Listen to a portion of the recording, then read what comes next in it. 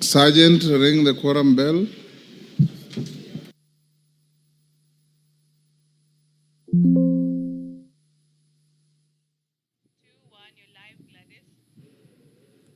The quorum bell at the National Assembly is being rung for a few minutes as directed by the Speaker of the House. Many Kenyan members a few minutes to get into the chamber this afternoon.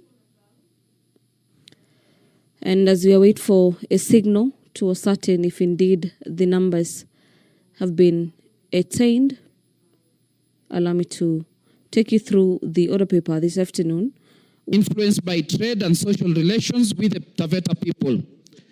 That some Pare traders and small groups settled in Taveta to engage in commerce, particularly in iron smelting, salt trade, and agriculture. In the early 1900s, the Pare people increasingly migrated to Taveta region due to conflict in the Kilimanjaro region. That the expansion of long-distance trade in ivory and iron saw more Pare traders and skilled blacksmiths moving to Taveta, where they found welcoming environment in the 19th century. That the Pare people have been part of the social fabric of Taveta constituency since time immemorial, contributing significantly to the local and national economies. That in recent years, Kenya has made important strides in efforts to resolve statelessness by recognizing as citizens thousands of other previously stateless people, including those from Makonde and Shona communities and others of Indian descent. That therefore the recognition of Pare people would allow the community to be fully integrated into country's legal framework in consistency with national values and governance principles that prioritize inclusivity, equality, and diversity. That the efforts to have this matter addressed by relevant authorities have been futile, and that the matter presented in this petition is not pending before any court of law or any constitutional or legal body. Therefore, your humble petitioners pray that the National Assembly, through the Public Petitions Committee, to one, inquire into the matter with a view of securing urgent recognition of the Pare people of Kenya as a tribe of the Republic of Kenya. To make any other recommendations or actions it deems fit in addressing plight of the petitioners, and your petitioners will ever pray. Thank you, Mr. Speaker. Thank you, Honorable Bwire. Yes, Honorable Mbaya. Honorable Speaker, I would like to make some remarks and comments on the petition. First, to support the efforts of the Honorable Bwire, a young and very vibrant MP from Taveta, on the aspect of the Pare people as Kenyans. The Pare, Honorable Speaker, like the Makonde and the Wanyasa from Malawi and the Pemba, have been Kenyans. A lot of them, when they came during the construction of the railway and the sisal farms, found Kenya their home. Their great-grandfathers were here. Children have been born, and issues have come out of those relationships, those marriages of those Pemba, of those Pare. But today, the Pare have not been recognized, and we have communities like the Rundi who are here, okay, and the Rwandans who are here. They are Kenyans by birth, but they have not been recognized as Kenyans. The 12th Parliament, Honorable Speaker, did us very proud because through a parliamentary process, the Pemba were recognized. And I would like to request the committee, the Petitions Committee, to use this opportunity to bring honor to the 13th Parliament by ensuring that this community, the Pare people that live in Taveta and have lived there continuously, to ensure that they become Kenyans and they're recognized and given citizenship. So, Honorable Speaker, and the committee that will be assigned this petition, I will request them to hasten and as fast as possible ensure that the Pare are recognized as Kenyans. But Honorable Speaker, I also wish to bring an amendment to the Citizenship Act so that those other communities become very automatic. They don't have to be struggled to be Kenyans, and yet they have continued to be Kenyans. Honorable Speaker, as you assign the committee, please give them the assignment that they hasten so that the Pare who are here in this country become Kenyans. I thank you, Honorable Speaker. Thank you. I'll commit the petition to the Committee on Public Petitions to report back in 60 days. And Owen Bayer, as a leader in the House, you should, with your colleagues, find a framework of getting people like the Pare. If we recognize our compatriots, the Indian community, as a tribe in Kenya, I don't see why we shouldn't recognize the Pare and any other communities of African descent that are here, so that we can be able to avoid the statelessness of people in this country. At least we have done very well with the Pemba, with the Makonde, with the Nubians, with the Indians. So the progress is good, but you can, on your own motion, also engage this kind of thing. Brought amendments to the Citizenship Act, Yes. which is, I think, before you, but before the Committee of Security, so that we can have a framework to ensure that all those Kenyans that are here can be recognized as Kenyans. Thank you. Thank you, Honorable Speaker. Then, next.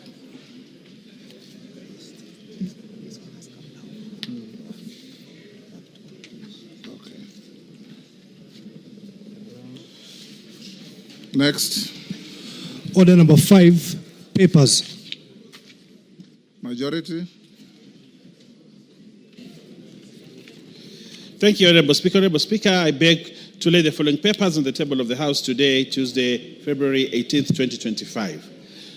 These very important papers, Honorable Speaker, because they're part of the budget cycle. 1, supplementary estimates 2 for the year 2024-2025 from the National Treasury and Economic Planning and the following accompanying documents: program-based budget, B, recurrent estimates, C, development estimates, volume 1, 2, and 3, and D, memorandum on supplementary estimates number 2. So we lay the supplementary estimate 2 for the financial year 2024-2025, Honorable Speaker.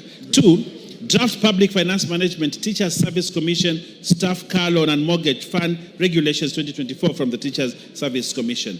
And 3, submission of nominees for the following national government constituencies development fund committees: 1, Bonchari; 2, Bondo; 3, Dagoret South; 4, Eldama Ravine; 5, Embakasi East; 6, Endebess; 7, Gilgil; 8, Igembe South; 9, Kabondo Kasipul; 10, Kajiado Central; 11, Kajiado West; 12, Kasipul; 13, Kiamba; 14, Kibra; 15, Kiharu; 16, Kipkelion East; 17, Kitui Rural; 18, Kuresoi North; 19, Laikipia West; 20, Lamu East; 21, Lamu West; 22nd, 22, Magarini; 23rd, Makadara; 24, Mandera East; 25, Mandera North; 26, Masinga; 27, Mathioya; 28, Matuga; 29, Mwingi Central; 30, Nambale; 31, Daragwa; 32, Rarieda; 33, Roysambo; 34, Samburu West;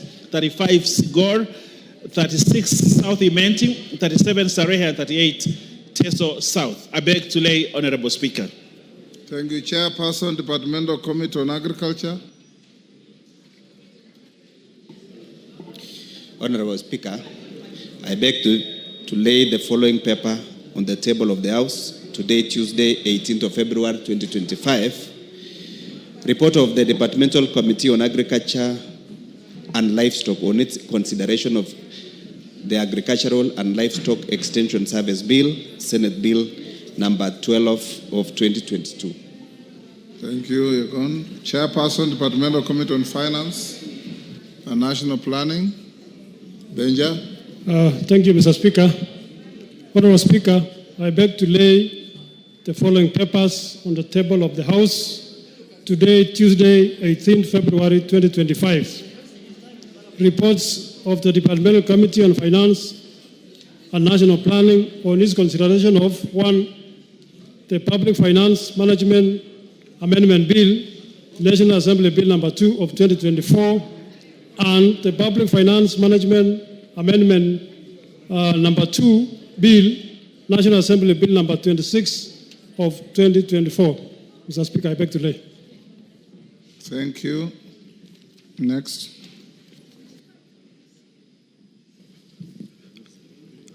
Order number 6, notices of motion.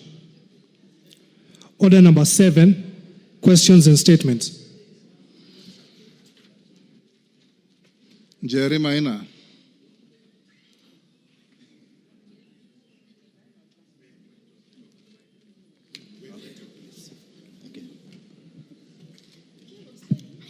Apologies, Honorable Speaker. Honorable Speaker, thank you. I rise to request for statement regarding the delay in disbursement of the Higher Education Loans Board funds. Honorable Speaker, pursuant to the provisions of Standing Order 44-2C, I wish to request for a statement from the Chairperson of the Departmental Committee on Education regarding the ongoing funding crisis affecting students in institutions of higher learning across the country. Honorable Speaker, on 20th December 2024, the High Court of Kenya, in Kenya Human Rights Commission and 3 others versus the AG and 4 others, 2024, declared the new higher education funding model unconstitutional and issued an order of prohibition which barred implementation of the model until the government complies with the Constitution and the necessary legal requirements. Thereafter, the Ministry of Education undertook to introduce a new tertiary institution funding model to address the matter. This is expected to be implemented later in the year. Despite the government undertaking to revert to the old Higher Education Loans Board HELB model, there has been an apparent lack of commitment to timely disbursement of funds to students.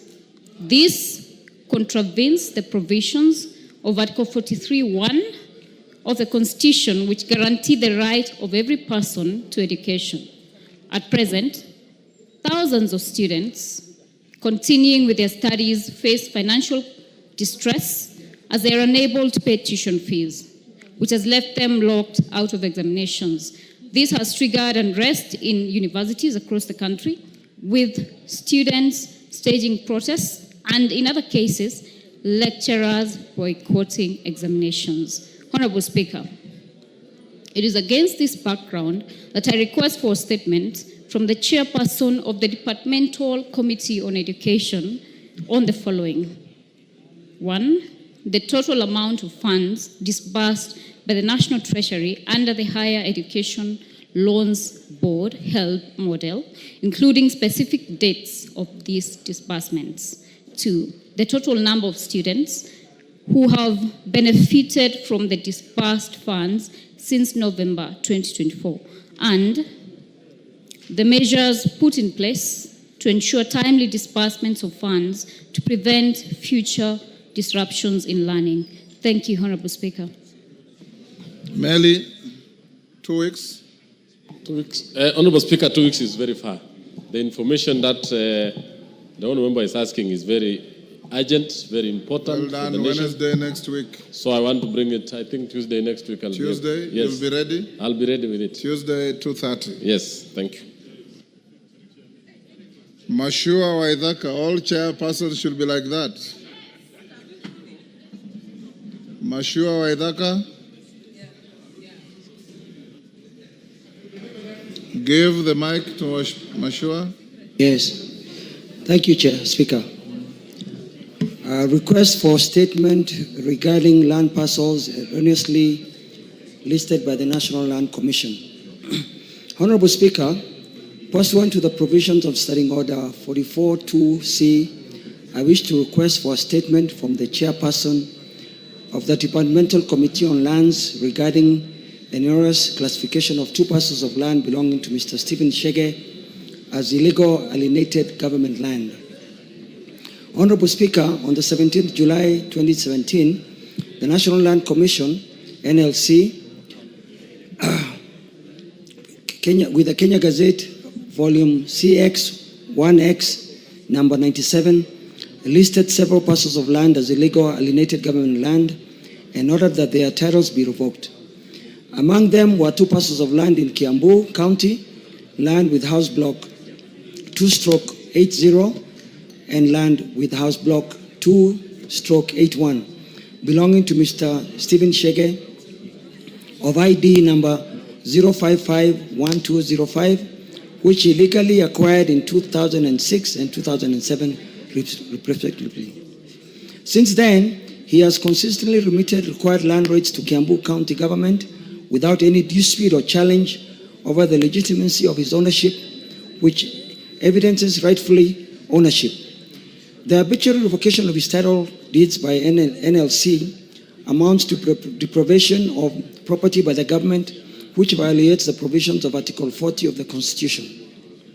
Despite numerous appeals to the National Land Commission to rectify this error, no corrective action has been taken. The situation raises concerns regarding fairness and reliability of land administration process in the country. Honorable Speaker, it's against this background that I request for a statement from the chairperson of the Departmental Committee on Lands on the following. The reasons for the cancellation of title deeds number block 2/80 and block 2/81 in Kiambu County belonging to Mr. Stephen Shege via Gazette Notice number 6864 of 17 July 2017, despite his lawful acquisition and payment of land rates to the government. 2, report on the status of revocation of the erroneous Gazette Notice to restore the land ownership rights to Mr. Stephen Shege. And 3, the specific implementation timelines when the National Land Commission will resolve the error, including reassurance of valid title deeds to Mr. Stephen Shege. Thank you, Honorable Speaker. Thank you, Nyamoko. How much time do you need to bring a response? Give him the mic. 2 weeks, Honorable Speaker. 2 weeks, so that. Joseph Gitari. Honorable Joseph Gitari, Kirinyaga Central. Thank you, Mr. Speaker. I like to request a statement regarding the management of Sirikisho Rawanawake Savings and Credit Cooperative Society Limited. Honorable Speaker, pursuant to provisions of Standing Order 44-2C, I wish to request for a statement from the Chairperson Departmental Committee on Trade and Industry and Cooperative regarding the management of Sirikisho Rawanawake Savings and Credit Cooperative Society Limited. Honorable Speaker, Sirikisho Rawanawake Savings and Credit Society (SACCO) Limited was established in the year 2001 with the objective of empowering women to actively engage in economic decision-making. Initially rooted in Embu and Kirinyaga counties, the SACCO has grown to include thousands of members from across the country and boost a substantial capital base. However, in the recent past, concerns have emerged among members regarding the operation of the SACCO, especially following the unfortunate passing on by the coordinator, Mrs. Christine Gary. Since our demise, there has been a breakdown of communication from the new management, despite repeated requests from members for updates on the governance and financial status of the SACCO. This has caused anxiety among members, particularly noting that prevalence in financial management reported in various cooperative societies in the country. Honorable Speaker, it is... Honorable Dena, can you walk back to where you've come from? You have been here for now 2.5 years. You know what to do.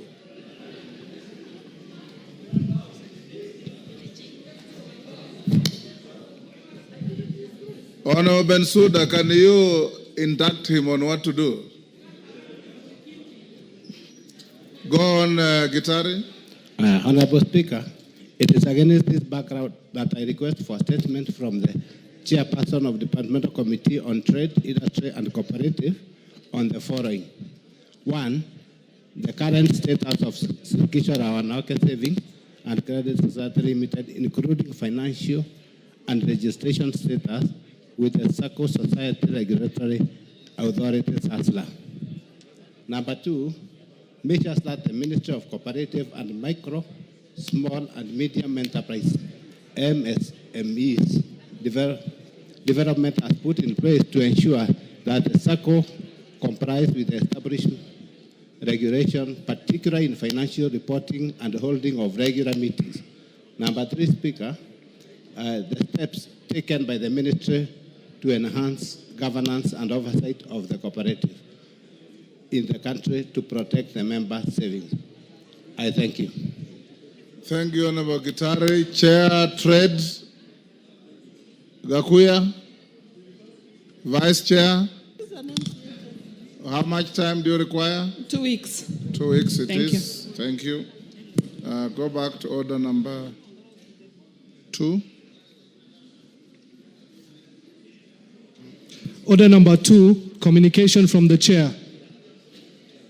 Honorable members, before I make some short communication, allow me to acknowledge the presence of a delegation of 5 staff from the Office of the Leader of Opposition of the Parliament of Uganda, sitting in the Speaker's gallery to observe the House proceedings. The delegation is on a benchmarking visit at the National Assembly to foster knowledge exchange and share parliamentary experience with our staff in the National Assembly. On my own behalf and that of the National Assembly, I welcome the delegation to the National Assembly and wish them well during their visit.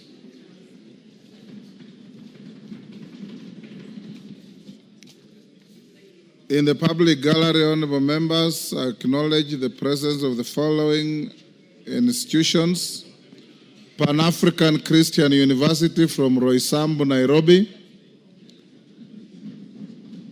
Mathwata Secondary School from Masinga, Machakos; Kiambere School Complex from Bere North, Embu; St. Clair Girls High School, Gatitu from Gatundu South, Kiambu; Gilgil Day Secondary School, Gilgil, Nakuru.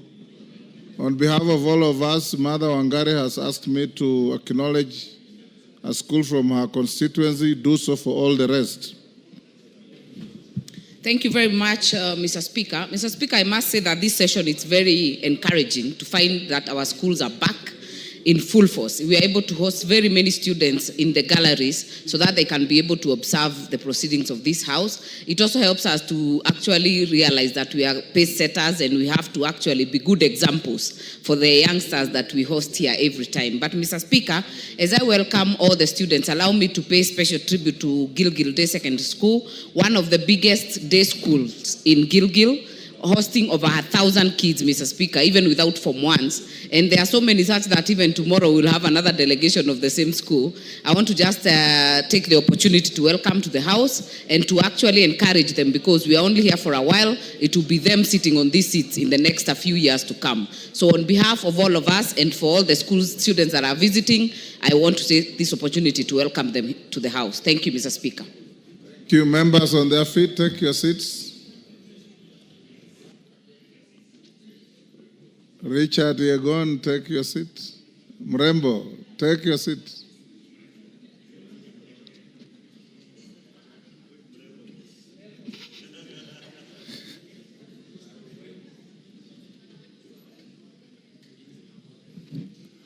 Honorable members, I've got some 2 communications to make. The first one is an update on reconstitution of lapsed committees. I've been notified by the leader of the majority party and the leader of the minority party that the committee on selection is yet to conclude the nomination of members to the lapsed committees. Further, the leaders note that consultations are ongoing and will be concluded soon to allow for the reconstitution of the specified committees. Honourable members, noting that the Budget Policy Statement, PBS, and the medium-term debt strategy, which was laid on the table of the House on Thursday, 13th February 2025, has specified timelines, I direct that awaiting the reconstitution of committees, the BPS be processed by the Liaison Committee, similarly noting that the supplementary estimates 2 for the 2024-2025 financial year have just been laid on the table of the House. I also refer the same to the Liaison Committee for processing. I thank you. Second communication, honourable members, is to notify the House of the demise of 2 members of Parliament, a senator and a member of the National Assembly, the member for Malava constituency, the Honourable Moses Malulu Injendi, and the senator for Baringo, the Honourable William Kipkiror Cheptumo. Honourable members, it's with immense sorrow that I hereby notify members of the National Assembly and the entire Parliament fraternity of the untimely demise of 2 of our colleagues, one in the National Assembly and the other in the Senate. First, honourable members, I report with a heavy heart the passing on of the member for Malava constituency, the Honourable Moses Malulu Injendi MP, which occurred yesterday, Monday, 17th February 2025, while he was undergoing treatment at the Aga Khan Hospital in Nairobi. The late Honourable Injendi was born on 9th October 1966 in Lugusi village, Malava constituency. He began his education at Lugusi Primary School in 1974 and completed there in 1981. Thereafter, he joined St. Ignatius Mukumu Boys High School in 1982 and completed his O-levels there in 1985. He proceeded to St. Peter's Mumias Boys High School for his A-levels and completed in 1987. He later joined Egerton University for his undergraduate studies, graduating in 1991 with a Bachelor of Arts, Economics and Sociology. His passion for education pushed him to further his studies and attained a Master of Arts Sociology degree from the University of Nairobi in 1996. At the time of his demise, he was pursuing a Doctor of Philosophy at the Nelson Mandela Metropolitan University in the Republic of South Africa.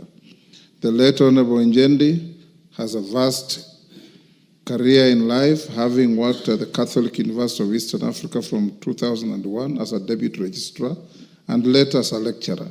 As an educationist, the late Injendi championed education reforms and dedicated his time to serve as a chairperson and member of boards of governors of various schools, including Lugusi Secondary School. The late Injendi joined elective politics in 2013 when he successfully vied for and won the parliamentary seat as a member for Malava constituency of the Maendeleo Democratic Party MDP ticket, a seat he retained for 3 consecutive terms. Until his untimely demise, he was serving his 3rd term in Parliament and was the Vice Chairperson of the Departmental Committee on Education, where he played a critical role in the formulation of policies to improve the education sector.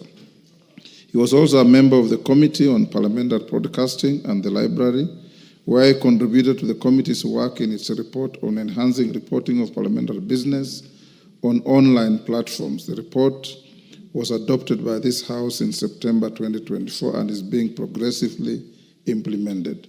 The late Honourable Injendi will also be remembered for his contributions in supporting reforms in the sugar sector, including supporting the enactment of the Sugar Act 2024.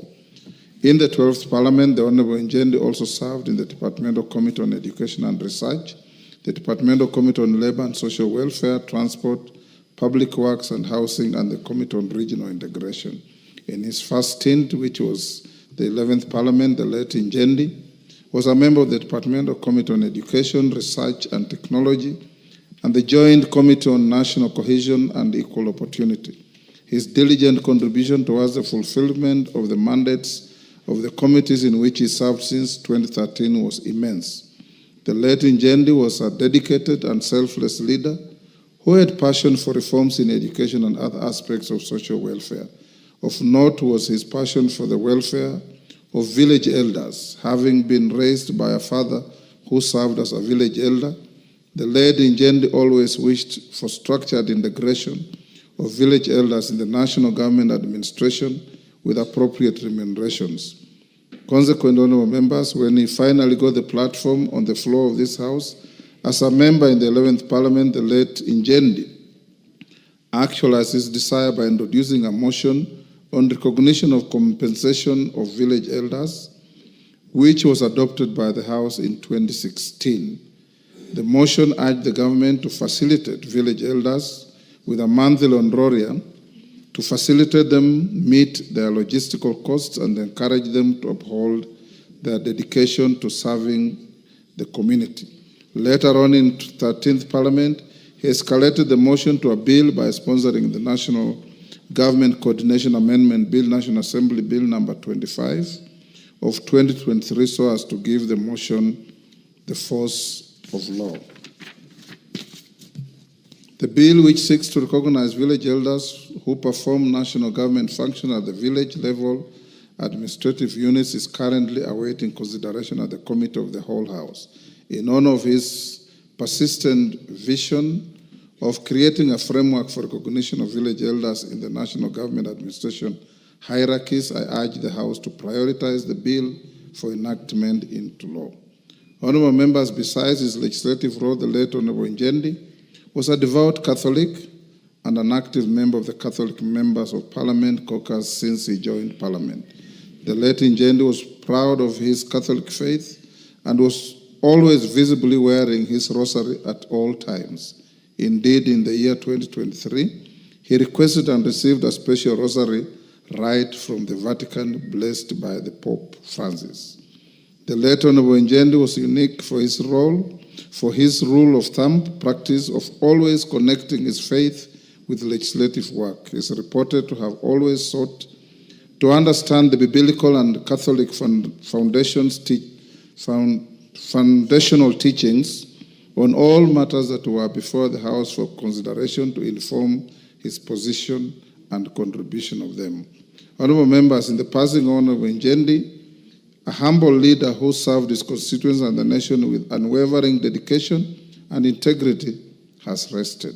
On behalf of the Parliamentary Service Commission, all members and staff of the National Assembly, and indeed on my own behalf, I convey our heartfelt condolences to the family of the late Honorable Njendi, his relatives, friends, and the people of Malava constituents. As the National Assembly, we assure them of our support during this period of great sorrow.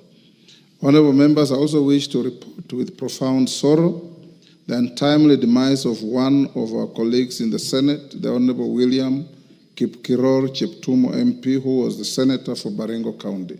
The late William Cheptumo passed away on Saturday, 16 February 2025, while receiving treatment at the Nairobi Hospital. The late Senator William Cheptumo was born on 25 December 1967 in Baringo County. He attended Maregut Primary School before joining Bartolimo Secondary School and later Cabernet High School for his O-level and A-level. Thereafter, he pursued a Bachelor of Laws degree at the University of Nairobi from 1988 to 1991 and a postgraduate diploma in law at the Kenya School of Law in 1992, prior to his admission to the bar as an advocate of the High Court of Kenya. Senator Cheptumo began his legal career as a legal officer at the Industrial and Commercial Development Corporation, ICDC, in 1993 and left ICDC in 1995. He then joined the Central Bank of Kenya as a legal officer in 1995 and left in 1998 to establish his own firm, Cheptumo and Kamban Advocates, which he ran from 1998 to 2007. During this time, he gained vast experience on practicing law, establishing himself as an astute advocate. The late Senator Cheptumo ventured into politics in 2007 when he successfully contested for the Baringo North constituency parliamentary seat on the Orange Democratic Movement ODM party ticket. During his first term of parliament between 2008 and 2013, I had the privilege of working alongside him in the executive when he served as the Assistant Minister for Justice, National Cohesion, and Constitutional Affairs, while I held the Foreign Affairs portfolio as the Minister. Senator Cheptumo not only demonstrated exceptional dedication and a deep understanding of legal matters, but also applied his legal knowledge in the running of government affairs under his charge. The late Senator Cheptumo was re-elected for a second term in 2013 in the 11th Parliament. He served as the chairperson of the Committee on Delegated Legislation, a member of the House Business Committee, and a member of the Departmental Committee on Justice and Legal Affairs. Additionally, he was a member of the Parliamentary Pensions Management Committee. As the chairperson of the Committee on Delegated Legislation, the late Senator Cheptumo will be remembered for superintending the consideration of many statutory instruments that were necessary to operationalize the acts of Parliament that were enacted to actualize the 2010 Constitution. The late Senator Cheptumo was once again re-elected to represent Baringo North constituency in the 12th Parliament, making him one of the longest-serving members of this House. He served as the chairperson of the Departmental Committee on Justice and Legal Affairs, where his legal and immense parliamentary expertise were instrumental in guiding key legislative processes and the consideration of policies that were referred to his committee. In 2002, honorable members, the late Senator Cheptumo successfully contested for the Baringo County Senate seat. Until his demise, he was serving as the chairperson of the Senate Standing Committee on National Security, Defense, and Foreign Relations. Additionally, he was an active member of the Senate Liaison Committee, the Senate Standing Committee on Justice, Legal Affairs and Human Rights Committee, and Land, Environment, and Natural Resources. He was a member of the Ad Hoc Committee on the Proliferation of Religious Organizations and the Circumstances Leading to the Deaths of more than 95 people in Shakahola in Kilifi County. Honorable members, in his passing on, Parliament and indeed the country has lost a transformative servant leader. On behalf of the National Assembly, the Parliamentary Service Commission, and indeed on my own behalf, I pay tribute to Senator William Cheptumo and extend our deepest condolences to his family and the people of Baringo County. His death is a big loss to Parliament, to the people of Baringo County, and the nation at large, which he served with dedication and humility. Honorable members, condolence books have been opened both at the National Assembly and the Senate receptions, main Parliament buildings, where honorable members and parliamentary staff may record their condolence messages to the families of the departed members for Malava and the Senator for Baringo, respectively. In line with the Parliamentary Service Commission's bereavement policy, I have constituted an ad hoc funeral committee to help with the funeral arrangements. The committee comprises of the following members in relation to Honorable Malulu Njendi: Honorable Bernard Shinal MP as the chairperson, Honorable Julius Meli, CBS MP, Honorable Emmanuel Wangwe, CBS MP, and Honorable Ellis Muhanda. I have also requested the Speaker of the Senate to nominate 2 senators to the ad hoc committee. I have also appointed the following members to work with our Senate colleagues in coordinating Parliament's involvement in the funeral arrangement for the late Senator William Cheptumo: the Honorable T.J. Kajwang, CBS MP, the Honorable Joseph McClap, MP, the Honorable Florence Jematia, MP. Honorable members are therefore encouraged to liaise with the ad hoc committees on matters relating to the funeral and interment of our departed colleagues.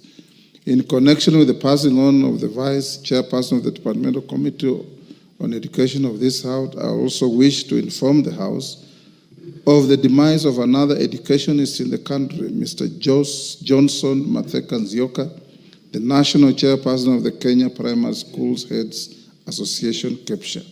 The late Mr. Nzioka, who was also the head teacher of Donholm Primary School in Nairobi City County, succumbed to his injuries he sustained in a road accident that occurred on Sunday, 16 February 2025 in Athi River along Nairobi-Mombasa Road. The late Mr. Nzioka, who is a long-serving and distinguished educationist with a career spanning over 39 years, holds a bachelor's degree in education from East African University and a diploma in education management from the Kenya Institute of Education Management, KEMI. In these very many years as a career teacher, he has been a head teacher for 24 years. He has made immense contribution to the education sector in various capacities, including, as I've mentioned, a head teacher for 24 years and a member of various councils such as the Kenya Institute of Curriculum Development, the Education Task Force, the International Confederation of Principals, and the National Examination Appeals Tribunal. In recognition of his dedication and exceptional service to primary education, he was recognized and awarded the Head of State Commendation, HSC, in 2021. Honorable members, in honor of our departed colleagues, the Honorable Moses Malulu Injendi, MP, and the Honorable Senator William Kipkiror Cheptumo, MP, and the KEPSHA Chairman, I request that we all stand and observe a moment of silence.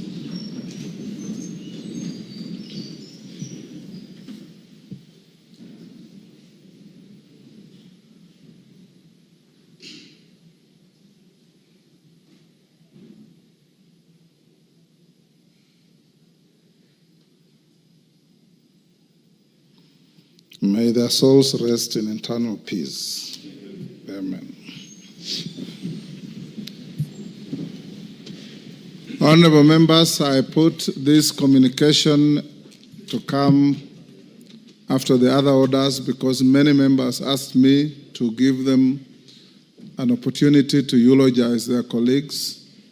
I'll allocate 1 hour to this. From now to 4:15, and each member who gets an opportunity will have a maximum of 2 minutes. Majority Leader.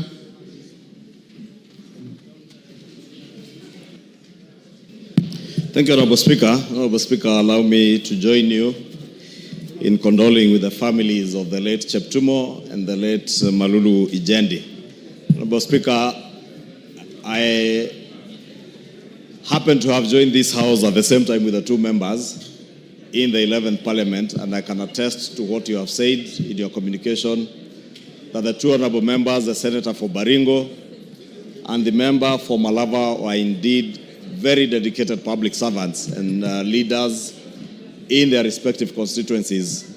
Honorable Cheptumo, Honorable Speaker, when he represented Baringo North and served in this House, serving all the way as the chair of the Delegated Legislation Committee. Order, honorable members. This is a solemn moment where we have lost two of your colleagues at the same time. I would expect that you give it the solemnity that it deserves. Go on, Majority Leader. Thank you, Honorable Speaker. I was saying Honorable Cheptumo served also as a member and later chair of the Delegated Legislation Committee and served with a lot of diligence as a chair of that committee, and those who were in the 12th Parliament with us, we remember the dedication with which the Honorable Cheptumo served this House as chair of the Delegated Legislation Committee, considering numerous regulations for approval in the House, and did so with a lot of intellect. Honorable Cheptumo, Honorable Speaker, happened to be a very good lawyer. And I was privileged, Honorable Speaker, to learn later after I served with him here that he had also worked with my wife, who was then working in the bank, and Cheptumo happened to be in one of the panels for that bank. And my wife attested when we finally met at some point somewhere, together with Honorable Cheptumo, she attested how diligent Honorable Cheptumo was in conveyancing and how much even those who worked in the bank trusted the work of the late Honorable Cheptumo.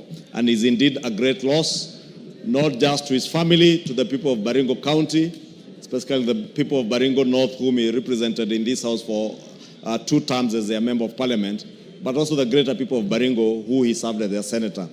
It is sad that we have lost him at a time when the people of Baringo needed him the most. Honorable Speaker, I was also privileged to have served with Honorable Malulu Ijendi from the 11th Parliament, when we first joined this House together. And Malulu the late Malulu, Honorable Speaker, again is a leader who exemplified himself as a servant, true servant of the people, and a true believer. Honorable Speaker, many members will bear me witness that the late Malulu never left his rosary wherever he went. And those who have served with the late Malulu in this house, those of the Catholic faith, will remember that Malulu Ijendi at all times had his rosary with him. And many of us nicknamed him Bishop. And indeed, where he used to sit, just behind where Donna Boykana is seated, he had a permanent position there. And every time as we walked out, we would say hi to him and call him Bishop. And he's indeed a great loss, not just to the people of Malava, his family, but to us as a nation. The late Malulu Ijendi was not just a true believer, but also a dedicated educationist. As a former teacher, he moved on to serve as our vice chair of the Education Committee, and the chair of the Education Committee will tell you the dedication. Thank you, Majority Leader. Junet. Mr. Speaker, I stand to condole with the family of the departed members of Parliament, Mr. Speaker. Mr. Speaker, I am known to Honorable Ijendi Malulu, Mr. Speaker. We came in the 11th Parliament, I think, together to this Parliament, Mr. Speaker. Mr. Speaker, he was a very dedicated servant of the people and somebody who had spent most of his time in his constituency, Mr. Speaker. He was rarely in Nairobi, Mr. Speaker.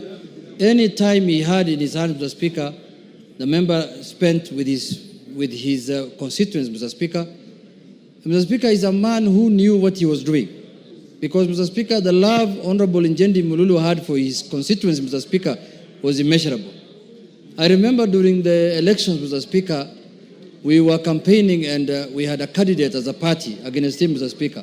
But when we visited the constituency, we were told categorically that the most popular person in this constituency is Malulu Ijendi, Mr. Speaker, as an individual.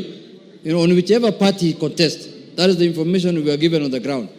So, Mr. Speaker, I would like to ask God to stand with his people, Mr. Speaker, at this trying moment. And Honorable Cheptumo, Mr. Speaker, also, we were together with him in this house. He was a very dedicated servant, Mr. Speaker, of the people. He was in the Justice and Legal Affairs Committee, and we benefited as a house, Mr. Speaker, immensely from his knowledge of the Constitution and the law, Mr. Speaker. I served with him in Parliament, I served with him in the House Business Committee, and Mr. Speaker, those are servants of people who have left us, Mr. Speaker, at a time when Kenyans really require their service, Mr. Speaker. With those few remarks, Mr. Speaker, I condole with the family, and may God rest their souls in peace, Mr. Speaker.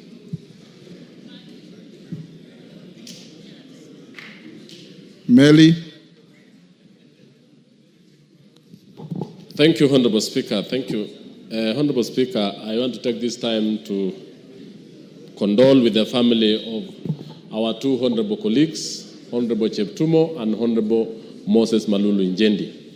Honorable Speaker, we came to this house with Honorable Malulu Ijendi in 2013, and as my colleagues have said, he was a very humble, very diligent, very honest, very religious, and a good educationist. I served with him in the 11th Parliament as a member of the Committee of Education, where we were led ably by Honorable Sabina Chege. During that time, Honorable Malulu Ijendi gave us his mind on educational issues, ranging from the primary school education all the way to university. Honorable Malulu Ijendi, Honorable Speaker and members, he was a man who actually loved his constituents a lot. He didn't fail to go to his constituency every weekend, every month. And at all times, he served these people with a lot of diligence and integrity. He was a man who really built many schools, many colleges, and many institutions in his place. Honorable Cheptumo is a senior member in this house. He mentored us. We found him. He was a member of Baringo North from 2007 all the way to 2013 when he came in. As young legislators, Cheptumo took us with a lot of humility and taught us parliamentary legislative processes. As a member of the delegated committee and also as a member of several other committees, we learned a lot from the two members. May the good Lord rest their souls in eternal peace. Asante sana. Thank you.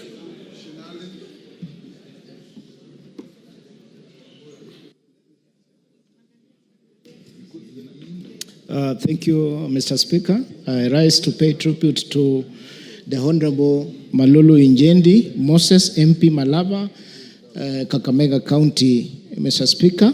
Mr. Speaker, Mr. Malulu has been a good friend, very close and a relative, Mr. Speaker, a man of humility, down to earth, Mr. Speaker. Being a relative, Mr. Speaker, despite the age group, Mr. Speaker, Malulu has always called me uncle since he's married from my clan, Mr. Speaker. Mr. Speaker, I and Mr. Malulu in political trajectory took the same path in 2017, Mr. Speaker, when we found ourselves in corridors of justice, Mr. Speaker, defending election petitions, Mr. Speaker, in the High Court in Kakamega. Despite that, we also won, both of us, and Mr. Speaker, at 2022, Mr. Speaker, we are re-elected the third time, Mr. Speaker, with the Malulu Injendi. Mr. Speaker, Mr. Malulu Injendi, the MP Malava, has transformed education in Malava, both infrastructure and learning, Mr. Speaker, in Malava constituency.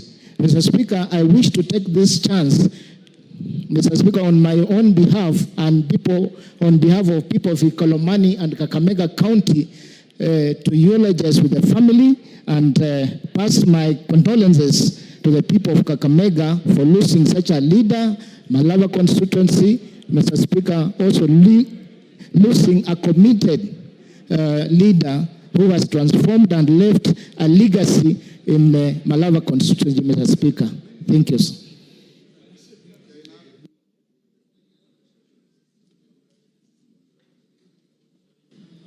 Thank you, Mr. Speaker. Mr. Speaker, I've had the privilege of interacting with Mr. and Ms. Chiptumo as legal practitioners long before he joined politics, Mr. Speaker. And I found him as a brilliant legal practitioner who was down to earth. I'd also had the privilege of being with him in Parliament from 2007 as a representative of the people of Baringo North, and then later on, right now, he was serving as a senator. Mr. Speaker, death is a must. We as a Muslim, we always say, كُلُّ نَفْسٍ ذَائِقَةُ الْمَوْتِ. Every soul shall test death. It's a must. It's only the owner who gives and who knows when to take away. And therefore, all of us must be ready to submit to the will of God when we live, so that when we go down, we'll be welcomed in the bounties of heaven, Mr. Speaker. I know Mr. Chiptumo will be missed by many friends. Mr. Speaker, I have also interacted with Mr. Injendi and found him a man who was carrying the rosary. In my culture, Mr. Speaker, when you see a man or a woman of God always blessed with a rosary, it's a sign of forgiveness. It's a sign of atonement. It's a sign of asking, look, you always appreciate the omnipresence of God around you. And I know truly in Mr. Injendi and Mr. Cheptumo, the people they have represented will greatly miss them. But Mr. Speaker, the only thing that we can do, I want to urge you, as our head here, to give them a dignified and decent send-off. That is the only way we can also remain true to the service they have offered to their respective electorate. Thank you, Mr. Speaker.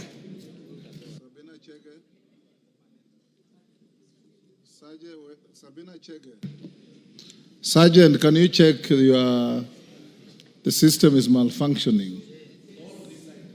Sabina Chege. Thank you, Mr. Speaker. Mr. Speaker, I want to offer my condolences to the people of Malava on behalf of Honorable Ijendi and also the people of Baringo County. Mr. Speaker, both members have worked with them, and I worked with Honorable Ijendi on 11th Parliament, where I chaired the Committee on Education. He was one of the greatest supporters who contributed immensely in education.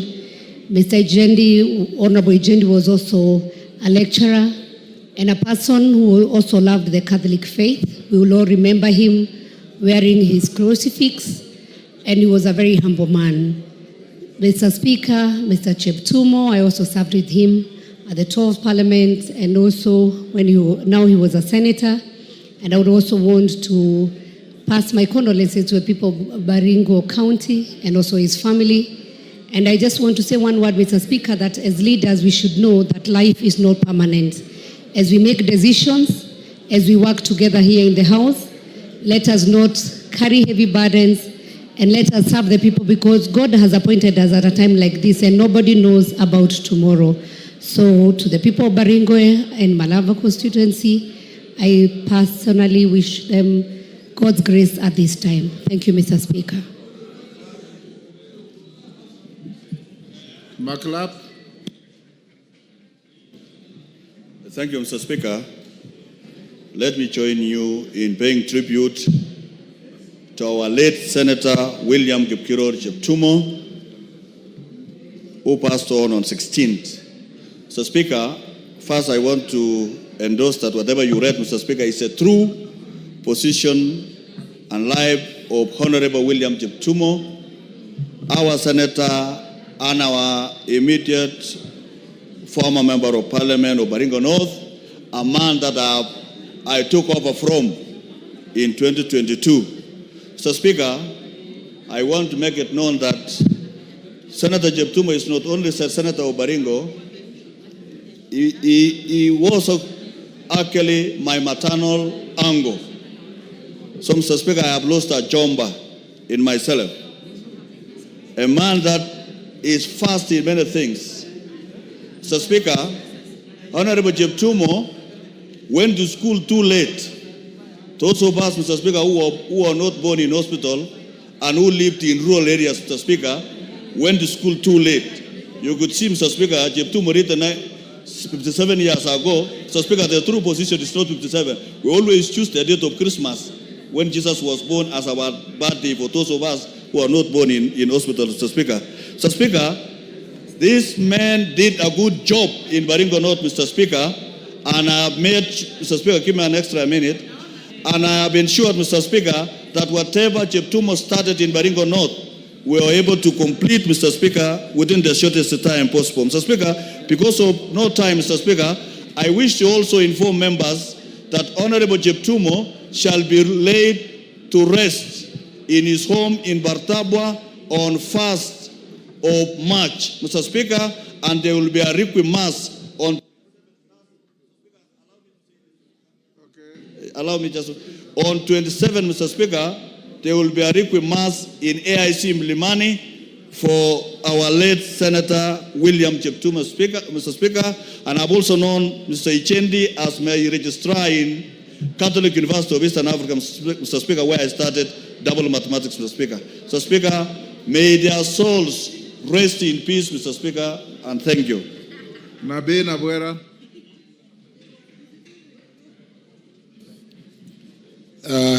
Thank you, Mr. Speaker.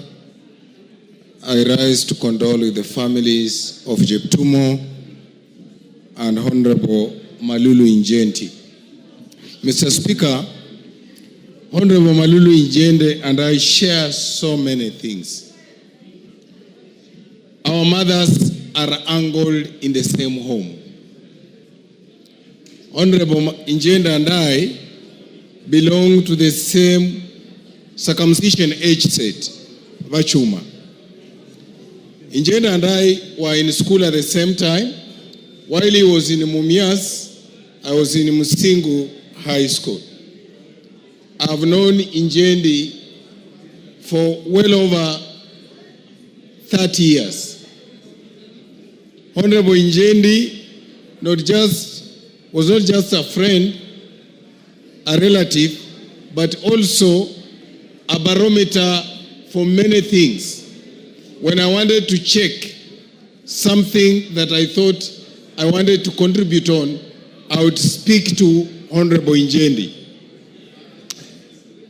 On behalf of the caucus, Western Parliamentary Group Caucus, and on behalf of the people of Lugari, I want to send my sincere condolences to the family, to the children, and to the people of Malava. Honorable Speaker, you remember you gave me an assignment with Honorable Wangwe to be the caretaker of Honorable Injendi when he was in a hospital all this long. It's a journey that Honorable Speaker was very difficult for Honorable Wangwe and I. We saw him sick. We saw him rising up. Honorable Speaker, thank you. Yes, wind up. We've seen him lose the battle. It has not been easy. And I want to thank you, the Speaker, and everyone else who joined us in this journey. I condole with the family. Betsimba. Honorable Betsimba.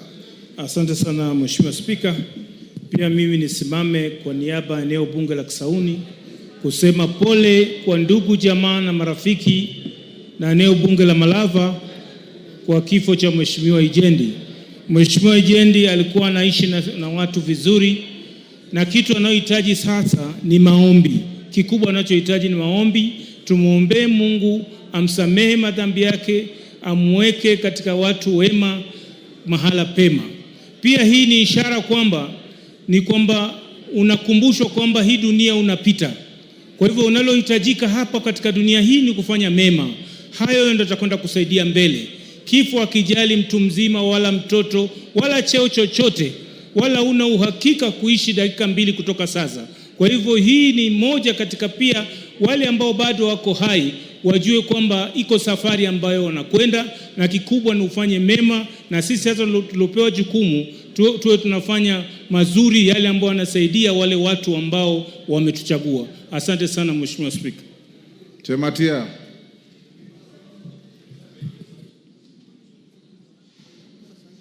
Thank you so much, Mr. Speaker. I also want to take this opportunity to condone with the people of Baringo and people of Malaba.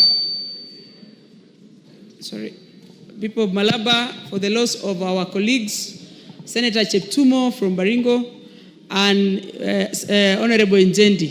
Mr. Speaker, Baringo has lost a great leader in Cheptumo, because Cheptumo served this house for 15 years, and I must say the biggest gap that Cheptumo created in this loss is the counsel that he gives us as young leaders and the continuous fight on insecurity in Baringo. And we want to say thank you to all members who have helped us through. We are still mourning as Baringo County, and I also want to say we will miss him so much, and Cheptumo will live, his life is going to live more. And for Injendi and family, I want to send my condolences. I knew Injendi because he was one of my voters when I was going to East Africa, and also being a colleague for these last 2 years. Thank you, Mr. Speaker. Waluke. Thank you very much, Honorable Speaker, for giving me chance also to contribute on the two leaders, the two members of Parliament whom we have lost. Honorable Speaker, I know and I knew all the two members that have worked with them, Honorable Injendi and the Honorable Cheptumo. Honorable Speaker, I knew Cheptumo from 2007. I've interacted with him for a very long time, and we met in this house, the 11th Parliament, and he was a very able and honest, hard-working leader, Honorable Speaker.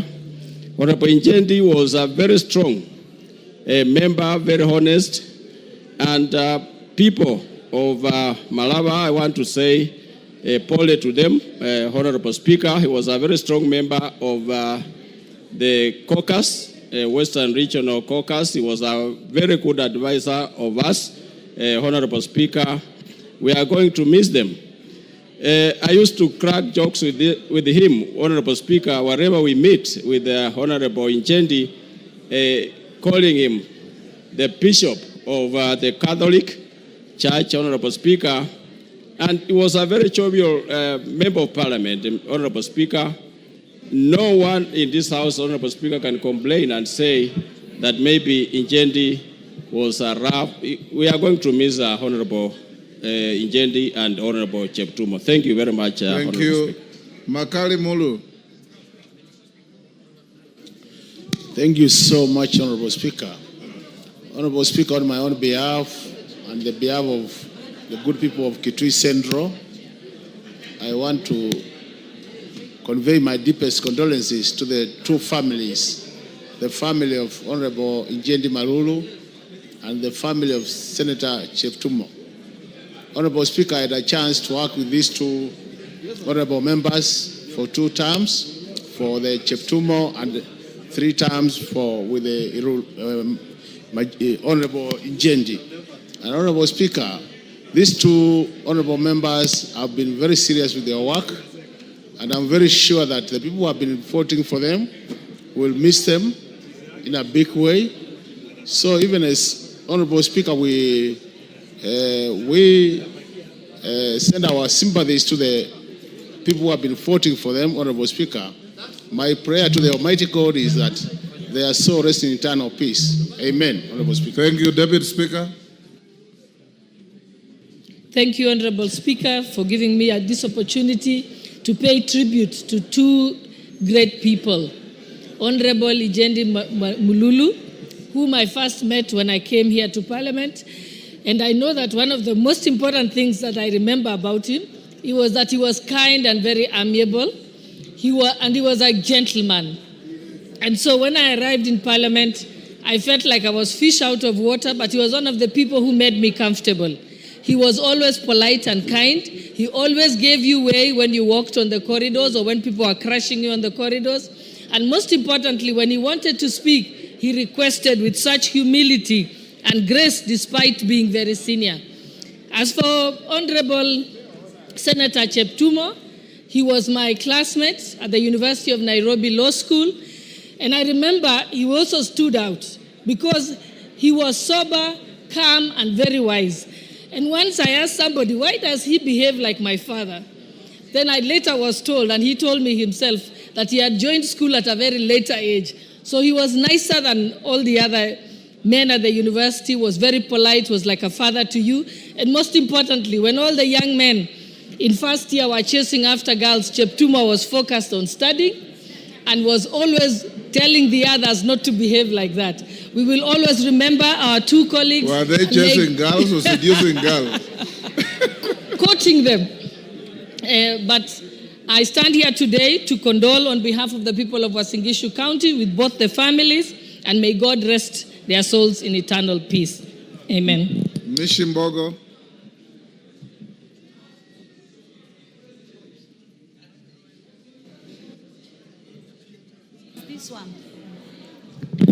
Asante Mheshimiwa Spika. Mheshimiwa Spika, kwa hakika ni pigo kubwa sana katika taifa letu la Kenya na pia katika mabunge yetu mawili kupoteza viongozi mashujaa wetu wawili. Mheshimiwa Spika, Mheshimiwa Cheptum ambaye ni seneta, alikuwa seneta wa Baringo, alikuwa kiongozi mwenye busara sana. Alikuwa kiongozi mwadilifu, na hata wakati alipokuwa akichangia katika bunge hili la kitaifa, katika miswada na katika hoja, ungemwangalia ungejua huyu ni kiongozi ambaye anajielewa na anajua kwa nini yako katika bunge hili la kitaifa. Mheshimiwa huyu amefanya mchango mkubwa sana hata kule nyanjani. Tumezungumza na watu wengi sana kutoka sehemu za Baringo, na hivi sasa ni pengo kubwa sana ambalo liko pale. Lakini kwa niaba ya watu wa Likoni nasema poleni sana. Mwenyezi Mungu apatie familia faraja na apatie taifa la Kenya faraja. Kwa ndugu yetu Malulu Injendi, pia alikuwa kiongozi mwadilifu, kiongozi shupavu. Ukiangalia katika Kakamega, ilikuwa ni sehemu ambayo ni pahali ambapo chama cha chungwa kimebobea, lakini yeye angeweza kuchaguliwa akiwa katika chama cha UDA. Kwa hivyo ni kumaanisha alikuwa ni kiongozi ambaye anatenda mema na anafanya mambo zaidi, haswa katika mambo ya miradi. Ni mheshimiwa ambaye alikuwa mpole, hata ukimuona utamuona tu mwenyewe amevaa ule msalaba wake, nikijua kwamba yeye alikuwa Mkatoliki. Kwa hivyo taifa hili la Kenya na mabunge yetu tumepoteza viongozi shupavu, viongozi ambao michango yao haswa Malulu katika elimu alichangia pahali pakubwa sana, na Mheshimiwa Cheptum amechangia sana katika zile kamati alizokuwa, hata ile kamati ya masuala ya kisheria. Kwa hivyo Mishi, time yake imekwisha. Ferdinand.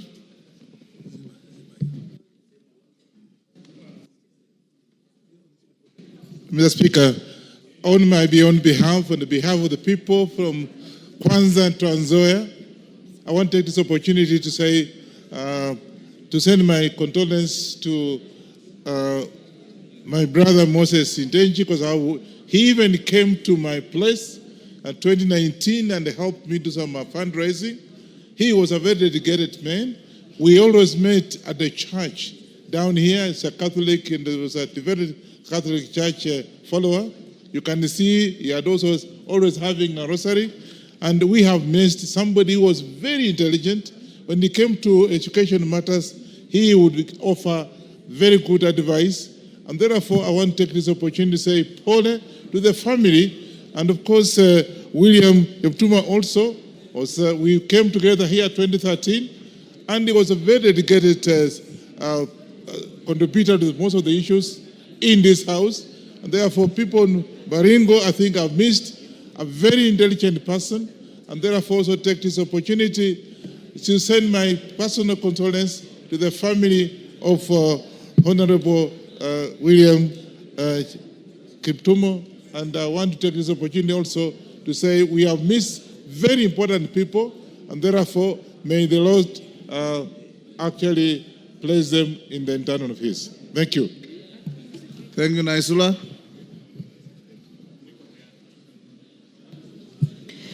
Thank you, Mr. Speaker. I rise also to pass my sincere condolences to the families, relatives, friends, and also the constituents of Honorable Malulu Ijendi of Malala constituency, and also Honorable William Cheptumo, of the Senator of Baringo County. I was privileged to work with the two gentlemen, Mr. Speaker. Honorable Ijendi, I was the chairperson of the Regional Integration Committee in the 12th Parliament, Mr. Speaker. And later, I also served under Honorable Cheptumo when he was the chairman of JLAC. I must say that this country and their constituents have lost very dedicated legislatures in this houses, Mr. Speaker. And I must say that there are some of the people who worked in silence. They were never noisemakers. They used to work silently in their areas where they've been elected. They had clean politics, Mr. Speaker, based on issues. And also in the committees, I saw both gentlemen very dedicated, Mr. Speaker.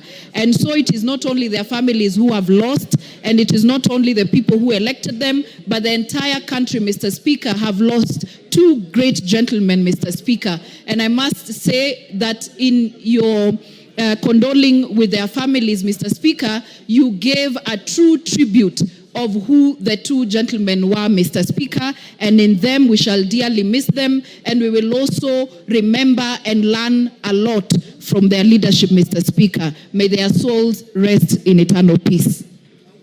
Thank you, John Makali. Give me the mic. Thank you, Honorable Speaker, for the opportunity. Let me take this opportunity, Honorable Speaker, on my own behalf and on behalf of the great people of Kandui constituency to eulogize the late Honorable Malulu Ijendi. Honorable Malulu Ijendi was a true representative of the people. He was a man who actually never shied away from his faith. Honorable Malulu Ijendi was our senior, and he was my neighbor here in Parliament. We could consult at very, very short notice. Honorable Malulu Ijendi was a real humble man, was an icon of humility. And the only thing we can be able to do, Honorable Speaker, as we send off Honorable Malulu Ijendi, is to remember what he adeptly stood for. He adeptly stood for passing legislation to assist the village managers and the village elders so they can also be able to get some money arising from the service they give to our people. So as we eulogize and send off Honorable Malulu Ijendi, honorable members, we must send a gift to Honorable Malulu wherever he goes by passing the legislation which he adeptly pushed for in this House. He also contributed immensely in the education sector.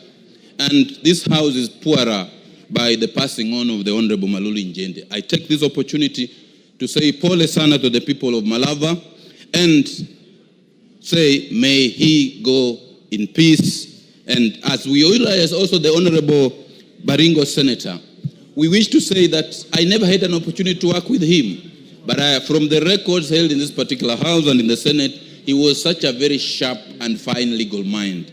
May the people of Baringo also be consoled due to the loss of the Honorable Cheptumo. May their souls rest in eternal peace. Murugara. Thank you very much, Mr. Speaker. So, Speaker, allow me, on behalf of the people of Tharaka constituency, Tharaka Nithi County, and my own behalf, to condole with all the primary school teachers for having lost their chairman, Mr. Nzioka, a great guy who served the teachers very diligently. Allow me also to condole with the people of Malava for the loss of one great gentleman by the name Moses Ijende, who actually we would describe as a gentleman par excellence, because nobody in this house would say they crossed paths with Honorable Malulu Njende. He served so well, he was so humble, he was so amiable and humane in everything he did. This is a great loss to the people of Malava, and we condole with them. Allow me also to condole with the people of Baringo County for having lost one of my best friends, Honorable Cheptumo. Cheptumo, we crossed paths in A level as he studied in Kabarnet High School, and I was in Kabarak. We would occasionally meet for debates, and those debates were very fruitful. We then entered the University of Nairobi in 1988 and shared a class with him and also the Deputy Speaker of the House, the Honorable Gladys Boss. Let me disclaim that I was not in that class of those young men she has described. I was in the class of Cheptumo. We were quite serious in studies, and Cheptumo actually did very well. Eventually, we were admitted as advocates, and we practiced law with him. When I came to the House for the tour of the Parliament, I served under Honorable Cheptumo when he was the chairperson of the jail. Wangwe. Thank you, Honorable Speaker. Honorable Speaker, on behalf of the great people of Navaholo, on behalf of myself, Honorable Speaker, too, and the Catholic fraternity, Honorable Speaker, allow me to pass a message of condolence to the family, friends, and relatives of the late Honorable Malulu Njende. Honorable Speaker, I share religion with Mheshimiwa Njende. I also share family issues with Mheshimiwa Njende, Honorable Speaker. His wife and my wife happen to be sisters. And Honorable Speaker, when I was called upon to be with him at his hour of need in hospital, I felt being together with my brother. And indeed, I saw, Honorable Speaker, the dark times of Mheshimiwa Malulu, and also when he has rested, Honorable Speaker. I want also to thank the Parliamentary Service Commission, Honorable Speaker, for the good work they did for us up to yesterday. It was immense, they persevered, and Honorable Speaker, it cannot go without appreciating them for their input. Honorable Speaker, I worked here very well with Mheshimiwa Malulu as a person who understood the people of Malava, whom I neighbor with. As a neighbor, we were very good. We worked together. And Honorable Speaker, the greatest moment I wish to remember Mheshimiwa Malulu is in 2017, Honorable Speaker, when the entire region, Honorable Speaker, was in court. But we came through a very difficult time and held each other's hand and went through as Jubilee MPs. That was a moment, and Honorable Speaker, much time we used to do was to sit with him and he would pray for us. Honorable Speaker, on the issue of Honorable Cheptumo, allow me to really wish the people of Baringo that indeed, Honorable Cheptumo, I served with him twice in the 11th Parliament and 12th Parliament. And Honorable Speaker, many a times we used to refer to him as a walking dictionary because it was a working constitution, Honorable Speaker, because whenever the Speaker and then the Honorable Muturi could want to raise an issue of constitutionalism, he was there to help interpret the Constitution of Thank you. Rachel Nyamai. Thank you, Honorable Speaker. On behalf of the people of Kitui South and on my own behalf, Honorable Speaker, I would like to join you and the House in condoling with our two colleagues, the Honorable Malulu Ijendi and the Honorable Cheptumo. Honorable Speaker, it is a very sad moment for all of us to lose two great gentlemen who have served in this House. Honorable Speaker, I have served with the two of them in the 11th Parliament, in the 12th Parliament, and also in the 13th Parliament with the Honorable Malulu Ijendi, and also with the Honorable Cheptumo, who, as much as he was in the Senate, he would cross over on this side and consult us. Mr. Speaker, as other members have said, the Honorable Malulu Ijendi is a very respectful person, a person who was committed to his constituents, to his family, very humble and God-loving. Honorable Speaker, it is hard to forget the position where the Honorable Malulu Ijendi sat. And when he wanted to speak, Honorable Speaker, for the opportunity that you give us to sit there, he is very respectful and he always walked to that seat with a lot of respect. Honorable Speaker, the Honorable Malulu's contribution to education in his constituency, in this House, and also in the country is worth noting. Honorable Speaker, I remember that when we were dealing with the sugar bill, the Honorable Malulu Ijendi participated immensely, passionately for his people. Honorable Speaker, I take this opportunity to condole with him and his family and ask God to keep him in a safe place which he worked for hard. Honorable Speaker, give me a chance to say a word about the Honorable Cheptumo. I have interacted with the Honorable Cheptumo in this House. We served together in the 12th Parliament in the liaison committee when I chaired lands, and he was also in delegation.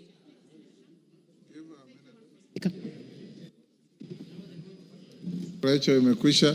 Lelmengit.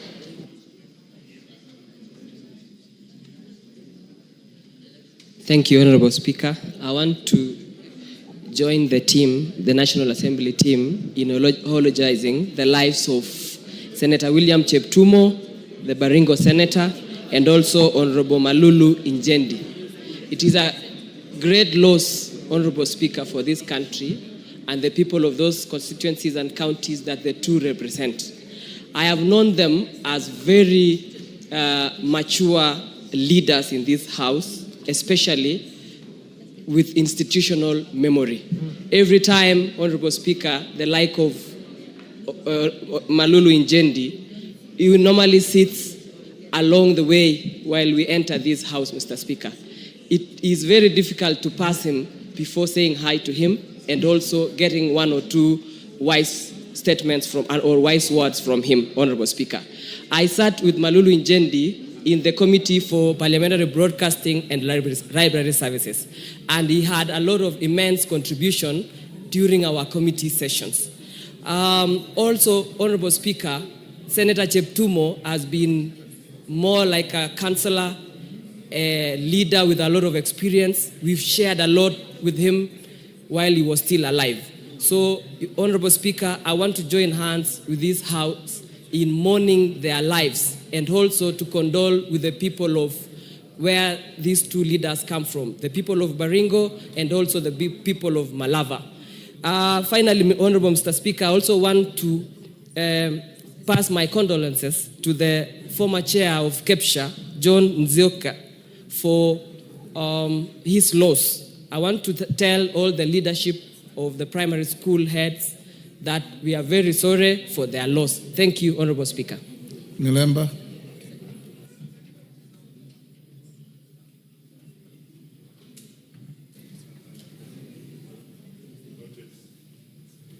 Thank you, Honorable Speaker. On behalf of myself, the people of Emuhaya, the now dissolving ANC party, and the UDA party, let me take this opportunity to condole with the families of one Johnson Nzioka, a teacher of repute who was the chairman of KEPSHA. KEPSHA is the Kenya Primary Schools Association, a professional body that actually voices the professionalism of teachers.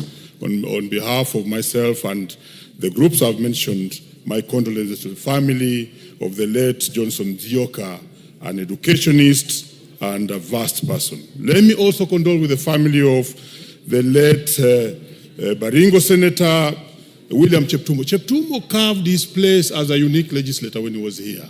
He was the kind of legislators whom, when he stood up to speak, the whole House somewhat would just go quiet and listen to his explanation, especially on constitution and constitutionalism and things that related to law. And he's a great guy with great respect and a mentor of many of us. Finally, Honorable Speaker, the demise of Honorable Malulu Njendi is in itself a memento mori. That actually sounds a warning to all of us who are in Parliament and those who are not in Parliament, that death is definite and it's coming for us. Because a few days ago, he was just seated there and all the time catching your eye to express his views on education and other matters. But there is gone, a very calm legislator. Njendi was a legislator who knew how to get to the people minus the political parties. Though a member of the NC party, which have been the Secretary General, Njendi could have still made it on any political party. And no wonder, in your eulogy, you indicate him as having come on a party that was little known, even when he had been denied the... Yeah, Mayaka.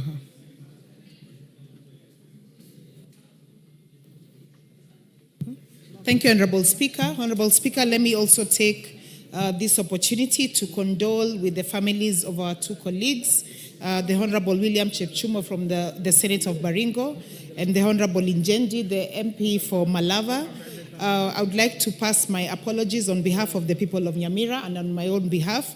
And Honorable Speaker, secondly, I would also like to pay special tribute to Mwalimu Johnson Zioka because, Honorable Speaker, Mwalimu Johnson Zioka actually taught me in Donholm Primary in class 5 for maths, and he was also the head teacher for our school before I left. He has been the head teacher there for more than 24 years, and I'd just like to send a special tribute to his family, to all the teachers of Kepshare, and the community and families of Donholm Primary, because that is a community primary in Embakasi East, and so I pass my sincere condolences to all three. I thank you.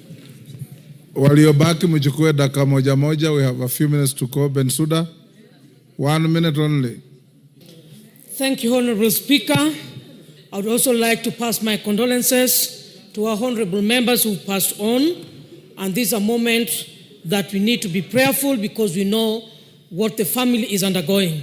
Mr. Speaker, I would want to say that I sat in the Committee of Education for 3 days only with Honorable Malulu. He was always prompt and early enough for the meeting. His contribution was amazing.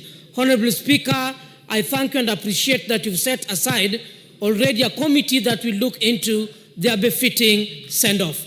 I want to pray that everything will be done accordingly and prudently so that during the time of the Requiem Mass, the parliamentarians should go there in solidarity. As women, we feel the large gap that their spouses are now undergoing. And as this parliament or this house, when we go to give the last respect, we should take and establish if there are students or their children who are still going on with their education. And so I stand that something should be done as a legacy for their contribution in these houses. Thank you, Mr. Speaker. And on behalf of Homa Bay County, on behalf MP Westlands. Thank you, Mr. Speaker. I wish also to condole with the families of Honorable Cheptumo and Honorable Njendi. Mr. Speaker, Honorable Cheptumo, I served with him in the 11th Parliament, in the same committee of delegated legislation. He was my chair, and he was a very, very intelligent man, committed, and provided leadership, and we did a lot of work with him. Honorable Speaker, I also want to pass my condolences to the family of Honorable Malulu Njendi, a man that we came to this parliament at the same time. He served with him. We were serving with him in the current parliament, the same committee of broadcasting and library. And also we are members of the CAMC, the Catholic Members of Parliament caucus. And he is a very, very honorable man, and he has... Time up, Ikana. You have only 1 minute, so... Thank you, Mr. Speaker. On behalf of my constituents, the great people of Shinyalu, and myself, I wish to extend my sincere condolences to the families of our departed colleagues. Mr. Speaker, I want to confirm that the tribute you read about the Honorable Malulu Njendi was accurate 100%. Honorable Malulu Njendi was very passionate about his people of Malava. He served them even when he was very sick in the hospital. And this can be confirmed by the fact that he was able to push for the tarmacking of the Malava-Samithi-Navakholo Road, even when he was very, very critically sick. Mr. Speaker, personally, I owe to a great deal and extent my election to this parliament to the support I received from Honorable Malulu Njendi. Having been my teammate in Kenya Kwanza, we did joint rallies, we campaigned together, and he guided me, enabling me to tap into his... Dan Wanyama. Thank you, Honorable Speaker. I want to condole with the families of our departed colleagues, but more importantly, with the Honorable Malulu Njendi. He's one person I've known since our childhood, because I went to school with him at St. Peter's, and at some point I was his class prefect in Form 5 and Form 6. And I know Honorable Malulu as a very truthful and a sincere person. I know the family will lose him, the people of Malava will lose him, but all the same, let his soul rest in peace. I thank you. Thank you. Katana? Okay. Asante Bwana Spika, nataka nijiunge na wenzangu kutoa rambirambi kwa niaba ya wakazi wa Kaloleni kwa Senator Cheptum na Mheshimiwa Njendi. Bwana Spika, Mheshimiwa Njendi amekuwa akitetea sana mambo ya elimu. Na pia Njendi tumekuwa tukienda kanisa moja. Yeye ni Mkatoliki na mimi ni Mkatoliki, na kila siku ya Jumatano, Bwana Spika, tulikuwa tunaenda kanisani na Bwana Njendi. Tunaiombea roho yake iweze kulala mahali pema peponi. Asante. Tongoyo. Thank you, Honorable Speaker, and want to also join the rest of members who had already spoken to pass my condolences to the two great leaders and their families. And Honorable Speaker, it's true that both leaders are great leaders and committed servants of the people of this nation. And I was so privileged to also having interacted closely with both of them. Honorable Speaker, Njendi Malulu, as has been said by the rest of members, is a very committed leader, man of the people, and a down-to-earth leader. More importantly, Honorable Speaker, you had mentioned, rightfully mentioned, that this man was so passionate about the issue of the village elders, and he sponsored a bill that on national government administration bill that had intended to look into the welfare of the village elders, to have them recognized in law and being remunerated. And Honorable Speaker, Because dakika moja tu. Honorable Speaker, I worked with Honorable Cheptumo when I worked in Baringo as a doctor, and also when we joined Parliament here in 2013. He's a gentleman, and he's somebody whom you can be able to consult, and he will be able to give you advice.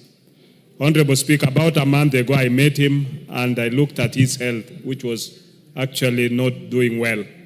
And I want to join the people of Baringo and the people of also Malava in mourning both Honorable Senator Cheptumo and Honorable Malulu Njendi, who in this house we joined together in 2013. And he's been somebody who has been a gentleman and a committed servant to his people and also to the house in general. May their souls rest in eternal peace. Oundo. Katana, switch off your mic. Thank you, Honorable Speaker. On behalf of the people of Nyula constituency, let me send my sincere condolence to our two departed colleagues.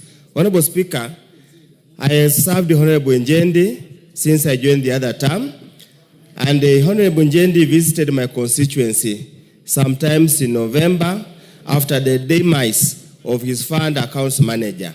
And we shared a lot, and it was a shock to learn that he was unwell, and it was even more shocking to learn that he passed on. Honorable Speaker, on his bill about the village elders, Honorable Speaker, we were involved and unfortunately was asked, and that's what Honorable Tongo wanted to raise, he was asked to drop it, awaiting a comprehensive review. I hope in his honor, Honorable Tongoi, you will ensure that we conclude that process. And with those few remarks, I wish the family these hard times. Thank you, Honorable Speaker. Emase. Thank you, Honorable Speaker. I also arise to pay tribute on my own behalf and on behalf of the great people of Teso South to the bereaved families of our two departed colleagues. Honorable Speaker, I'm privileged to have served with both Honorable Cheptumo and Honorable Ijendi in the 11th Parliament and then this 13th Parliament. And it is so sad. It's a sad week for Parliament. Honorable Ijendi, we sat on this same row and I'd consult him on issues of bills to do with education, motions, and he also consulted me on issues budget. But Honorable Speaker, the two gentlemen were very humble and dedicated to serving their constituents. And their contributions will be greatly missed by us, their families, and the country at large. At this point, Honorable Speaker, I just want to pray for the bereaved families, the widows, the children, including even the chair of KEPSHA, who just lost his life in a road accident on behalf of the teacher. Where? Maingi, member from where? Thank you, Mr. Speaker, for giving me this opportunity to condole with the people of Malava. I first met the late Honorable Ijendi at Catholic University when he was a registrar and where I studied for my MBA. Mr. Honorable Majedi was a kind-hearted member. He was compassionate, he was caring, he was selfless, he was respected, and he was so uplifting. I was surprised again when I joined this parliament to meet the Honorable Malulu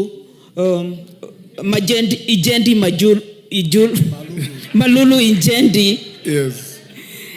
And he was also pleasantly surprised. He was a member of our Catholic Members Association, and he was a diligent member, very dedicated person. He was one. Thank you, Ngaleche.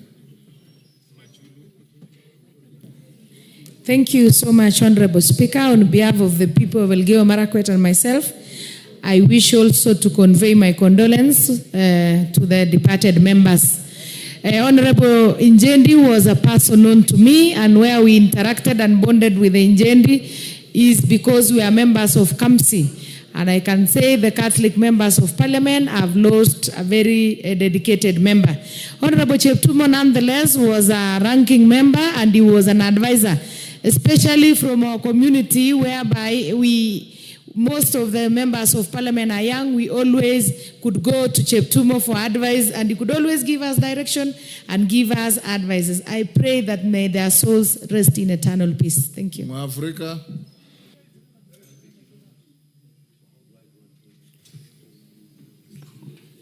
Thank you, Mr. Speaker. On behalf of Roysambu people from Nairobi County, Mr. Speaker, allow me also to convey my heartfelt condolences to the two bereaved families, Mr. Speaker. Mr. Speaker, we heard about the sickness of Maruru Ijendi when you gave his apology at the Naivasha retreat. May their soul rest in peace. Thank you. Thank you. Members, we're coming to an end. I'll give, wow. We want to go to something else. Nyakundi, let's see how many are still interested. Any? Nyakundi? Thank you, Mr. Speaker. I also want to take this opportunity to convey my heartfelt condolences on my own behalf and the people of Kitutu Church North to the families that have departed. Honorable Malulu Injendi is one person who was very soft-spoken, good-hearted, and a very simple man. I remember him for always having his rosary on the neck. And we want to convey our sincere condolences. To Honorable Cheptumo, we say pole sana. These two people as the UDA party and the Kenya Kwanza coalition, we have lost people of dignity, and we pray and hope that may their souls rest in eternal peace. Thank you, Mr. Speaker, sir. Chikati?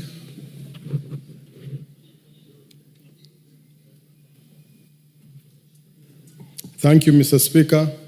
As the Secretary General of the Catholic Members Caucus, I would say we have really lost someone who added value to the work of the Catholic MPs. Malulu Injendi was very committed in serving Kenyans and was having networks across board. He also belonged to the Western Caucus, through which he mobilized the resources for the people of Malaba. Mr. Speaker, on behalf of the people of Tongaren and the Ford Kenya Party, I want to say pole to the families and may their souls rest in peace. Kericho. Kericho Women Rep.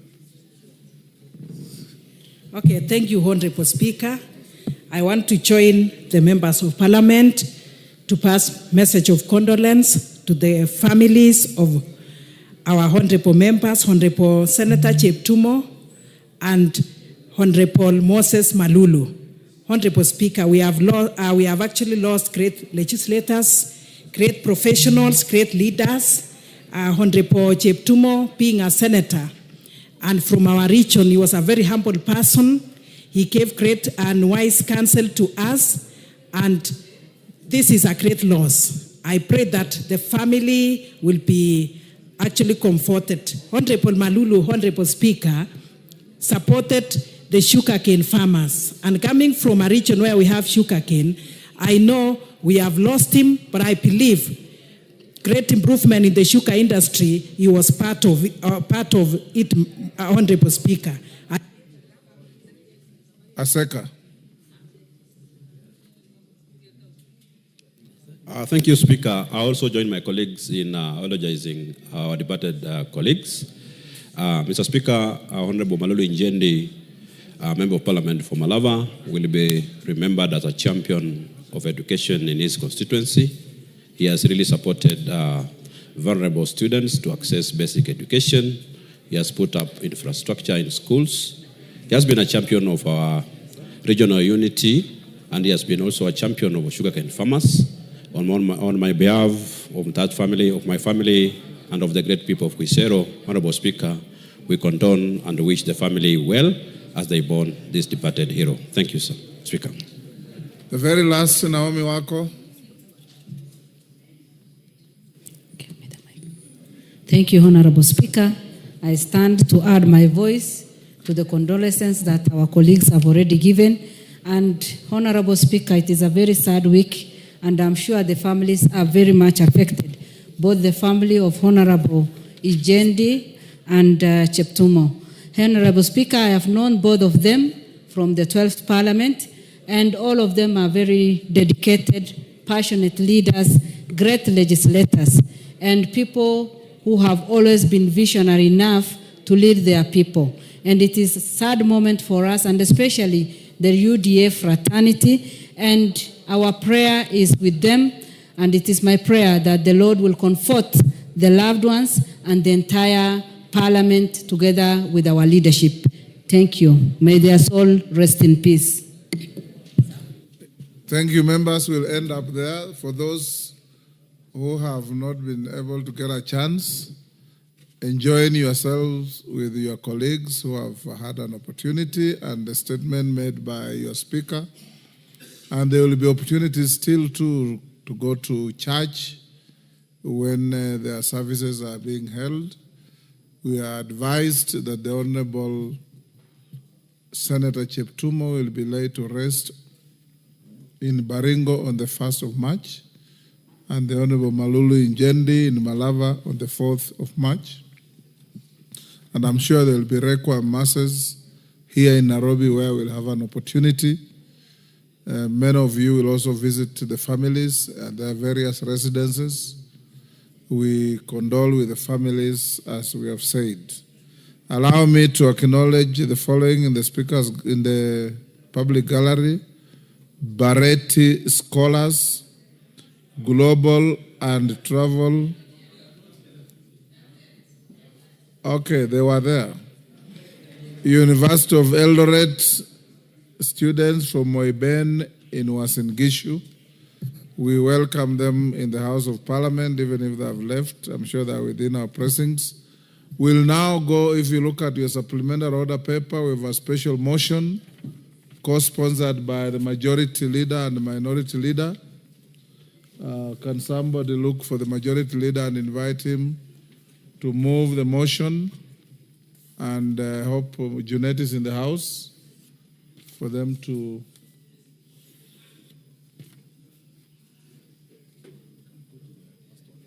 Yeah.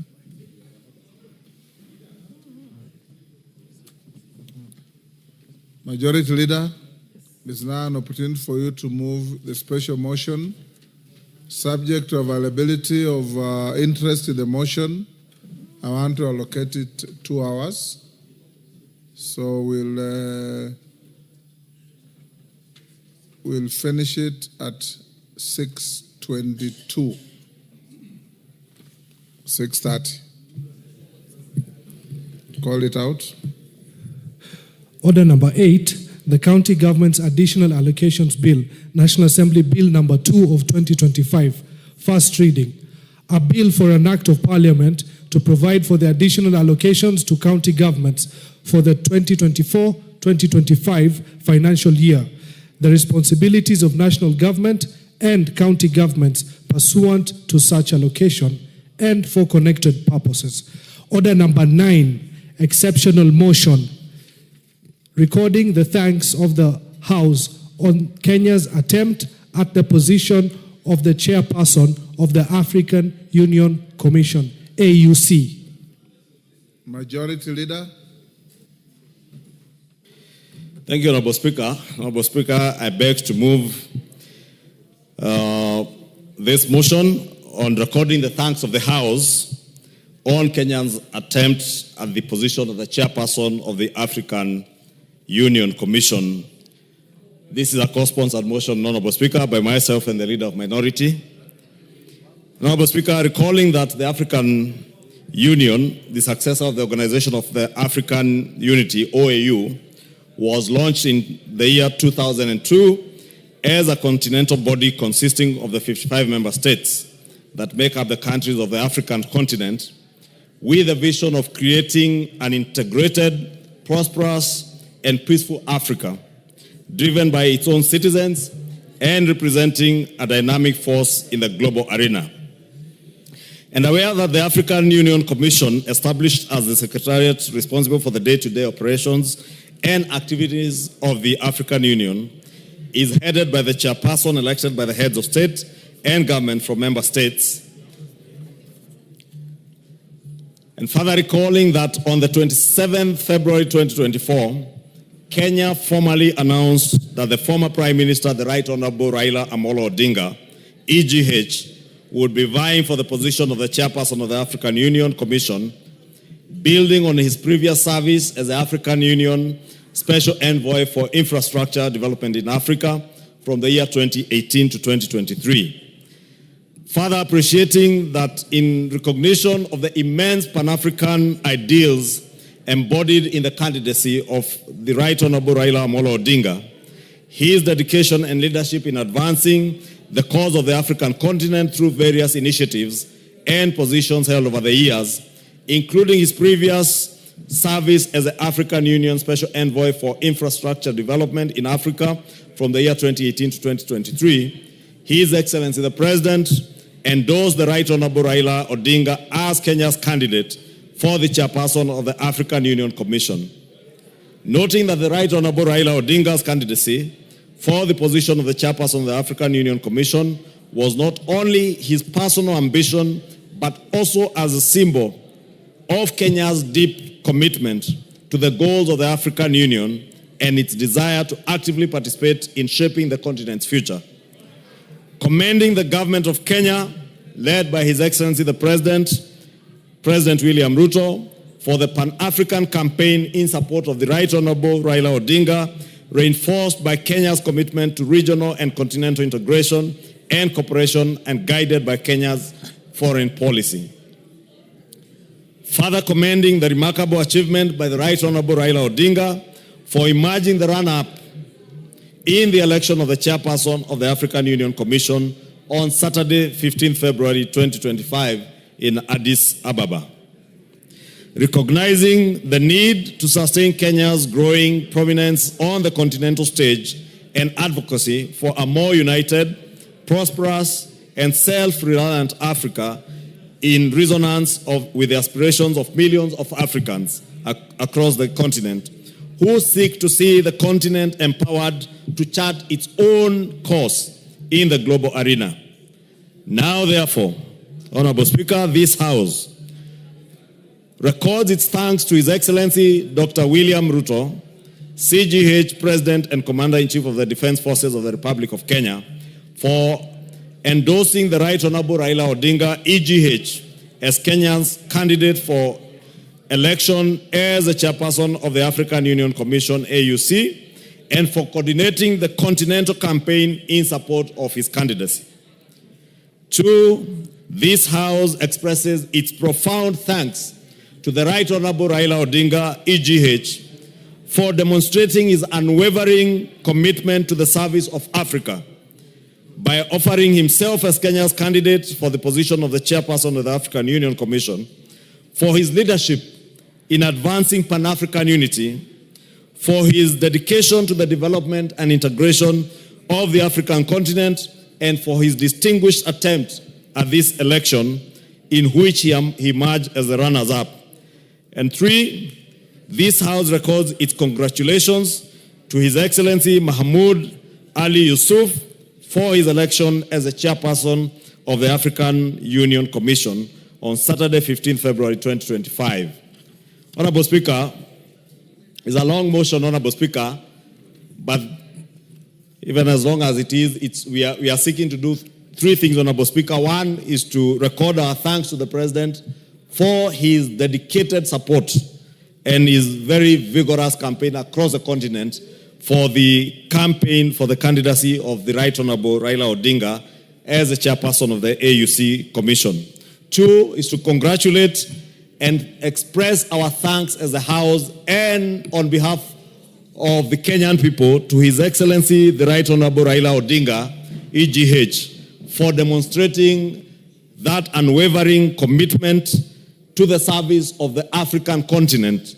Honorable Speaker, we cannot say it enough that the dedication with which we saw the Right Honorable Prime Minister and His Excellency the President William Ruto work together throughout the campaign, and not failing to mention our dedicated foreign mission officers at the Ministry of Foreign Affairs, led by the Principal Secretary, Sing'oei Korir, and His Excellency, the Prime Cabinet Secretary, Musalia Mudavadi, who dedicated immense time and resources across the continent in campaigning for the candidacy of the Right Honorable Raila Odinga. Honorable Speaker, the Right Honorable Prime Minister Raila Odinga needs no introduction to anybody in the continent. He is a man whose ideals as a Pan-Africanist need no introduction to anybody in the continent, and indeed, we must take this opportunity also to thank the many nations across the continent that stood not just with the nation and the Republic of Kenya in this campaign, but also with the Right Honorable Raila Odinga, the Pan-Africanist par excellence, in the campaigns and the election in Addis Ababa over the weekend. Honorable Speaker, let me also take this opportunity as we congratulate the winner of this election, Honorable Mahmoud Ali Yusuf, who is also a good African from our neighboring country in Djibouti. As we congratulate him, Honorable Speaker, I cannot fail to note with immense gratitude again to Prime Minister Raila Odinga that as much as he was leading all through, especially the first, second, and almost the third vote, even at a time when he was leading, when he got to the sixth vote, Honorable Speaker, after the sixth vote, he opted in the spirit of Pan-Africanism not to take that assembly through another round of campaigning and elections, because the Right Honorable Raila Odinga had the choice to fight on. And because there were many people who were supporting him, then our brother Mohamed Yusuf probably would not have gotten the 2/3.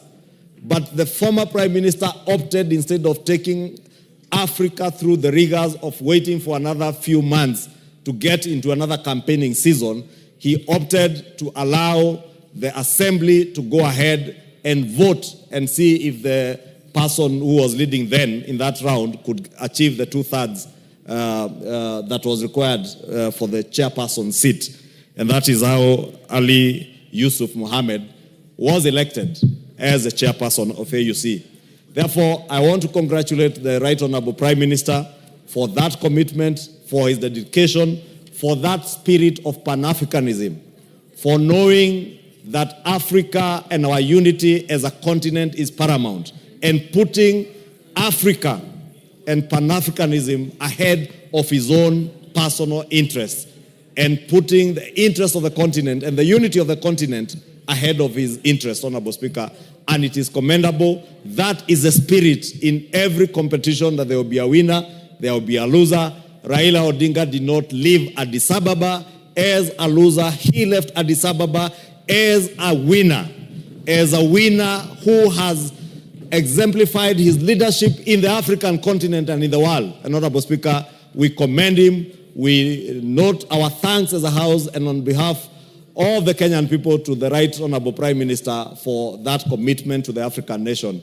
And I want to encourage him to continue serving not just Kenya, but the African continent and the world with the same commitment and dedication that he has shown over the years, Honorable Speaker.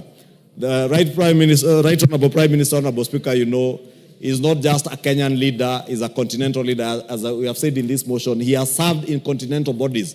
And I know in the future he could even serve in world bodies, Honorable Speaker, because the world needs his experience, the world needs his ideals and his leadership in many aspects, as we do need them in this country, Honorable Speaker, as he continues to serve us and the world. And we wish him well. We wish the Honorable Mohamed Yusuf well in his service. Let him understand that we are all in a competitive election, and the people of Kenya remain committed to the ideals of the African Union and to the integration of the African continent as one united continent. Even with the regional blocks, Honorable Speaker, SADC, EAC, COMESA, all these regional bodies, Honorable Speaker, seek to integrate. And as we've said with the EAC partner states, we are not just widening, deepening, and tightening our cooperation within the East African region, but we seek to deepen, widen, and tighten the integration of all these bodies under the African Union, under the leadership of Yusuf Mohammed, but also with the support of Pan-Africanists and great leaders like Raila Odinga.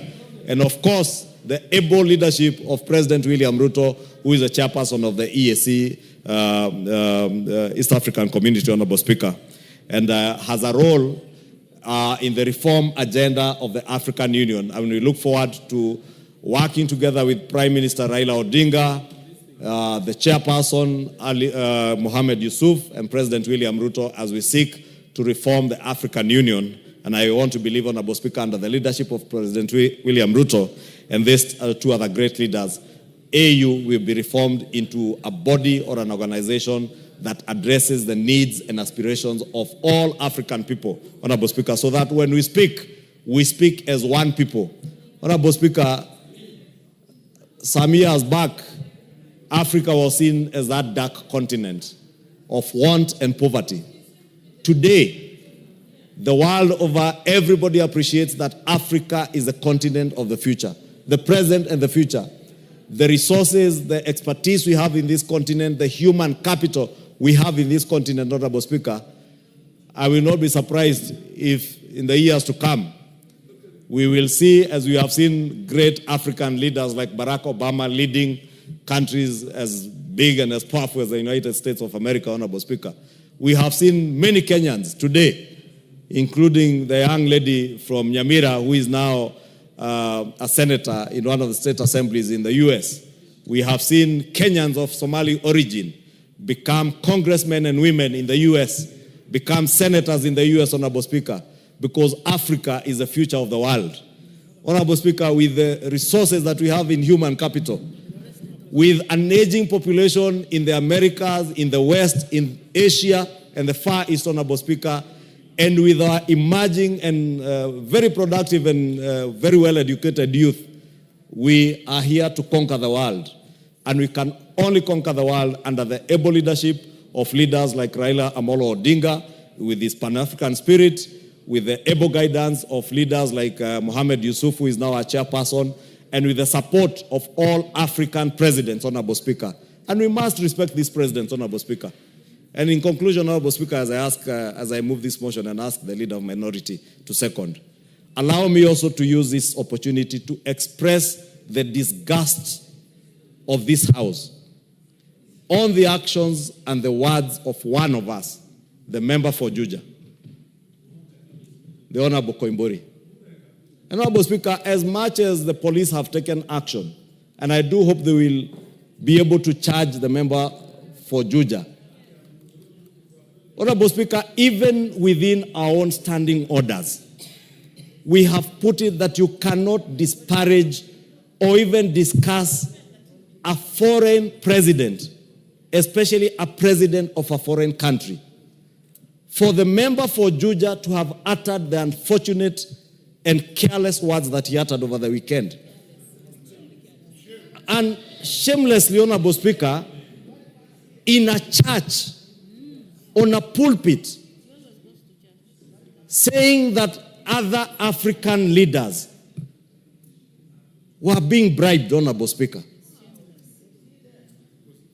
The member for Juja should know that Prime Minister Raila Odinga did not run for chairmanship of AU under the instigation of William Ruto. Prime Minister Raila Odinga chose to run as chairperson of AUC, of the African Union Commission, on his own volition, because he is a Kenyan and an African statesman who deserved that position. President William Ruto did not choose to support Prime Minister Raila Odinga because he was his competitor in the last elections, or because they have served in ODM together. You know, President William Ruto is a founder member of ODM. He chose to support Prime Minister Raila Odinga as a deserving Kenyan and African statesman. The presidents, many presidents who voted for Raila Odinga to be chairperson, did not do it at the instigation or because they were influenced by anybody. Honorable Speaker, we must at the same time express our disgust by the actions of this member of parliament who claimed that the Republic of Kenya had spent 13 billion shillings. From where? Money that we have not appropriated, Honorable Speaker. But you know, Honorable Speaker, there are some of these members of parliament who sit here. Unfortunately, this member is even never in the house. So he doesn't even understand how money is appropriated. He's probably in a police station now. I don't know where he is and I don't care. I hear someone asking me, Honorable Speaker, where he is. Honorable Speaker, I want to propose the member for Juja must be named for this house because it is a bad habit he has formed. A very bad habit. You will recall last year, the same member, when members voted for the finance bill, he claimed that they were being paid, I think, 200,000 shillings to vote for the finance bill. This 2 million shillings. 2 million shillings.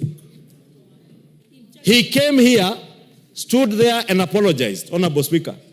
And the House, out of our own magnanimity, we chose to forgive him. When the impeachment motion came, he then went again to claim in some funeral somewhere where, you know, he's fond of following some other man there. in funerals. He went to some funeral and claimed that members again were paid during the impeachment motion. Over 280 members, 282 members who voted in the impeachment motion, he claimed they were being paid. And he mentions figures from his head. And I see the person he follows in funerals repeating the same things. And that's how you know birds of a feather flock together. Honorable Speaker, now he has moved from members of parliament on the finance bill, impeachment motion, to heads of state of friendly countries. We cannot and we must not allow that kind of habit to take root in this house. And we must take action. And I want to invite us. Somebody must move a motion or should move a motion to name this member. So that tomorrow, this is what makes this house, Honorable Speaker, be treated with a lot of contempt and indignity because of the things that we say, not now of just our house. We have taken it outside to speak, say disparaging things about our country, disparaging things about presidents and heads of state and nations of other friendly nations, friends of Kenya, Honorable Speaker. How do you think those friends of ours who supported Prime Minister Raila Odinga would feel if they heard that their heads of state were being paid to vote? You know, Honorable Speaker, it is so annoying. I want to end it there, but we must name this member. We must. Because if we don't, he will make it a habit. Tomorrow, he will make all manner of allegations against any one of us here or against the president.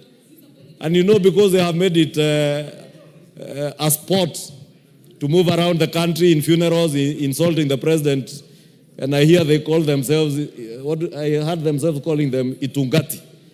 Honorable Speaker, Itungati in French means people who have given themselves, heroes who have given themselves their time, their resources, their time and energy for the sake of the nation.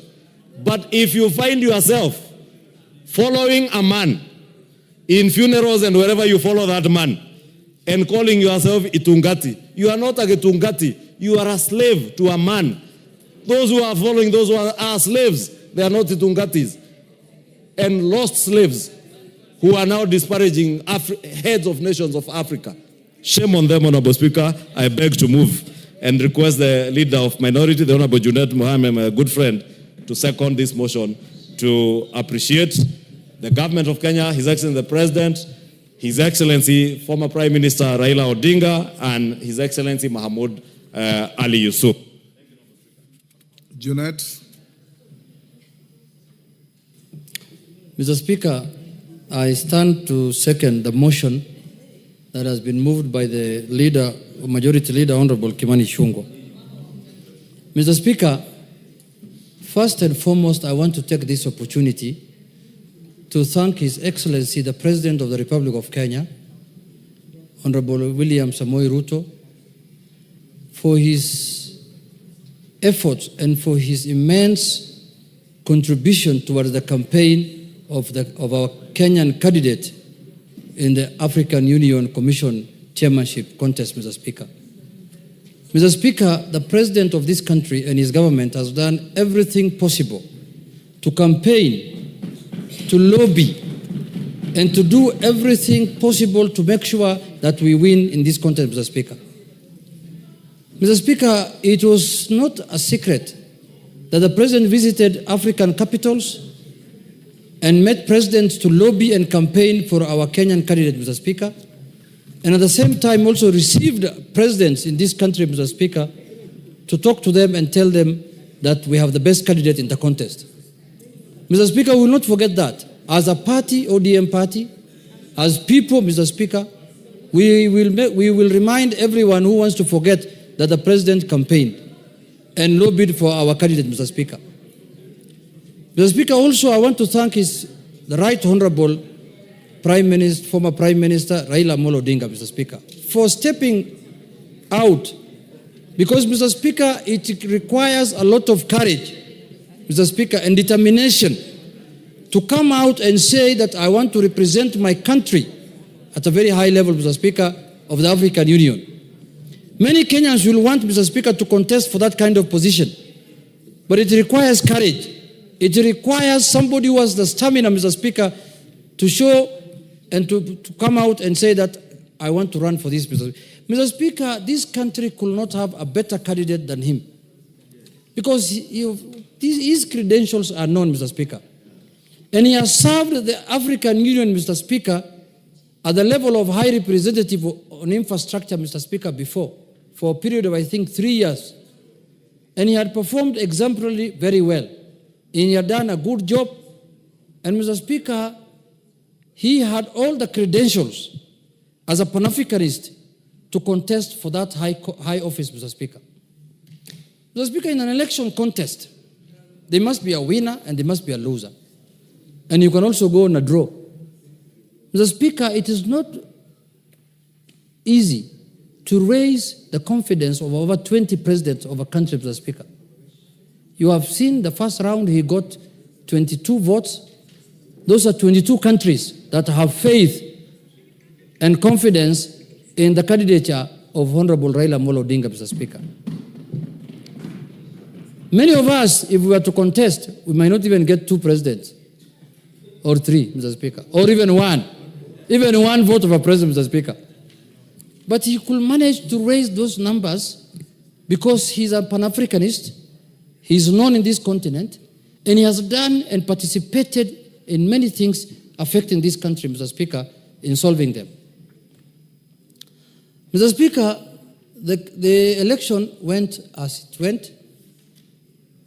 Even when he was going for the election, his last speech at Bomas of Kenya, in a conference that was held by the ODM party, he said he'll be very happy if he wins, and in the event he loses, he has a home to come back to. And life continues as usual, and he will do his things, his business, and other things that he normally does. But Mr. Speaker, what has shocked me as a Kenyan, Mr. Speaker, and up to now I am still in shock, is not the loss that we had in Addis Ababa. Mr. Speaker, what has shocked me is that the celebration that happened in some parts of our country after we lost that election, Mr. Speaker. This was not a Kenyan contest, Mr. Speaker. Some of the people who are celebrating are keeping now busy the majority leader here. Can they sit down so that they can hear what I'm saying, Mr. Speaker? Mr. Speaker. Order, Wamawa and... These are some of the people who are celebrating. She celebrated, but that is fine, because in a contest you can... Order, Wamawa, you cannot cross the aisle like that. Mr. Speaker... It's immaterial what she wants to do. Mr. Speaker... Go on. Kenyans knew very well that this is not an election that is going to happen within the country. It's not an election that is normally announced at Bomas of Kenya. This was an election that was happening at the African Union. And some of the Kenyans became so unpatriotic and supporting a candidate against Kenya, Mr. Speaker, and even campaigning for him openly in the social media, in all kind of sphere, Mr. Speaker. Mr. Speaker, I cannot be so unpatriotic. If today a Kenyan of any color, any race, any religion, any creed comes out to contest for an international position, Mr. Speaker, I will support. In the spirit of being a Kenyan, Mr. Speaker, that's all. The first thing that we need to look at is being a Kenyan, not from the community you come from, not from your color, not from your religion, not from anything. Mr. Speaker, how unpatriotic can some Kenyans be that they fought the Right Honorable Prime Minister for 1 year he has been campaigning, and after losing, they celebrated. We shall revisit that, I can assure you. We will revisit that one. It will not go. We will revisit at the right time. We will also have our day to laugh and to celebrate, Mr. Speaker. And it's not very far, it is coming, Mr. Speaker. It's not very far. You can take that to the bank, and I will remind you, the day I'm celebrating that, you also celebrated your day. This is my day. Inshallah. Bismillah al-Karim. Mr. Speaker, I also want to congratulate the winner. In a contest, someone must win. And a country that is who's our neighbor, in the same region, the Eastern African region, won the election. So we have every reason to celebrate also because, and to congratulate them, Mr. Speaker, because in a contest we expected to have a winner and a loser. But we expected ourselves to win, but we did not win. So we cannot be so losers. We say, there are many things that happened. I was in Addis Ababa, Mr. Speaker. I don't want to talk about them now, but that is part of the election. You don't have to complain. You don't have to begrudge anyone. That is normal. All of us defeated someone by being in this house, Mr. Speaker. All of us defeated someone by being in this house, Mr. Speaker. We had opponents, Mr. Speaker, in the election. Even you, to be elected as a speaker, you had opponents. We had a candidate, Azimio, and Kenya Kwanza proposed to you, and you got the highest votes. And now today you are presiding over here as our speaker. You are a speaker for all of us. We are not saying, oh, we have lost, now another speaker must sit next to you, the one who lost to you. We cannot work like that. So, Mr. Speaker, in a contest, it goes that way. But I want Kenyans to get experience out of this contest, because this is not going to be the last time a Kenyan is going to contest for an international job. And I want to encourage the government of the Republic of Kenya to propose and support Kenyans who are qualified to go for international positions, Mr. Speaker. The UN Secretary General job is coming up in the next year, Mr. Speaker. If there's a Kenyan who feels he's qualified to become the Secretary General of the UN, he should go for it. And Kenyans will support. It doesn't matter whether you win or lose. It doesn't matter. Go for it. So, Mr. Speaker, many countries in this region have done very well, much better than our country, in terms of positioning their people in this multilateral organization, Mr. Speaker.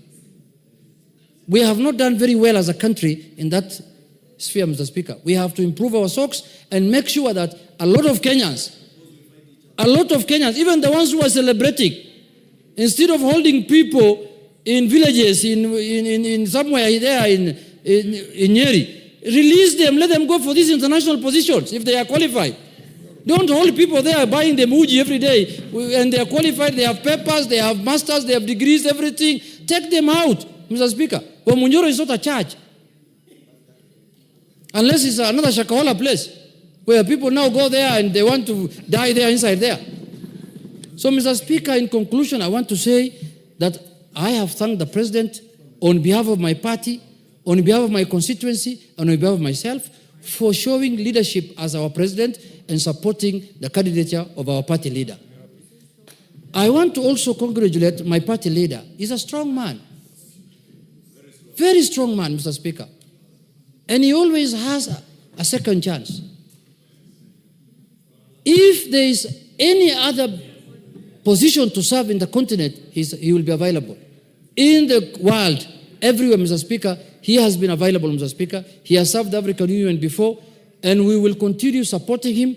And he's my leader, and we will make sure that we provide our services to the people of this country and to the people of this country, Mr. Speaker, in whichever level we can, in whichever capacity that we can. There are people who thought that this contest was political. They thought that, oh, this is a contest now, or if we lose, ODM will get annoyed. I don't know, annoyed of what? If there are people we should be annoyed with, it should be Djibouti, the people who talk our cap. Yeah, why should we be annoyed with somebody who was not contesting against us? We should be annoyed with the people who defeated us. And we are not annoyed with them also. We are congratulating them for doing a good job. Because African Union belongs to all of us. As a nation, we are part of the African Union. So, Mr. Speaker, with those few remarks, I wish to second and warn the naysayers that you should avoid that kind of thing going forward in future. Mr. Speaker, because if you are going to oppose a Kenyan because of his political affiliation, because of domestic issues, it's a very primitive way of looking at things. And I know some of the people, why we impeach them also, it was not in the impeachment paper, but it's primitivity. Some of them are very primitive people. Village mentality. You know, people want to go to international organizations. Instead of supporting them, you are judging them on the basis of what happens in a village, Mr. Speaker. I'm very sad about that. I did not expect people to celebrate the loss of a Kenyan in an international contest. It's a shame. Whichever you are, you cannot celebrate the loss of a Kenyan in an international contest. I repeat again. You cannot do that. You cannot do that. Now, if our athlete loses in a contest now, in the New York Marathon or in the London Marathon, you expect me to celebrate? No. Because it's not from my community. It's not from my region. It's not from my religion. It's not from my village. It's not from my what? Shame on you. Shame. And those people who did that must desist. And never to repeat that. I must say that on the floor of this House, Mr. Speaker. Because this is where we address issues of concern to the people. And that is an issue of high concern to the people, Mr. Speaker. When we are telling Kenyans that you cannot run in any contest outside Kenya. In the first place, even if we run here in Kenya, they will not vote for us, I know. We have taken very serious that matter, and we don't want it to happen in our country again. We want to support our people. We want to support our Kenyans, wherever they are. That is why we impeach certain people, because they were telling us we are not shareholders of this country. That's what they told us. We have not forgotten. They told us that you are not shareholders in this country. I don't know when the shareholding certificate was issued in this country. At independence, everyone was there. You should call for annual general meetings so that we know which shares we have. So you get impeached on that kind of nonsense and you continue celebrating again the loss of a Kenyan in an international contest.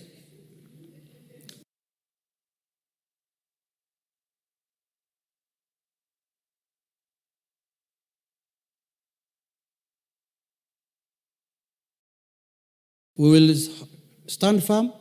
We will hold our head high. We have not lost anything. We have, in the contrary, we have gained because we have registered the name of Kenya in the international arena, Mr. Speaker. With those few remarks, Mr. Speaker, I thank you, and I urge all members to support and to register their thanks, especially to the President and to the former Prime Minister who put his line or his head on the line, Mr. Speaker, for Kenyans. Thank you very much. Thank you.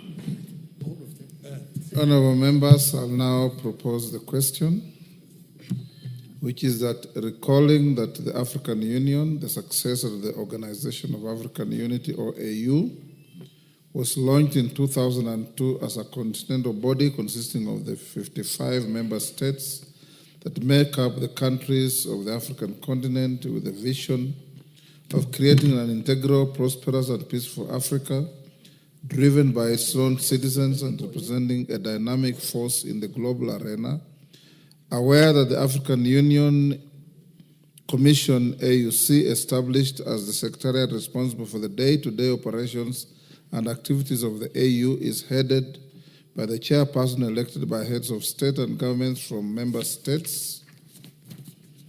Recalling that on 27th February 2024, Kenya formally announced that the former Prime Minister, Right Honorable Raila Odinga, EGH, will be vying for the position of chairperson of the African Union Commission, AUC, building on his previous service as the African Union Special Envoy for Infrastructure Development in Africa from 2018 to 2023, appreciating that in recognition of the immense Pan-African ideals embodied in the candidacy of the Right Honorable Raila Odinga, his dedication and leadership in advancing the cause of the African continent through various initiatives and positions held over the years, including his previous service as the African Union Special Envoy for Infrastructure Development in Africa from 2018 to 2023, His Excellency the President endorsed the Right Honorable Raila Odinga as Kenya's candidate for the chairperson of the African Union Commission,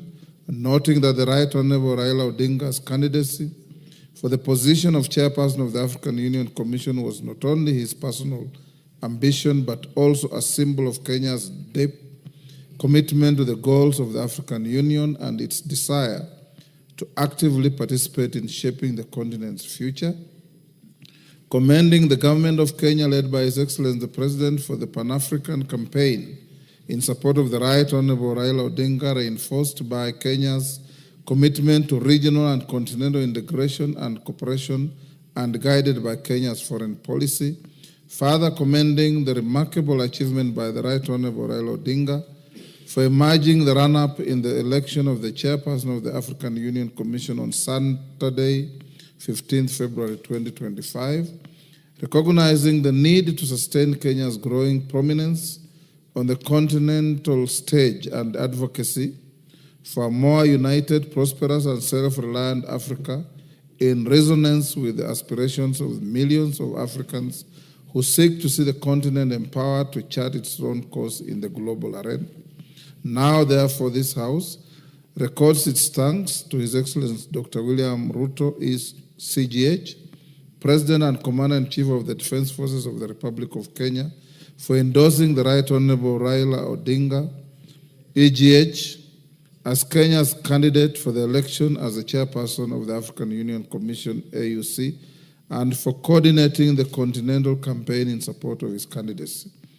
2, expresses his profound thanks to the Right Honorable Raila Odinga, EGH, for demonstrating his unwavering commitment to the service of Africa by offering himself as Kenya's candidate for the position of the chairperson of the African Union Commission, for his leadership in advancing Pan-African unity, for his dedication to the development and integration of the African continent, and for his distinguished attempt to the election in which he emerged as the runner-up. And 3, records his congratulations to His Excellency Mahmoud Ali Yusuf on his election as the chairperson of the African Union Commission on Saturday, 15th February 2025.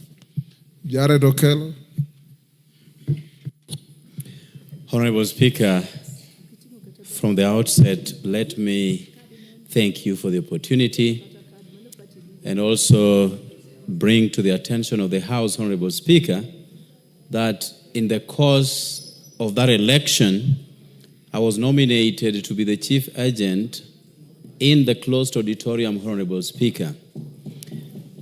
And as the chief agent, Honorable Speaker, in a very controlled, heavily guarded compound, controlled numbers of people getting in and out, I was privileged to sit with our president, Dr. William Samoei Ruto, alongside a few members representing the Republic of Kenya during that election, Honorable Speaker. Honorable Speaker, I want to specifically thank the President of this country, Honorable Speaker. It is seldom that a person whom you have subjected yourself to a very fierce contest would come back to lift your hands and put you, or try to put you into a position that you are garnering for, Honorable Speaker. The President of the Republic of Kenya went beyond the call of duty, even launching the candidature of Right Honorable Raila Odinga in State House in the Republic of Kenya, notwithstanding the fact that in 2022, they were fierce challengers, Honorable Speaker. And therefore, history will judge Dr. William Samoei Ruto very positively going into the future. And I come from a community, Honorable Speaker, that will never forget those who do good to it. Perhaps the only community, Honorable Speaker, and I'm very proud to be hailing from that community, Honorable Speaker. As is the norm, many a times there is victory in defeat. And we left Addis Ababa together with Baba, with our heads high. And now the President, together with the Right Honorable Prime Minister, can embark on their duty of uniting this country. There is more work to be done here than there could have been work to be done in Addis Ababa. And therefore I join my brother, Honorable Junet, by saying that those who think this was a defeat against Baba are in for a rude shock, Honorable Speaker. The mission to unite this country regardless of where one comes from, is a journey that we can never drop. And therefore, as Baba comes back to join hands with his brother, the president, those who celebrated much early will be shocked as we go into the future, Honorable Speaker. And Baba is going to give us more direction as to where we will go, both as a community and as the Republic of Kenya. In the auditorium, Honorable Speaker, there could be factors that played out, some of which we will not delve into, Honorable Speaker.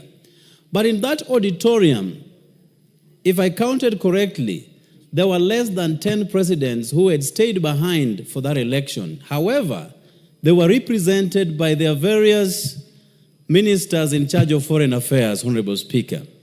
And I would be remiss not to make it clear that even the one who has been elected is a foreign minister of his country. And therefore, those who were given the task to vote on behalf of their leaders, Honorable Speaker, are his contemporaries, are his colleagues, are people that he has worked with in the Foreign Office. And because this was a secret ballot, it was secret to the extent, Honorable Speaker, that presidents and the voters were given empty papers, empty. There was no name. And they were expected to write those names and bring the papers to where we were to be counted, Honorable Speaker. And therefore, the speculation going around that people are castigating other countries for dropping the ball against us is not true, Honorable Speaker. It is so hard to tell who wrote what on which piece of paper, Honorable Speaker. And therefore, unless you know handwritings of all the presidents in Africa, you can never know who voted for who. But I can say unequivocally that apart from Kenya, there are 20 countries that stuck with Baba through and through, even as we went into the last batch of the voting process, Honorable Speaker. 20 countries out of 49 that were present in the auditorium is not an easy achievement, Honorable Speaker. They stuck with us to the letter, Honorable Speaker. And therefore, we are very thankful to the entire African continent because Baba went all the way to the 7th round. And in the spirit of Pan-Africanism, he chose to withdraw himself in order to avoid a stalemate that would have ensued, Honorable Speaker. Only Baba can do that. Otherwise, the rest would have subjected themselves to rounds and rounds of elections that would have led to nowhere. And you remember, Honorable Speaker, when our South African sister, Dlamini Zuma, won, they went all the way to the 7th round. There was no ultimate winner. The election had to be suspended for 6 months. And in the intervening period, Mali had to be taken out because of the coup. So Baba, in the Pan-Africanist spirit, chose to withdraw himself, not to subject our African continent to a stalemate that was witnessed when Dlamini Zuma became chair. And Honorable Speaker, these are facts that will govern the elections of AUC going into the future. That certain times there is no point holding on and subjecting the whole continent into a stalemate. Only Baba did it, somebody else can be able to do it, Honorable Speaker. Honorable Speaker, a clarion call has been made by both the President and the Prime Minister, Honorable Speaker, that it is time we united our country first and then move to unite the African continent. Honorable Speaker, this is not a small journey. Uniting a country that has always been divided across ethnic, religious, and tribal lines, you need a Baba and you need President Ruto to have this country come together. You need both to bring this country come together. And the hyperbolic political temperatures that we have continued to see, when we have elections 2.5 years to come, must stop for the sake of this country. Honorable Speaker, we only have one country, and it is called the Republic of Kenya. If we destroy this, we have nowhere else to go to. If you go to the northeastern part, where we are playing good host to refugees who left their countries because of the circumstances of war, it is not something that you'd wish on anyone else, Honorable Speaker. The conditions that people live in those shanties is not something to write home about. And therefore, if there are people who are beating drums of war and are laughing at the top of their voices because Kenya has not succeeded, they do not belong to this country. And perhaps they do not understand the history of war and genocide that other countries have been subjected to, Honorable Speaker. And therefore, let us all in this House, as important as this House is to this country, rally behind both the President and the Prime Minister to bring about unity that shall withstand the test of times, Honorable Speaker. Finally, as my Bible, where I draw a lot of sailors, says, that my people suffer because of lack of knowledge. There are people who can laugh due to lack of knowledge. But sooner, that revelation shall come to pass, and this country will be reunited once and for all. And I thank you, Honorable Speaker, for the opportunity.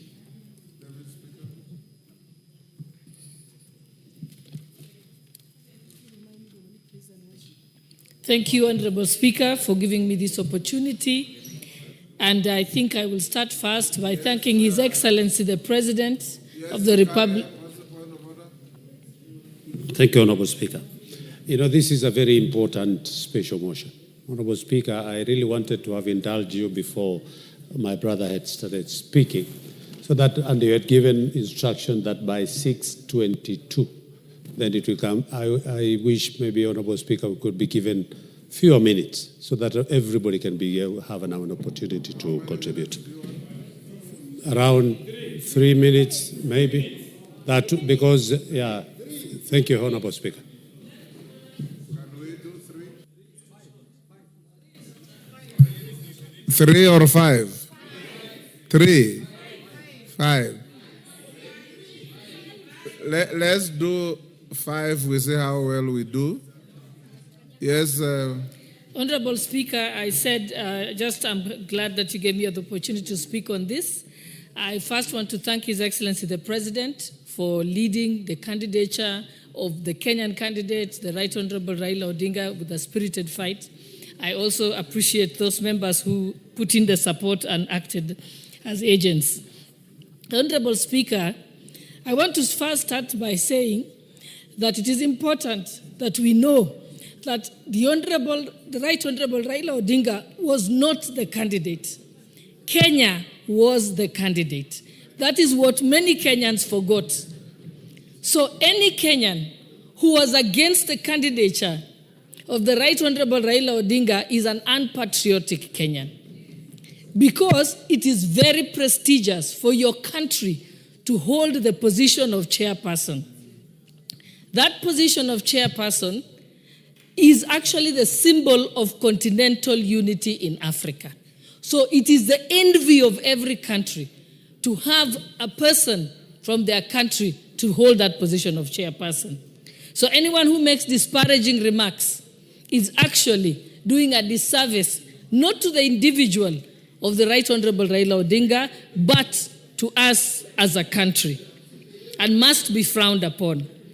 It is also important because it seems like during this conversation, many Kenyans never understood the significance of that position of chairperson. When you have that position of chairperson as a country, you literally have the ability to be able to shape the economic and trade policies of the entire continent. You would be able to have the ability to champion the African Continental Free Trade, it's African Continental Free Trade Agreement, yes. And it's something that has been very difficult for us, for Africa to achieve. You will also be able to promote the unity of Africa, even in movement. You see that today, to go to an African country, within Africa, I have to get a visa. Today, you go to the EU, if you have an EU visa, you can practically traverse the entire EU without any border stop, and so can the trade movement also happen like that. So it is upon us as Africa and as Kenyans that we were in an enviable position, that we almost clinched that position of chairperson, where we'd be able as a country to champion the free movement of Africans within Africa. Because we must remind ourselves that visas were created by the global north to keep off Africans or the global south from the global north. But today, within Africa, we actually have visas to keep ourselves out of it. We must continue to say that as Kenya, as a country, we pledge that we shall continue to try and promote ourselves to get that position of chairperson of the African Union. And not just that position. There are many other positions that are available in the UN and other international bodies where Kenya can showcase itself. So I call upon all Kenyans that when these positions do arise and we have a Kenyan candidate, that candidate is not an individual candidate but a national candidate. And it's upon us to support them throughout and be able to ensure that the country gets that particular seat. I saw the joy of Germany when van der Leyen became president of the European Commission. And that country took great pride in it. I want to see a situation where, as Kenyans, we become more patriotic. Thank you, Honorable Speaker.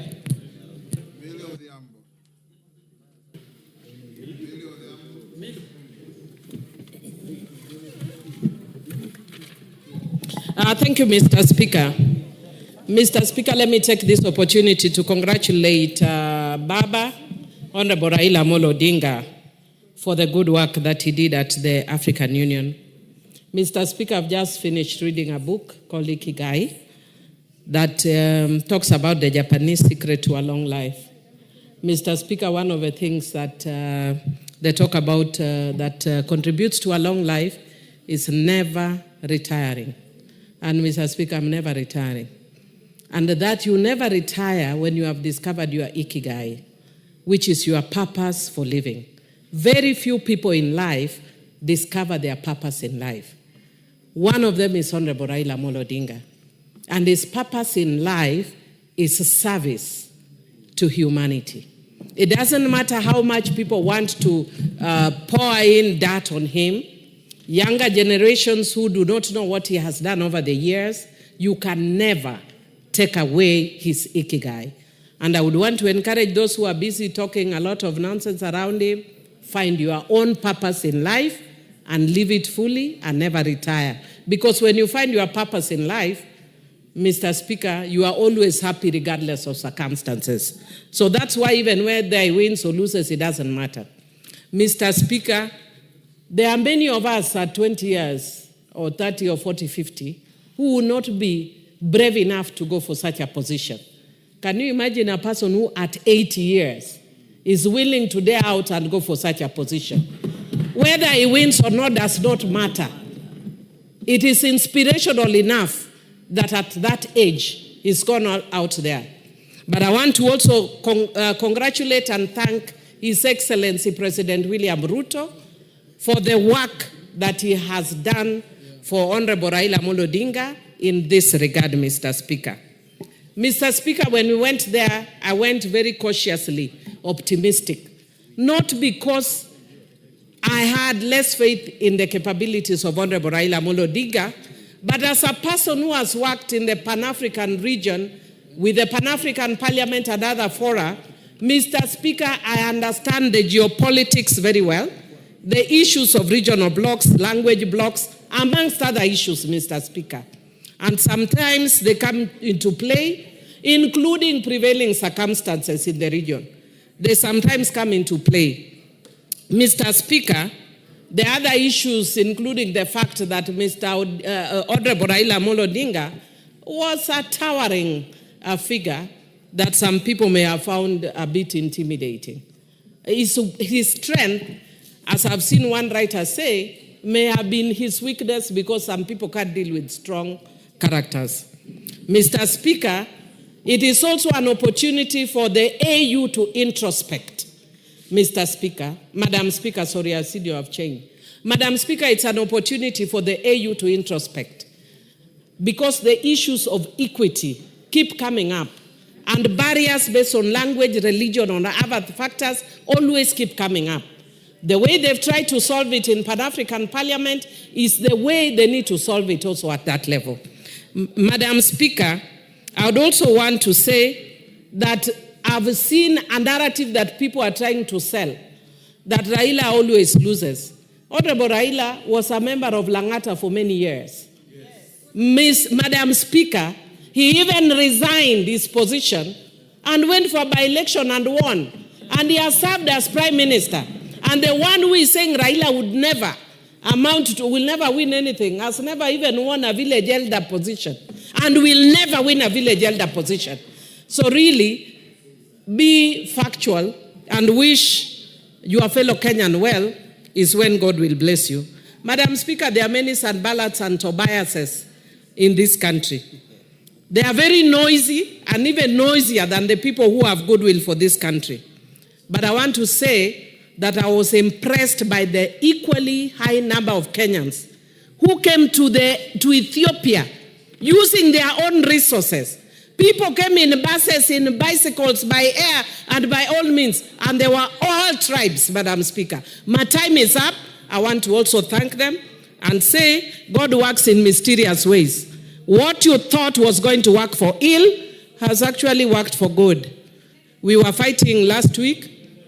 We are now sitting calmly as a minority, Madam Speaker.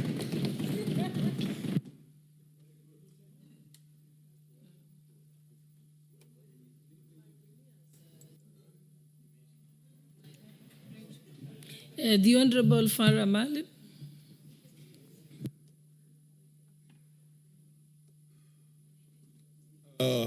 Madam Speaker, I also want to join my colleagues in congratulating, Madam Speaker, in congratulating our head of state, His Excellency William Samoei Ruto, and also congratulating the Right Honorable Raila Odinga. Mr. Speaker, Madam Speaker, I've had the fortune and the experience of having worked with Raila for over 30 years. And the one thing that, regardless of whether you like him or you don't like him, that you must admit is the energy he has and the passion he has for transformational politics. I also happen to know, as also one of the founder members initially of ODM, our president, William Samoei Ruto, because I campaigned with him in the 2007 elections when we were in the same party. And he has a lot of energy, a lot of passion, a lot of wisdom, and a lot of good intention for this country. I haven't had the opportunity of meeting the president's late father, but I've had the opportunity of working with the president, with Right Honorable Raila Odinga's late father. And we worked together in this parliament. And up until the last time when he breathed his last breath, he was working with us in parliament here like any other young man. With that advanced age, he would still discuss with us matters that were current in our political sphere, including the bills, including all the committees in the House here, because we happen to have been from the same party. Madam Speaker, it's a pity that we see ourselves as hyphenated Kenyans, and we demonize hard work. We demonize wisdom. We demonize aspirations and ambitions and achievements by looking at it where that person comes from. And I know that because we suffer the same things. As a community, when we work very hard, the stuff that goes out is that the Somalis, they're taking over the country. They're doing very well.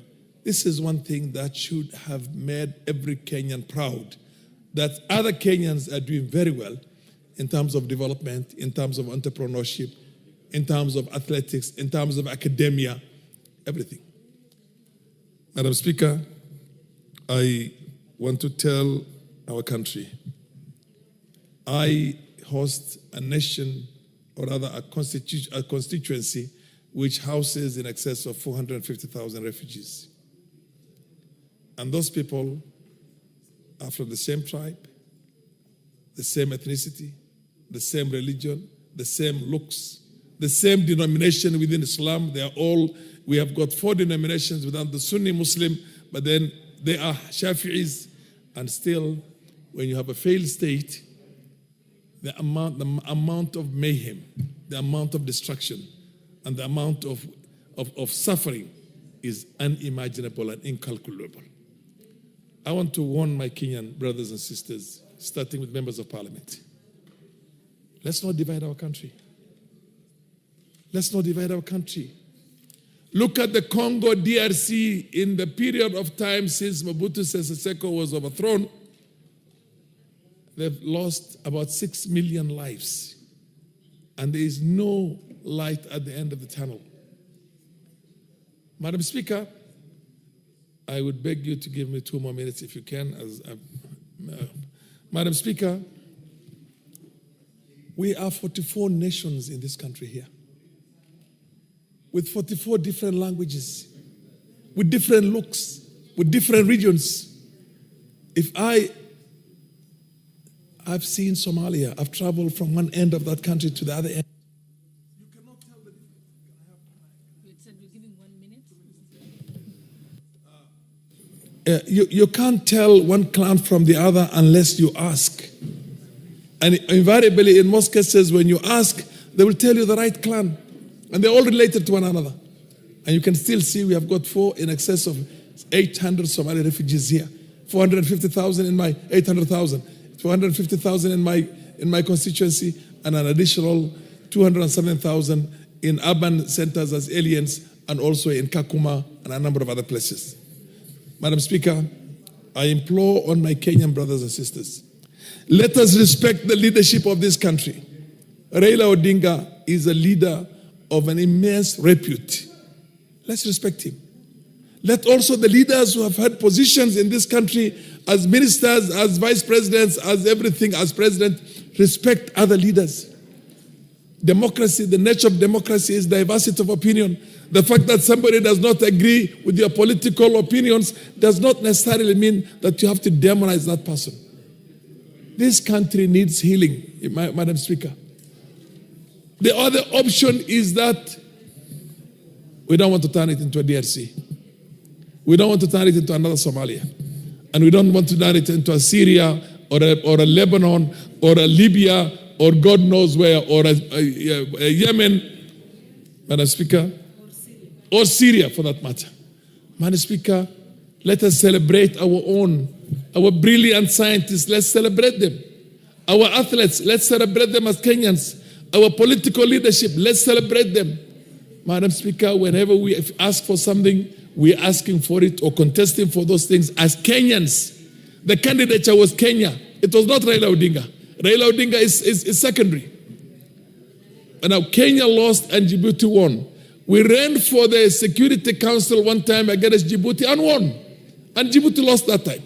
So losing and winning is neither here nor there. We had loved to win, but if our brothers in the other end won, we will congratulate them, give them a good handshake, and tell them next time. But for the future, from here going forward, there is need for this country to be united. The President and the Prime Minister, my advice, my implosion, my pleading to them, please unite this country. Keep on the good work that you're doing right now.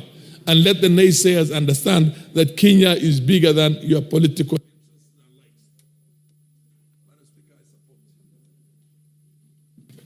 The Honorable Kenyan. Thank you, Madam Speaker. Madam Speaker, may I also join my colleagues in commending the President for his mojo and telemastic manner in which he has approached the whole AU election this year. Madam Speaker, also allow me to appreciate the amazing gingerly approach and manner the Honorable Raila also exhibited after the loss. Madam Speaker, the Odingas have always been magnanimous and patriotic. And I want to remind Kenyans, in 1962, when the white colonialists declared Kenyatta as the leader of death and darkness, it's the Odingas who said, no internal self-rule without Kenyatta. Madam Speaker, in 1992, when Mzee Moi had a problem immediately after the election, it's the Odinga who came to the aid of Mzee Moi. In 1997, when Mzee Moi had a problem, it's the Odinga again under the Grand Corporation who again came to the assistance of Mzee Moi. In 2002, it's the Odingas who said Kipakitosha. In 2007, when we had a serious national challenge, it's the Odingas who saved this country. In 2018, it is Odinga again who joined Uhuru under the infamous handshake.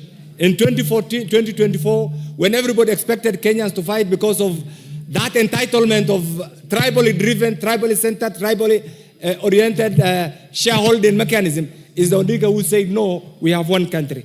What does all this demonstrate? That the Odingas have always been there for this country. Madam Speaker, elections, when you decide to join an election, you either lose or win. The continental politics, Madam Speaker, Kenya as a leading economic hub, as a leading diplomatic hub, we have demonstrated under the leadership of President Ruto that Kenya is not just a country per se, it's a diplomatic hub. That is why many countries decided to stick by us, to support the Honorable Odinga, and the little challenge that has assisted our colleague, our friend from Djibouti to win the election should be seen as a gain, because at the end of the day, we also live in democracy. Madam Speaker, the naysayers who are tribalists, the ethnic chauvinists, must be told in no uncertain terms that this country belongs to all of us. Their biological nationalism has no place in the modern day Kenya. They must accept this is a country of many nation states. Many nation states, and these nation states that have contributed in defining our national borders and our national heritage. So long as you sit somewhere and you believe in your tribal bygones, Madam Speaker, there's no time. The majority of Kenyans will live by your ideology. That ideology has been overtaken by events. I want to request His Excellency the President to work with the Honorable Odinga in determining and working out 2027 and 2032 in the future, so that at one time the Odingas also get an opportunity in the history of this country. Madam Speaker, however, there are certain things that we need to go back and determine. We need to recalibrate our foreign policy and fill the pitfalls. Because literally, we have assisted many African countries. In the Horn of Africa, in the East Africa, Kenya is the only country that has not gone through militarism. We have been host to many refugees from Somalia, from Burundi, Rwanda, Uganda, Southern Sudan, Ethiopia. Many countries in the region must celebrate the dynamic nature of Kenyan politics and the contribution of Kenya, not only to the continental peace and stability, but also to our democracy in the region. And this is why I expected, in the first instance, the Honorable Odinga will have won. But I think that aspect, because sometimes diplomacy is very tricky. There's something called in diplomacy, Madam Speaker, track 1 and track 2. In track 1, nations just sit on the table, discuss niceties. But in the evening, they resort to something called track 2. Track 2 is something called the ice diplomacy. You discuss it under the table, and that is what determines how you relate to the nations and other nations. Madam Speaker, this is one more minute. This is a defining moment. We have learned it. We have learned it. I want to ask the managers of our foreign policy to go back to the drawing board and determine those genuine friends of the Republic of Kenya and chart out with them an avenue, a path that will not only take care of their economic, political well-being, but will also safeguard our national pride. And this is what will help the people of Kenya. I say congratulations, President Ruto. Congratulations, Honorable Raila Odinga, for standing firm for the well-being of this country. And we, wherever we are, will support you in your endeavor to take this country and help us join the League of Developing Nations. I support.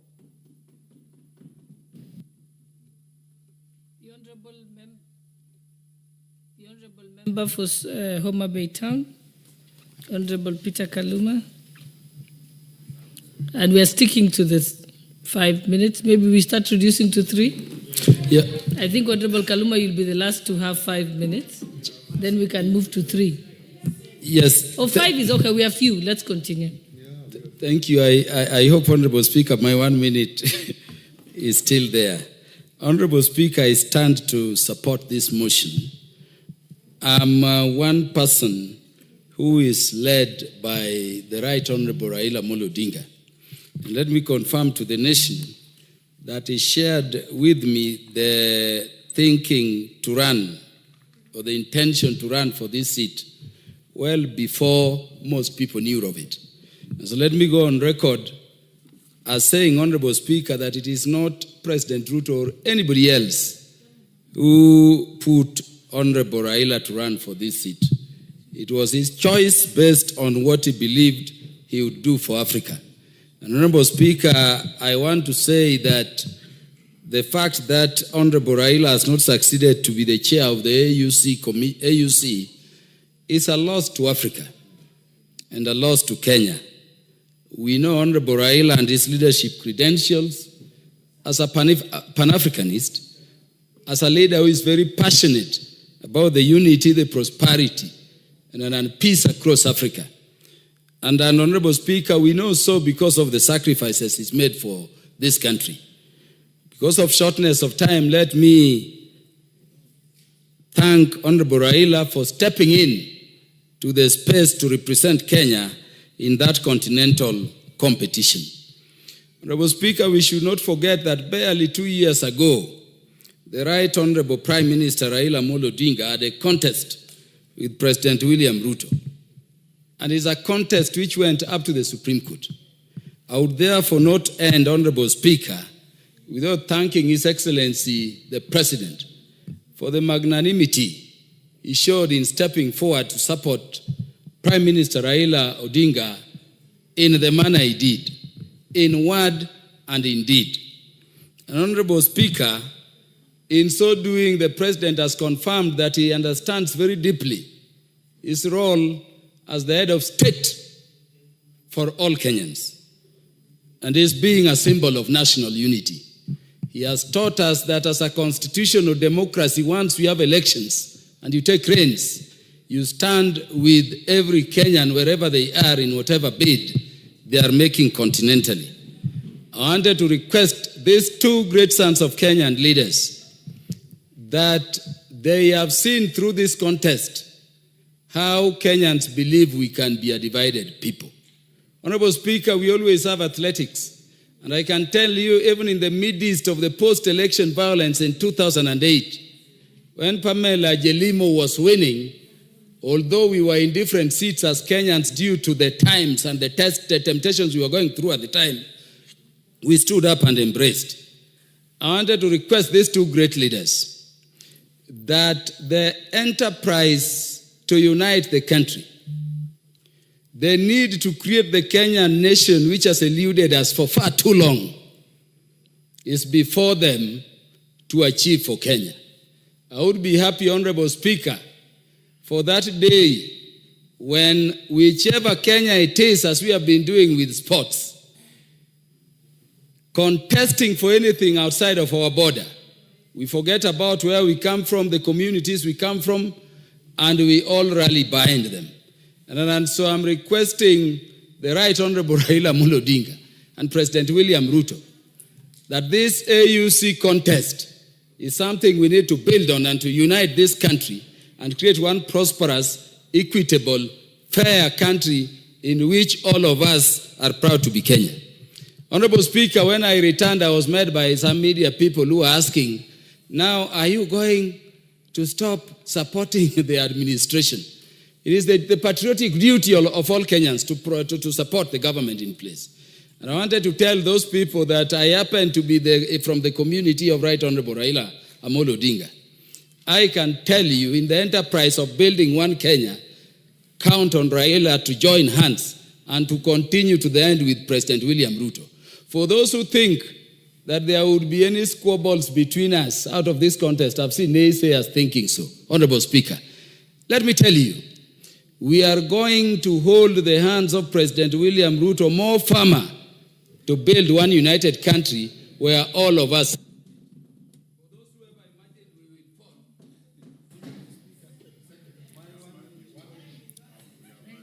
I think there are many others who are, but I think the Honorable Kimani Kuria, member for Molo. Thank you very much, And if you Honorable can Speaker. speak in under 5 minutes would be good. Thank you very much, Honorable Speaker. And from the onset, I would like to congratulate this great son of the Republic of Kenya, the Right Honorable Raila Odinga. You know, Honorable Speaker, we do not speak enough of the sacrifices that this great Kenyan has made for where Kenya is where it is today. The freedom of speech that we celebrate, the multi-party democracy that we celebrate in this country, is one of the fruits that were fought with very painful losses by one Raila Amolo Odinga.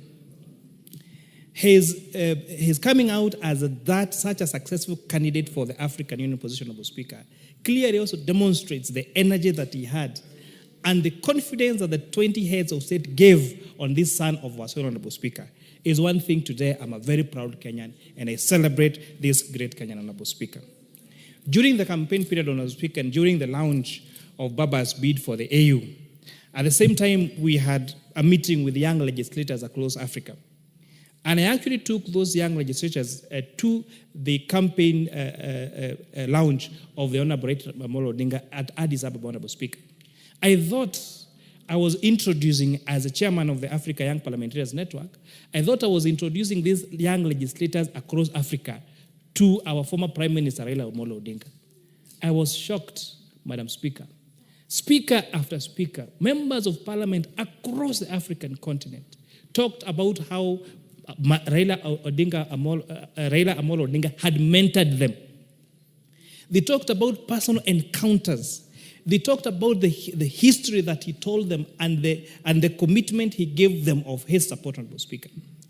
The encouragement that he gave these young people, that some of them attribute to the positions they hold where they are in their respective Honorable countries, Honorable Speaker.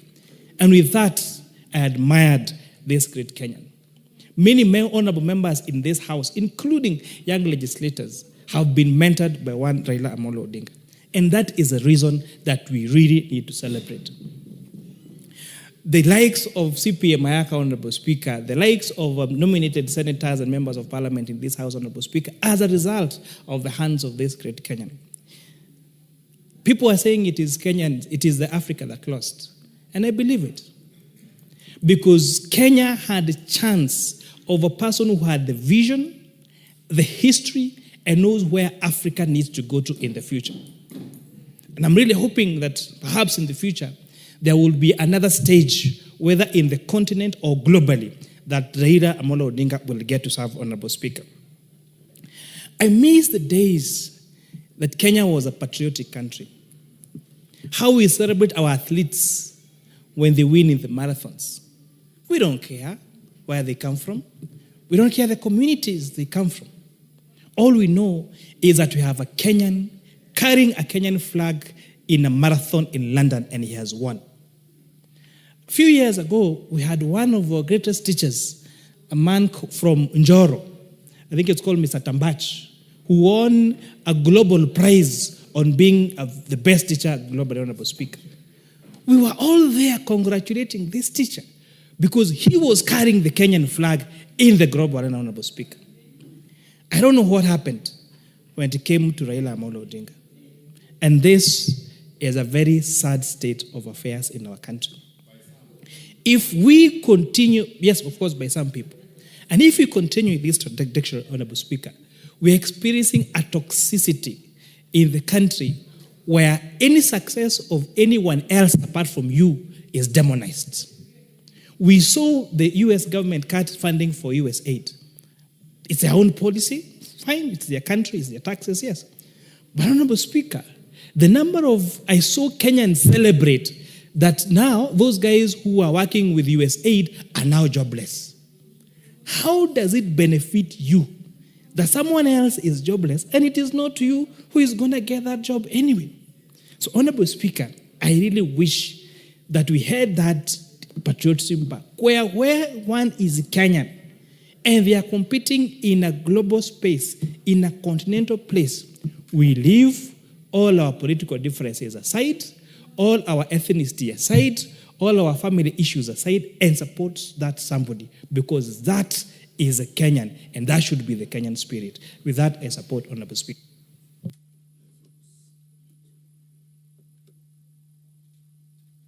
Mic is not working. Okay. Yeah, the Honorable Member for Kitui South, Honorable Nyamai. Thank you very much, Honorable Speaker, for this opportunity to support this motion that has been moved ably by the Majority Leader and seconded by the Minority Leader, the biggest cheerleader of the Honorable Raila Amolo Odinga, the Honorable Junet Mohammed. Honorable Speaker, I would like to start by congratulating the President with Baba. He needed his support. He needed him to cheer him on. So we are very grateful for this. Madam Speaker, I would like to say that the Honorable Raila Odinga, when he was going for this position, he knew that it involved 55 countries of this world.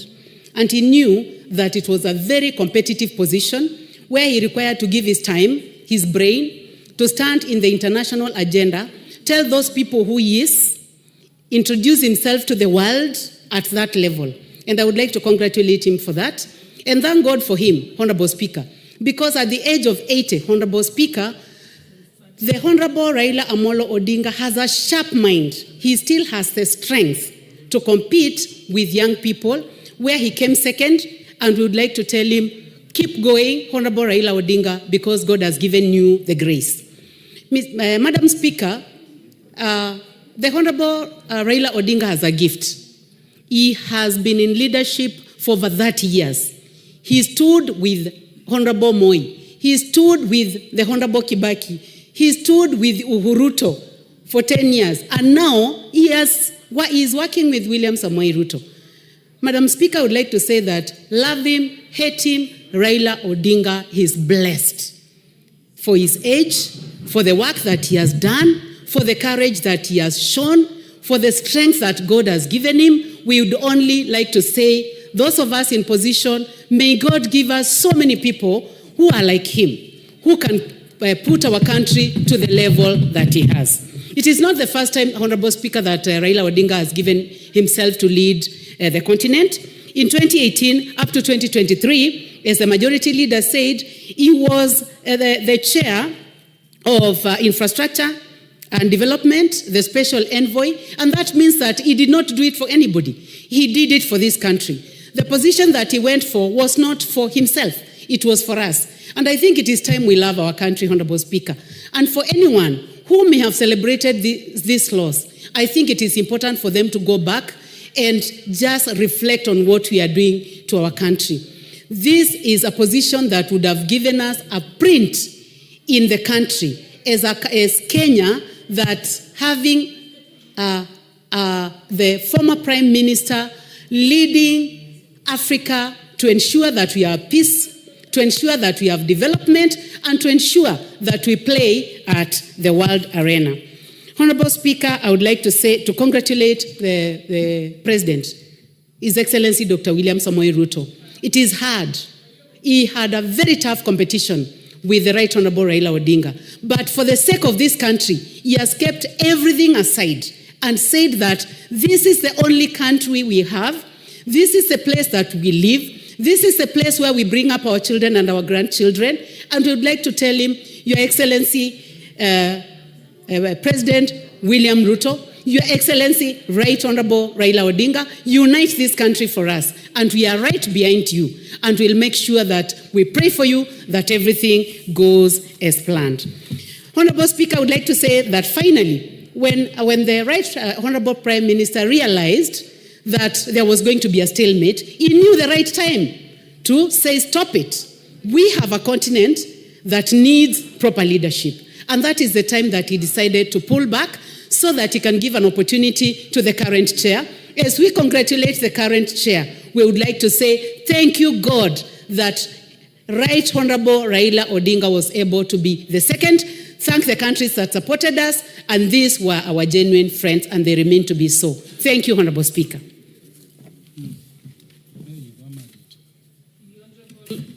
The Honorable Sarah Korere.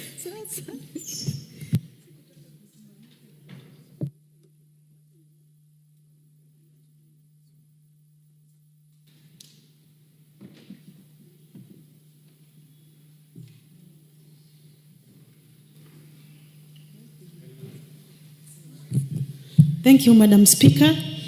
Madam Speaker, I also want to join my colleagues in congratulating the former Prime Minister in his attempt to vie for the chairmanship of the AUC. And Madam Speaker, I also want to sincerely thank the President of this nation, His Excellency William Samoei Ruto, for his statement and patriotism. Madam Speaker, the Honorable Raila Amolo Odinga is a man to be remembered for many things and is a man to be celebrated. Honorable Speaker, if there is one person who have paid the price for democracy in this country, it is the Right Honorable Raila Amolo Odinga.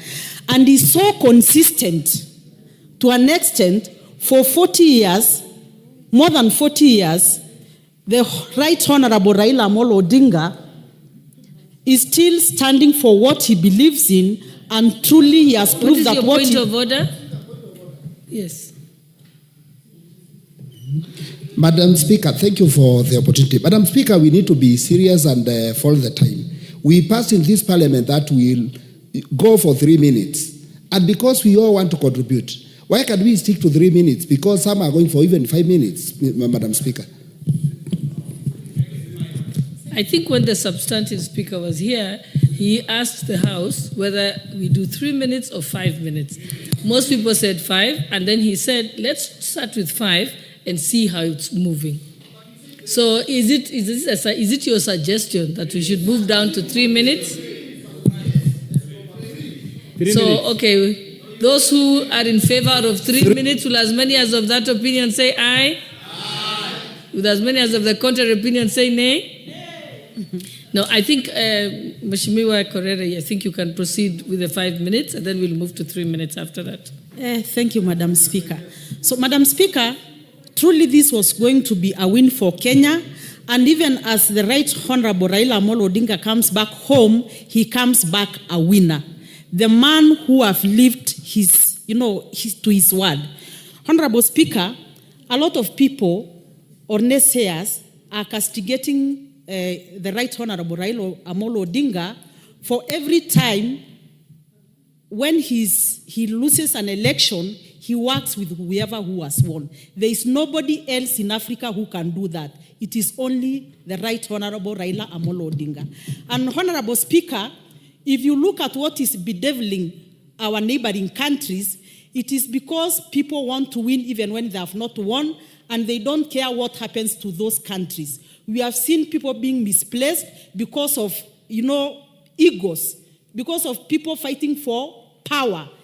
The Right Honorable Raila Amolo Odinga is one person who have really proved that Kenya comes ahead of everything. Kenya comes ahead of him. And Honorable Speaker, I just want to implore upon this country that this is the high time that our president and the Right Honorable Raila Amolo Odinga leads this country into unity. Honorable Speaker, I first got into politics through ODM. And at some stage, I was a ODM chairperson in Laikipia. And Honorable Speaker, Even the president today was once an ODM person. He was once an ODM member. What I want to say is, it is possible for Kenyans to work together, regardless of which region they come from, regardless of which communities they come from, regardless of their religious backgrounds. Finally, Madam Speaker, it is so sad that some of the utterances that were uttered about the heads of states of other countries and our candidates were uttered on the pulpit of the church. Madam Speaker, we need to pray for our churches. We need to pray for our men and women of the cloth. Because, you know, in our church, in the Catholic, we say the church is a moving church. But I just pray that the church, everybody does not move and leave the church in the world. Honorable nominated member, Honorable Irene Mayaka, and then I think we are coming to you. Thank you, Honorable Speaker, for this opportunity. Honorable Speaker, I also want to take this opportunity to join my fellow colleagues in congratulating the Right Honorable Raila Amolo Odinga for conducting himself as the true Pan-Africanist that he is, and actually offering himself up for the AU chairperson position. Honorable Speaker, the Right Honorable Raila Amolo Odinga is one of those people who are very resilient. When we were in Addis and we were all feeling very sad about this particular loss, he was talking to us while smiling and assuring us that it is not the end of the world. And so I really want to salute him for that. Honorable Speaker, I also want to take this opportunity to thank the President, His Excellency Dr. William Samoei Ruto, for leading the campaign on behalf of Kenya. Truly, what the President did was magnanimous of him.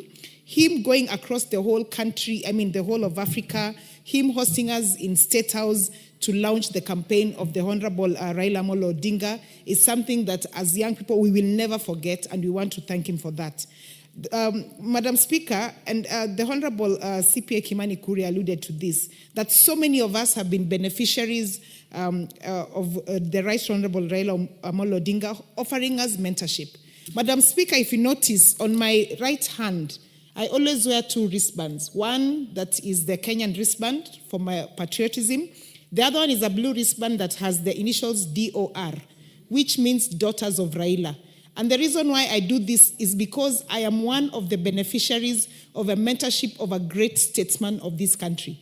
The Right Honorable Raila Amolo Odinga did not look at me as the daughter of so-and-so. He looked at me as a young girl who was really passionate about politics, who wanted to be in this space and mentored me to get to where I am. And so, Honorable Speaker, it really saddened and disgusted me when I saw so many other young people on social media trying to castigate the candidature of the Right Honorable Raila Amolo Odinga. And Honorable Speaker, I just want to say that we also have a fault because we do not educate our young people about the history of some of the great Kenyans that we have, because they need to understand that when you're out there, when you're competing as a Kenyan, we all forget our tribal cards, put them aside, and stand up for the Kenyan who is competing for something. And therefore, Honorable Speaker, even for the people in Nyeri who are celebrating this, I really want to just tell them that that was a show of patriotism, and we should not allow it as a country. And therefore, Honorable Speaker, even as we introspect and look at what else for Kenya in terms of Africa, even as we congratulate Djibouti for winning this particular contest, I just want to say personally, I think that Africa lost an opportunity to be led by a great man, an opportunity to have a Pan-Africanist who would have taken this continent to the next level. I submit and I thank you.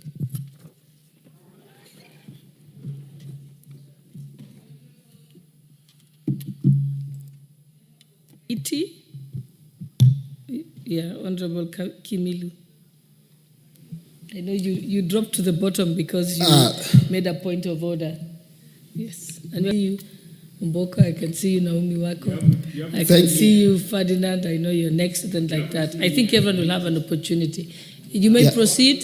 Thank you, Madam Speaker, for giving me the opportunity. And Madam Speaker, before I contribute this important motion, I want to I want to give my condolences to the family of Malulu and the constituency for the loss, and Madam Speaker was our colleague, and I want to say my apology to the constituency, Madam Speaker, and the family. Madam Speaker, I want to say for the loss of Baba, it's a loss of the country, Kenya. And I want to say that we all lost, Madam Speaker, as a country, and this wants to teach us a lesson going forward, Madam Speaker, because it's a big shame to the country, Kenya, for this big loss. But because, Madam Speaker, Baba was a strong candidate, we want to congratulate him because, in fact, coming number 2, it was not a joke because there was a stiff competition, Madam Speaker. And I think, Madam Speaker, going forward, we also need to see how we are going to operate with some of our friends. Because, Madam Speaker, although, Mr. Speaker, although you cannot know who voted where, Madam Speaker, but body language and the reaction can also speak louder than the voting, Madam Speaker, Mr. Speaker. So I think some of the guys, they pretend they are our friends. I think they are not our friends, Mr. Speaker. Like this guy, I don't think whether Museveni is a friend of this country, Mr. Speaker. And these are the people we need, Mr. Speaker, to be serious, because we need to know who are our true friends and who are just lying us, who are just telling us we work together, we are friends, but they are not friends to this country, Mr. Speaker. I think it's very important, Mr. Speaker, and this is the time as a country we need to be united, we need to look forward, and also we need to forget of what has happened, Mr. Speaker, and move forward as a country. We need to come back. I want to request Baba to come back to the country. We unite and see how we can move our country together, Mr. Speaker. Mr. Speaker, I don't agree with some of segment made by the Kenyans, Mr. Speaker, but it's their right to make such segments. But Mr. Speaker, I think this is a time we need to give Baba moral support and also stand with him, because it's not easy. It's not easy. I'm a politician and I know what it means. But, Mr. Speaker, we need to support him. We need to give him moral support. And I want to say, as a country, let's not have...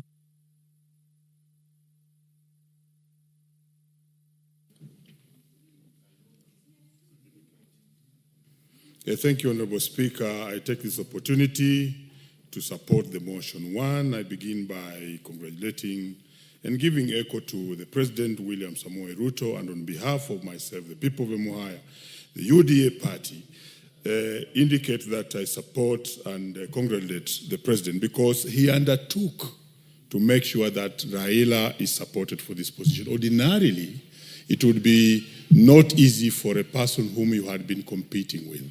I saw a spirit of brotherliness, a spirit of Kenyahood that he exuded. I also want to thank him for taking us to that space where you would imagine for a new Kenyan born that this is the first time that we were having the AUC elections happening, because it's a space which ordinarily Kenyans had not been exposed to. And the publicity, the campaigns, and the aura that it was given set the stage. Number 2, let me congratulate and echo Raila Amolo Odinga. Raila Amolo Odinga has risen now to beyond just a leader of a section or a small area in this country. Raila is a statesman. He now joins the Pan-Africanists, the likes of W.E. Du Bois and the others like Marcus Garvey, maybe Kwame Nkrumah and others. Because what he does, he shows very clearly that he is above the normal, ordinary, small politics of Kenya. But he rises beyond that level to support Kenya as a country and where need is required. Look at just the last, because one member of parliament had created the milestones that he has done.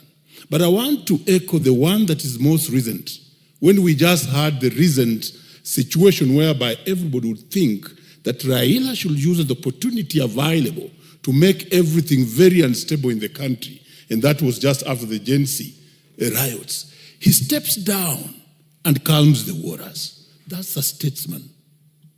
And therefore, as he comes back, I believe these are two leaders who went through a very rigorous session of praying together in Addis, surmounting certain challenges together, and even discussing what to deal with. So if anybody, rather for all the Kenyans, this is not the end, it's just the beginning for the big things to happen. And I want to encourage the two leaders to work together as two statesmen to bring unity, unify the country, and make us develop. And we have seen common challenges and problems outside there. This should make us even work together and be stronger than it was, and not to divide us. Thank you, Honorable Speaker. The MP for Mwingi West. Thank you, Mr. Speaker, for this opportunity to add my voice to this motion, and I want to support it, Mr. Speaker. First of all, I just want to congratulate His Excellency, the President, on this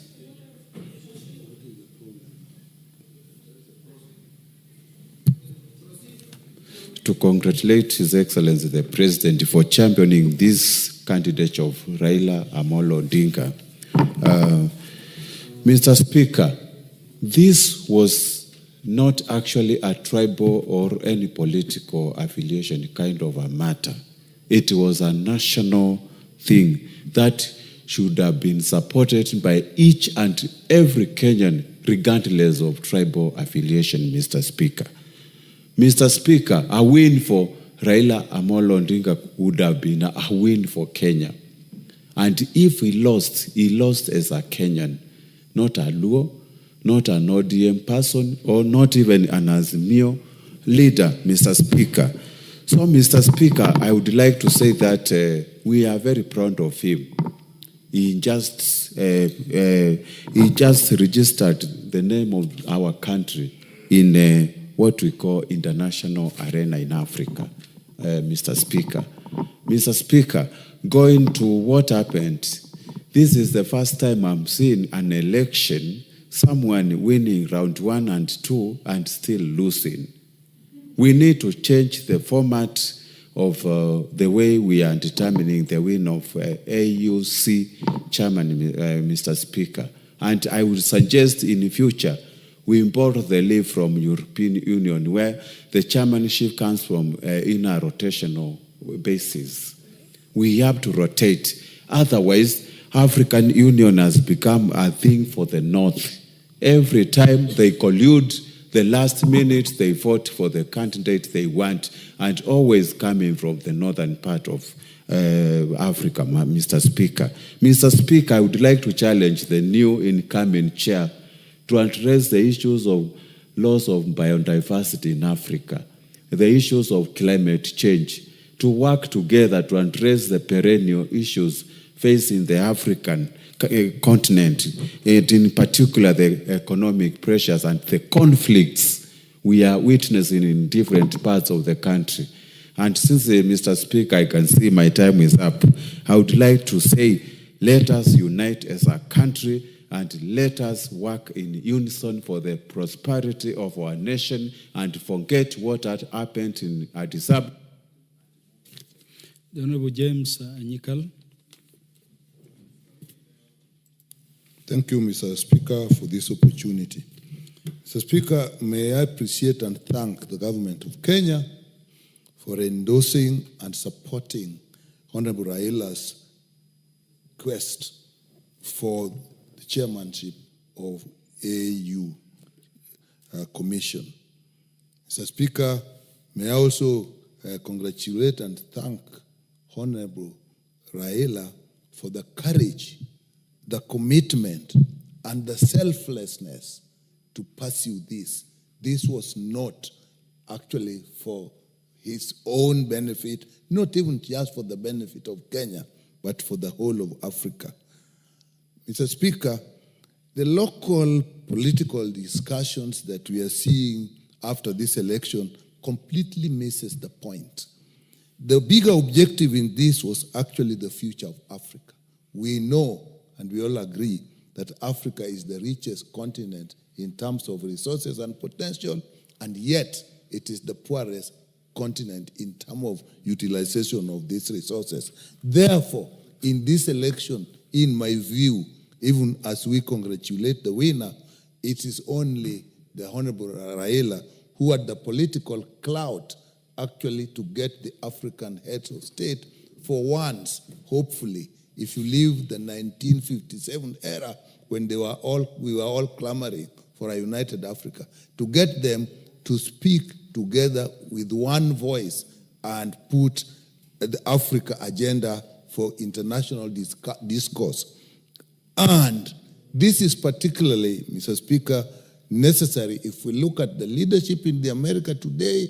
African leaders need to talk together with one language. This is what is going to protect us. And in my view, this is what I know, and everybody perhaps knew Raila Amolo Odinga was capable of doing.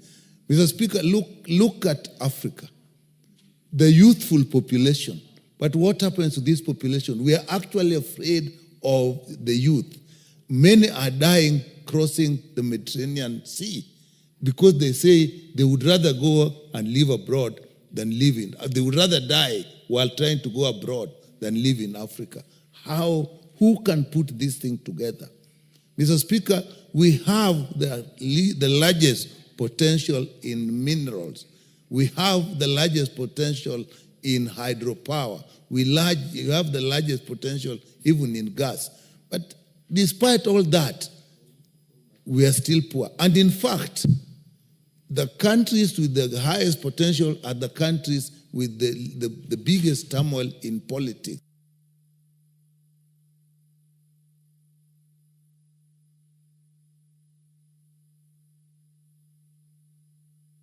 The Honorable David Gikaria.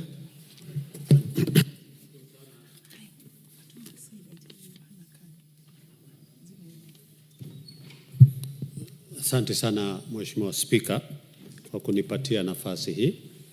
Na ya kwanza nichukue nafasi hii kumpongeza Mheshimiwa Raila Amolo Odinga kwa kujitokeza kwenda kuwania kiti cha kuongoza Afrika nzima.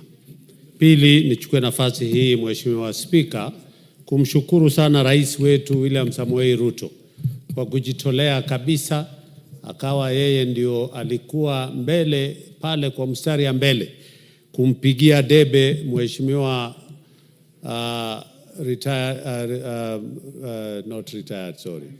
Prime Minister Right Honorable Raila Amolo Odinga.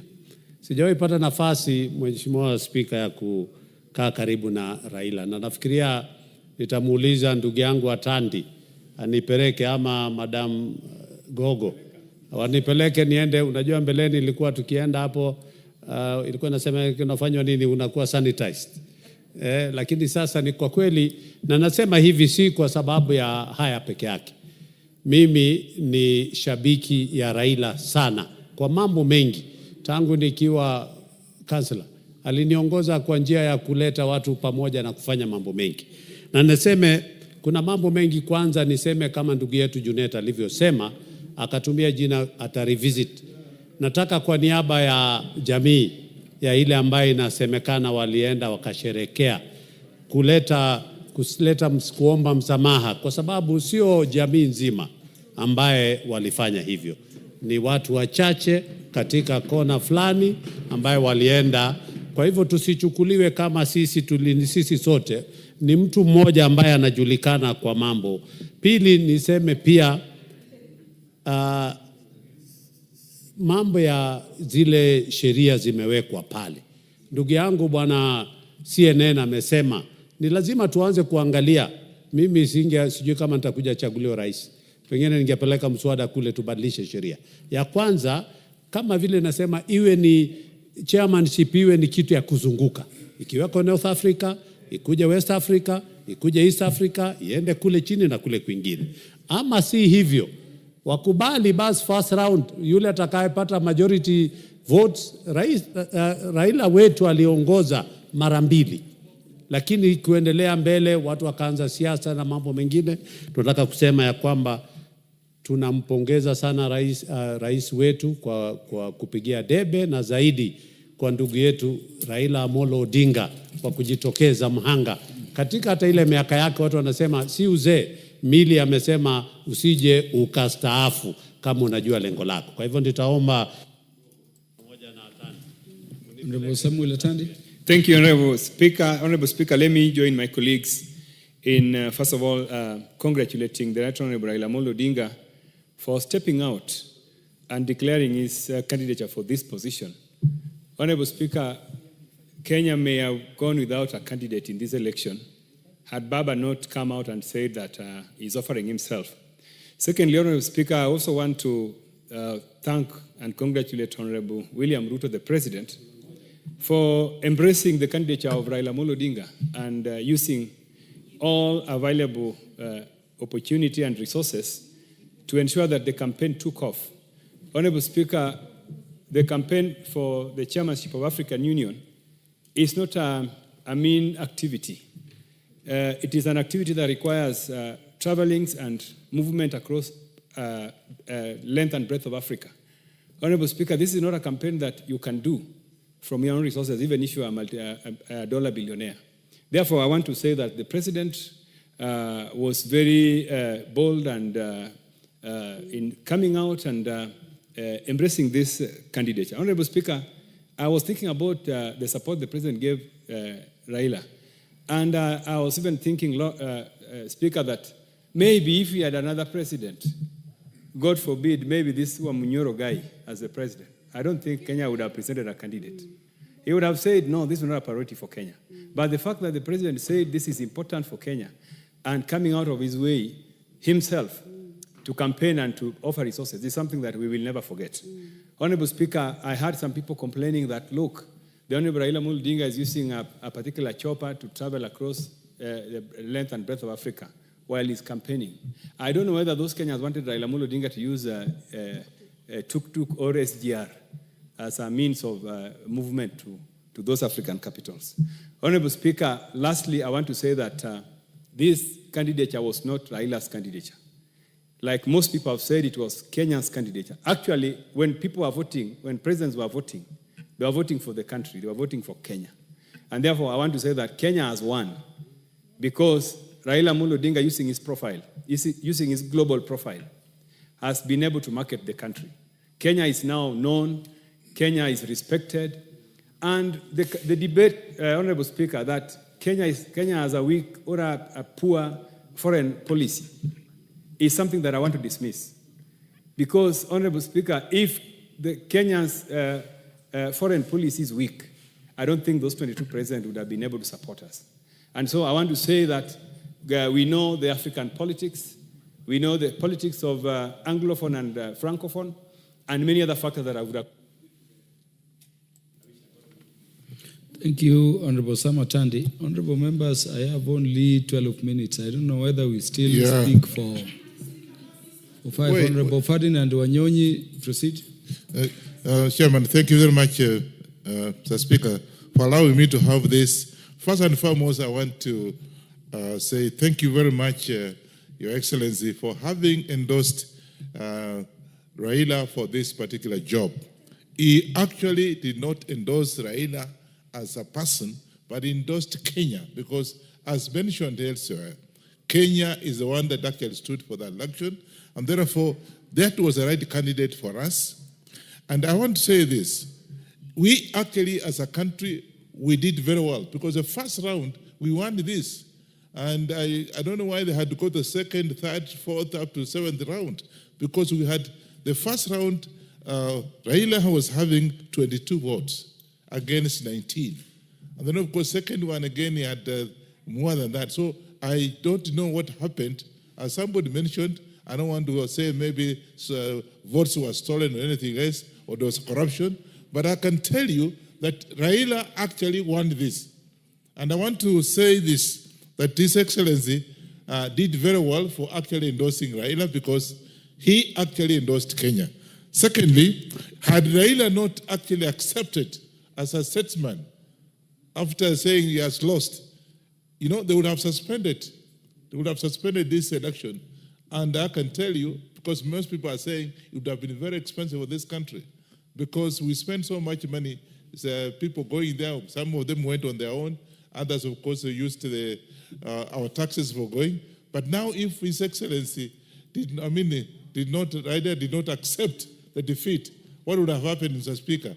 Would have been that now, the whole thing suspended and would have spent so much. And therefore, he actually went for a country, and I want to accept that actually that was the right candidate. And ask me a second question.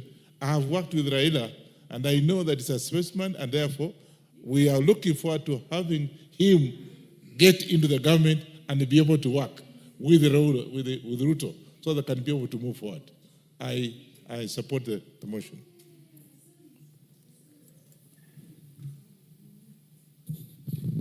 The Honorable Fatuma, MP for Migori County.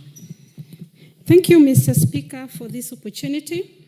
First, I want to congratulate His Excellency, the President of the Republic of Kenya. He did what only great men would do. And as other Kenyans are talking, we want Africa to know that that was the best candidate. And Kenya won, Africa lost, because we gave them the best of the best. And we are asking Wamunyoro, if you think Raila was not fit, why would you not give yourself in to go as a candidate so that we see how many votes you'd have garnered? I also want to congratulate my Baba, my father, the father of this country, the father of Africa, that only a strong man like you would go for this position. Having gone through an election 2 years ago, and you go again for another election, I think only a God-given man would do such a thing. So I congratulate you, Baba, and as you come back home, we celebrate you. We will slaughter all our chicken for you. We love you from the bottom of our hearts. Many Kenyans were saying that we use taxpayers' money. Mr. Speaker, here is a form of Pacoso Sacco where I took a loan of 600,000 to go and see Baba win in whichever way. The government did not pay for me. I'll be struggling to pay this loan. And the Kenyans who are saying, and the newspapers who are castigating that we took taxpayers' money, the National Assembly only paid for 2 members of parliament. The rest of Kenyans there came in the same way or even worse than the way I came. There are Kenyans who took loans. There are Kenyans who sold their cows.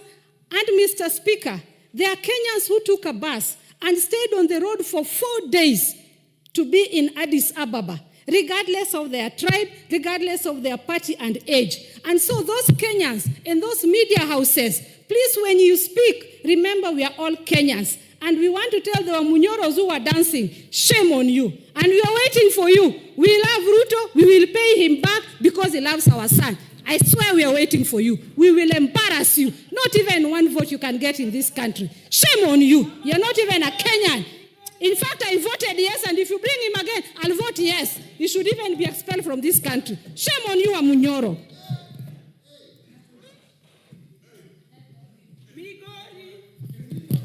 The Honorable Dr. Lillian Gogo. Thank you very much, Honorable Speaker and son. Honorable members, we have only 7 minutes to go. Asumbi, I'll be very. Foremost, I want to congratulate Baba for being Baba, for just being Raila Amolo Odinga. We can never ever in the history of the Republic of Kenya have another copy of Raila Amolo Odinga. And I stand in this house through the mentorship and the guidance of Baba. Thank you for the space that you have given women leadership, and this is what Africa has missed. And I want to tell our president, the president of the Republic of Kenya, the Honorable William Samoei Ruto, Doctor. Daktari, may the Lord bless you. I saw you hold Raila's hands like a son of Kenya. I was there. Many, many, many Kenyans from all walks of life were in Addis. Many, many. And we had a watch party. And the hall was full with Kenyans of all walks of life. And people gave themselves out. But I want to thank the President of the Republic of Kenya for his humility, for holding on to Baba's hand. And for all I care, William, any time that you are going to call on us, William, I'm telling you this, William, Anytime you are going to call on us, William, I saw you. Nobody told me. I saw with my 2 eyes. Riding in the same vehicle with Baba, our Baba Uonoa, William. William, thank you very much. And when you want us, William, when you call on us, William, we saw you. We saw what you did to our very own. Somebody we value. Somebody Kenya values. Somebody who's gone through so much for this country. Somebody who sacrifices. Somebody who is not a tribalist. Somebody who has given so much for the great Republic of Kenya. And William, you came. And William, you were there for Baba. And William, you talked to us. And you are so humble. William, William,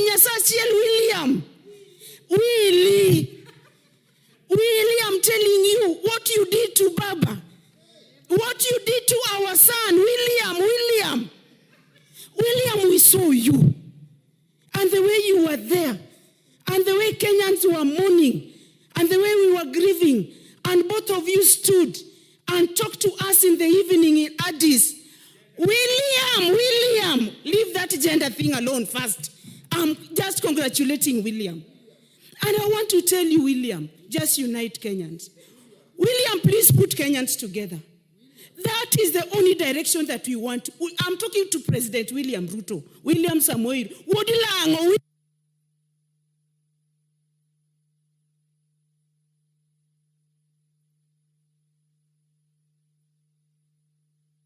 Bogidinji Gishimu.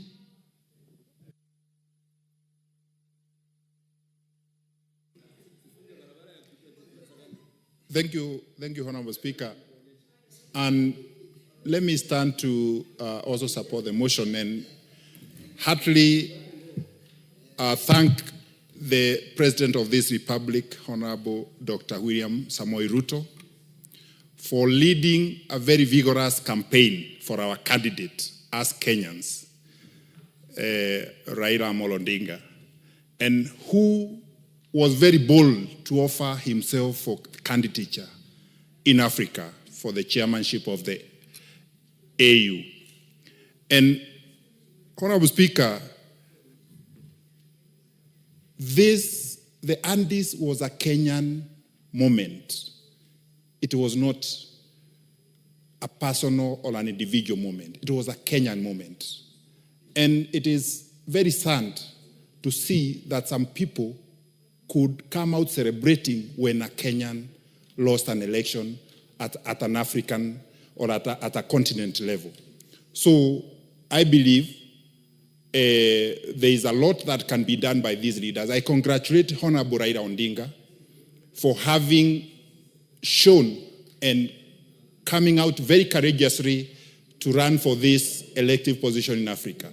I believe the two leaders, Honorable Raila Odinga and Honorable Dr. William Samoei Ruto, the President of this country, will also come together and bring unity in this country, which is already there, and strengthen it so that for the benefit of all Kenyans and for the benefit for each and every part of this country.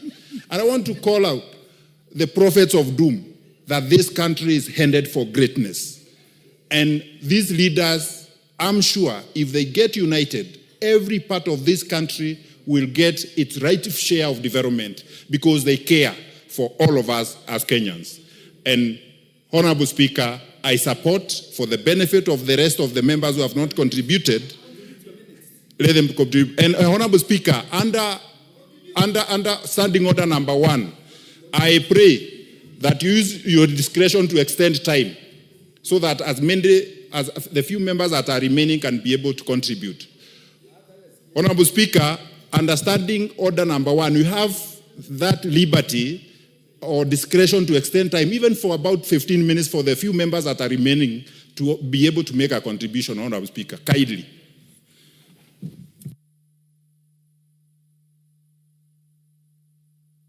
Matter where the substantive speaker whom I assist will allow me to invoke the provisions of Standing Order number 1 without being punished. And so standing order number 1 is accordingly invoked to extend the time for this motion so that the interest showed, because we are talking a very patriotic, matter. Yeah, it's duly registered. The Honorable, is that the Honorable Kakuta Maimai? Yes, the ma must speak. Yeah. You have to balance.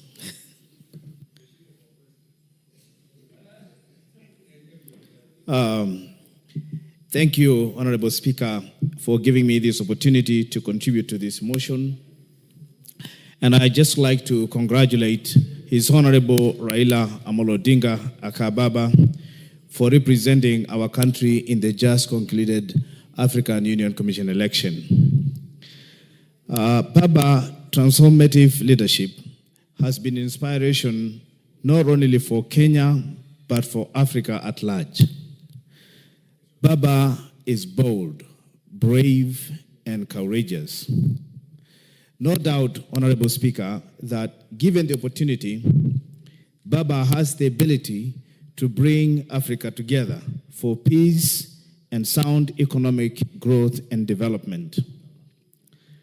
In fact, the African continent would have been a better place with Baba in the helm of his leadership.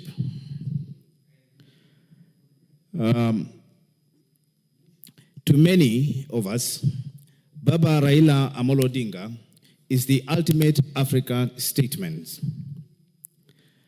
As a Kenyan, I am proud of my country and our citizens for continuing putting Kenya on a global map in so many different ways.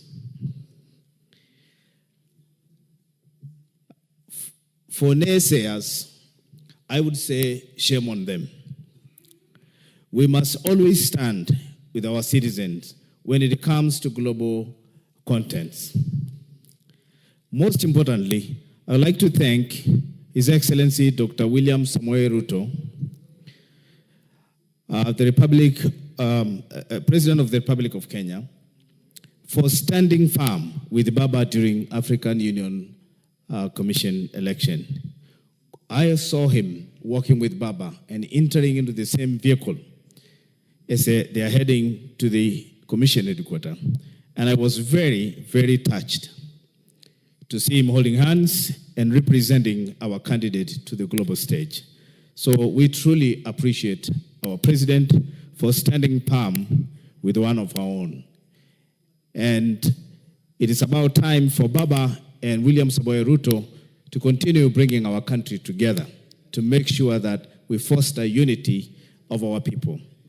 Thank you, Mr. Speaker, for giving me this chance to contribute to this motion. The Honorable Joshua Mwalio. Thank you. Thank you, Mr. Speaker. I thought you have forgotten me, but God has remembered me. I want to thank I want to thank the president of this great nation.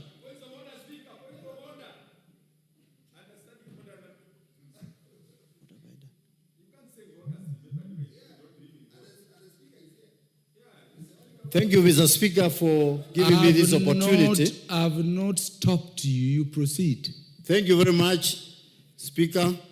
I wanted to thank the President for what he did to be able to support one of our own, the former Prime Minister, to be able to vie for the chair of African Union Commission, and even to stand with him up to the end of the election. And even after the election, I saw them sit together while speaking maybe good words of encouraging him not to give up because there is still future. I also want to thank the people that went to Addis to support Baba. Those who took their time, those who took their money, they traveled by air, others by road, to be able to stand with our former Prime Minister. I want sincerely to thank them. I also want to say that when the books of history will be written, they will be able to write that the former Prime Minister vied for the chairmanship of AUC because that is what he has done. And he fought a good fight, and in every contest, there must be a winner and a loser. But losing to the seat does not mean losing to Kenyans. We Kenyans, we have won because our candidate was number 2 and he fought a good fight, and we are going to celebrate him when he comes back. So we encourage him to continue serving this country diligently, always, as he has always done. Thank you very much. God bless Prime Minister Raila Odinga. The Honorable Dr. Eve Obara. Thank you very much, Mr. Speaker, for giving me this opportunity to also add my voice to support the special motion. Mr. Speaker, first and foremost, let me appreciate our President, His Excellency William Ruto, for standing with Baba. Mr. Speaker, we are aware that Baba expressed his interest in the position, and the President supported him. Mr. Speaker, he gave it his all. And I'm repeating that he gave it his all, and we all saw it. Mr. Speaker, let me thank Baba Raila Amolo Odinga for the statesman that he is, Mr. Speaker, that he has made us proud as a country, because this was not his, it was not individual interest, but for the country. Mr. Speaker, he has reminded us continuously that in every contest there is a winner and there is a loser. Mr. Speaker, he demonstrated this even as we were hurting at the dinner after the event. He stood there proud and tall as a Kenyan to tell us that it doesn't matter. I knew that there were only 2 outcomes, and this is my outcome. At this juncture, let me congratulate the candidate who won, Mr. Mohamed Yusuf from Djibouti.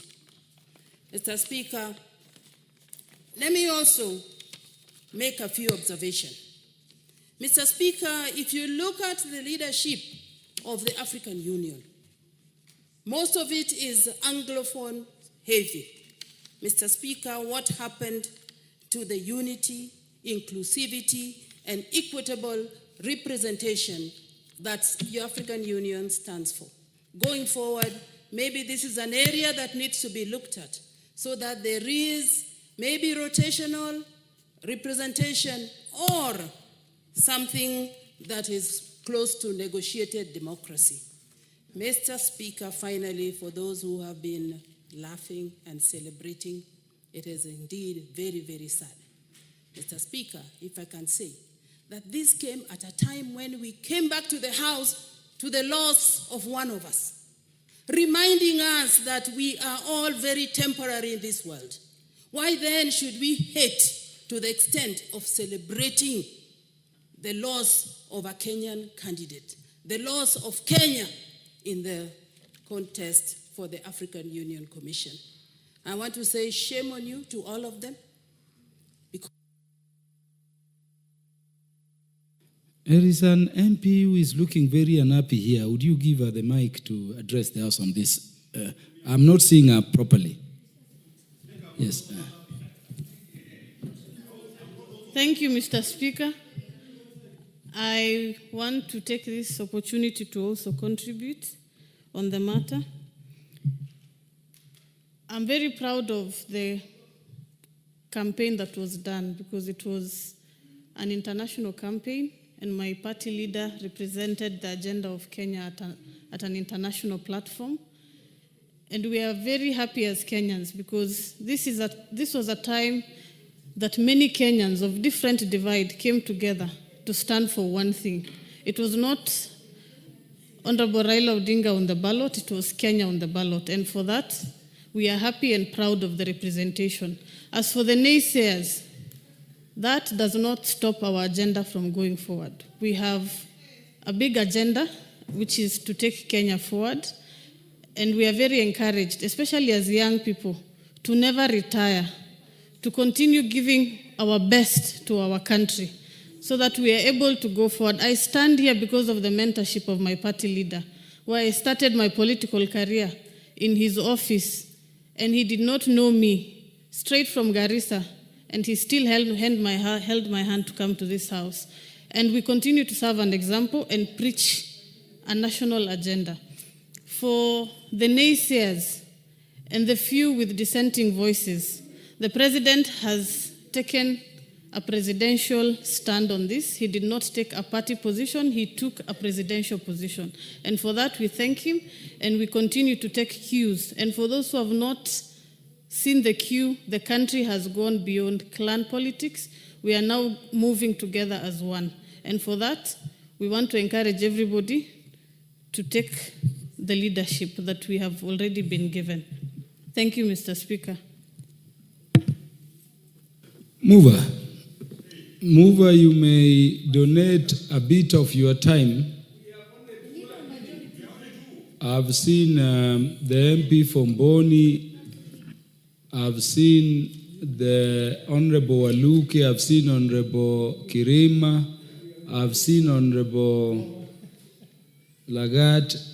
If you will only, I've seen Honorable Sabina Chege. Only if you will, you may donate. If not, reply, because when the time comes, the House has to move as per standing order.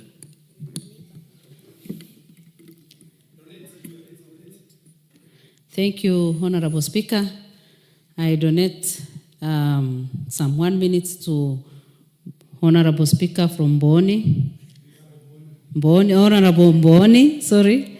Honorable Mboni, Honorable Waluke, Honorable Sabina Chege, Honorable Benjamin, and Engineer Kiragu. 1 minute each. Ni sawa? Okay, another 1 minute to you, but usiongee vibaya.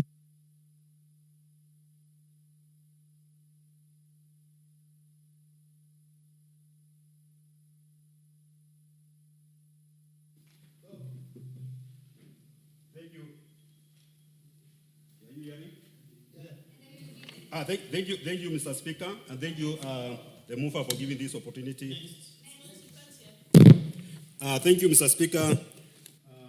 Thank you, the mover, for giving me this opportunity also to say one or two things about this event. First of all, the candidature for Honorable Odinga was not an individual candidature, but a candidate for Kenya. That's one thing people should know. A win for Kenya for Honorable Odinga was supposed to take Kenya to another level of the diplomatic space, and not only in Kenya or Africa, but in the world. Baba has a lot of knowledge of problems facing Africa, and this knowledge should be utilized to sort out problems which are faces this Africa, including unemployment among the youth, trade barriers, and poor infrastructure. When you look at the AUC staff, most of them are French-speaking staff. If you go to that secretariat, you may not find a Kenyan working there. But having an English-speaking candidate, chairman, we are likely to get English-speaking youth and staff who are going to work in that. So for those people who are actually celebrating the loss of Kenya, Baba, they should know that it's not about Baba. It's about Kenya. And we should love our country. Lastly, let me thank the President for the support. I think he did very well. Next, is it Honorable John Waluke? Thank you, Honorable Speaker, for giving me a chance. Honorable Speaker, Honorable Prime Minister Raila Amolo Odinga fought as a man, as a son of this soil, Honorable Speaker. It was just bad luck because those other countries feared Honorable Raila because he had a plan to come and change the whole of Africa. And some of them maybe did not want, but we want to say that God bless him because Honorable Raila had a good vision, good mission for Africa and for Kenya, because he could have changed even promoted this country to another level. Honorable Speaker, I also want to thank the President of this Republic for giving support to the Honorable Prime Minister. We love Raila. Me, I like him for his politics. He's a man of his own. He's a man.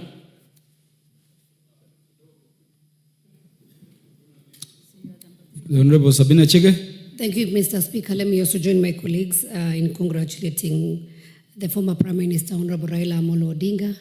He's a man I worked closely with. I know he's a father. I know he's a mentor.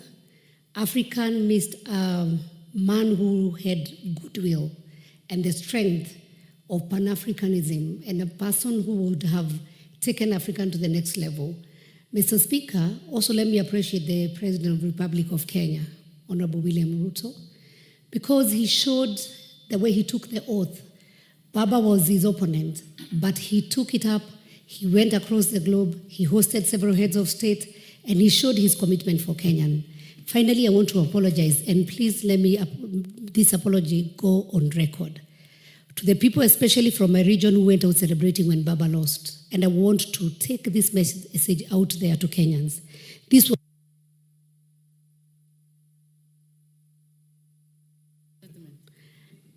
I want to say this, Honorable Speaker, that the Baba win, or Baba going to AU, he was not going as Raila Amolo Odinga, but as a Kenyan.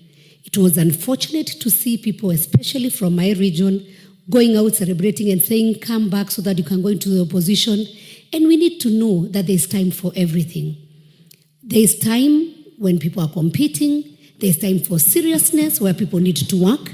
And we cannot politic from morning to evening. So I want to apologize to Baba, and I want to tell him we love him. Those who are a few people who are misled by an individual, and I want to take this apology and I say, Baba, we love you. Come to Kenya. We will work together. And thank you, His Excellency William Ruto, because he stood with him and he's still standing with him. I thank you, Mr. Speaker. Thank you, Mr. Speaker, for giving me the opportunity. I want to go on record for supporting this motion. First of all, to thank the President for standing with the Right Honorable Raila Odinga. And he has proved that, in fact, he's a man of his words. When he says that he'll work with somebody, he has demonstrated very well on this one. For Right Honorable Raila, I know him when I was a student at the university, and I saw him wearing the white clothes, helping the other students. He was an instructor. And I have seen him grow through even engineering in many places that he has offered his experience and his expertise in this country. And for sure, his candidature was to change Africa. I know he was committed.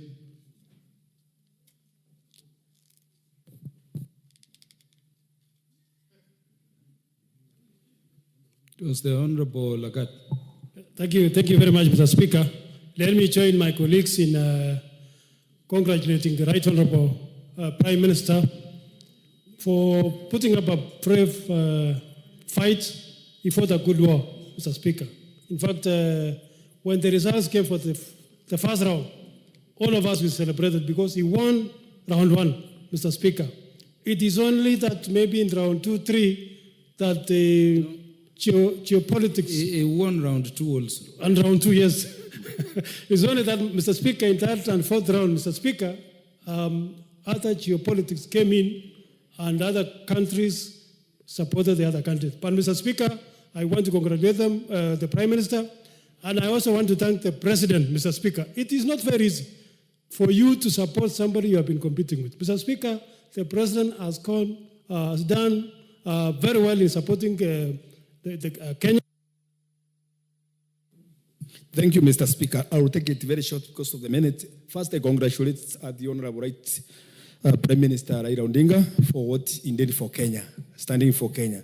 Then the President, standing up with the Honorable Raila Odinga, he galvanized the country together, and that was a sign of unity. I'm praying that what was shown in Addis Ababa, let it now be demonstrated here in Kenya. The NONDEC report, which was discussed to create vacancies and so on, that position of the Prime Minister, let it be created now so that we can have at least Raila giving that kind of advice, which we wanted to be given in Africa, to be given in Kenya here. It will work very well for us. Thank you, Honorable Speaker.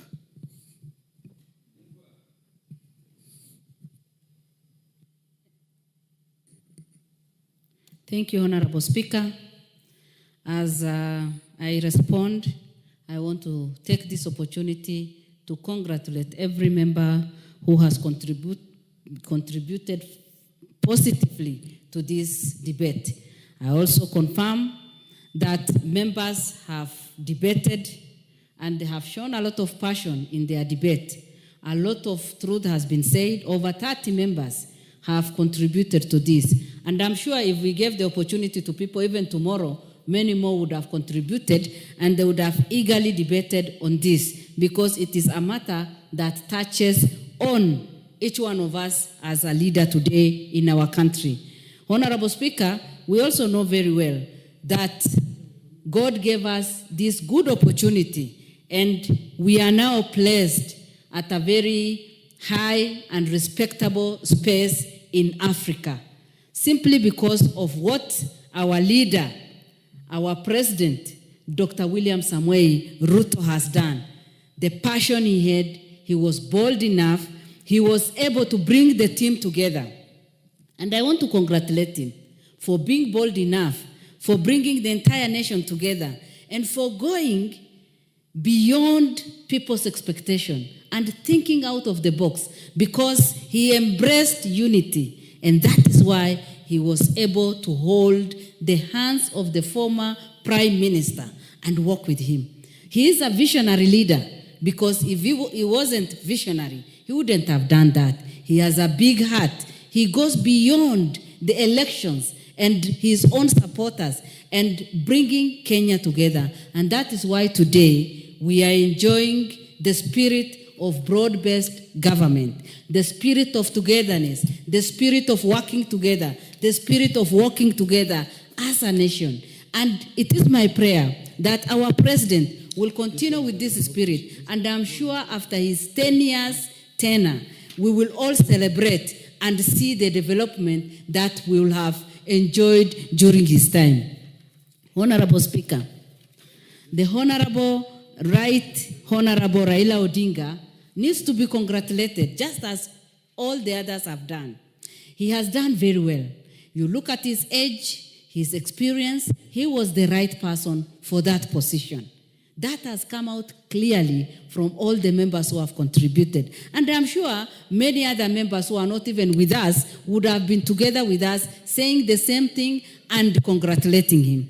He has done great, because in the whole season of campaign, the president himself confirmed to us that he was strong enough, he was able to move from one place to the other place, and the president leading and moving from one country to other country, bringing the leaders together, talking to them, and it just made us being proud of our country, and also feeling that, yes, as a country, we have gone to another level.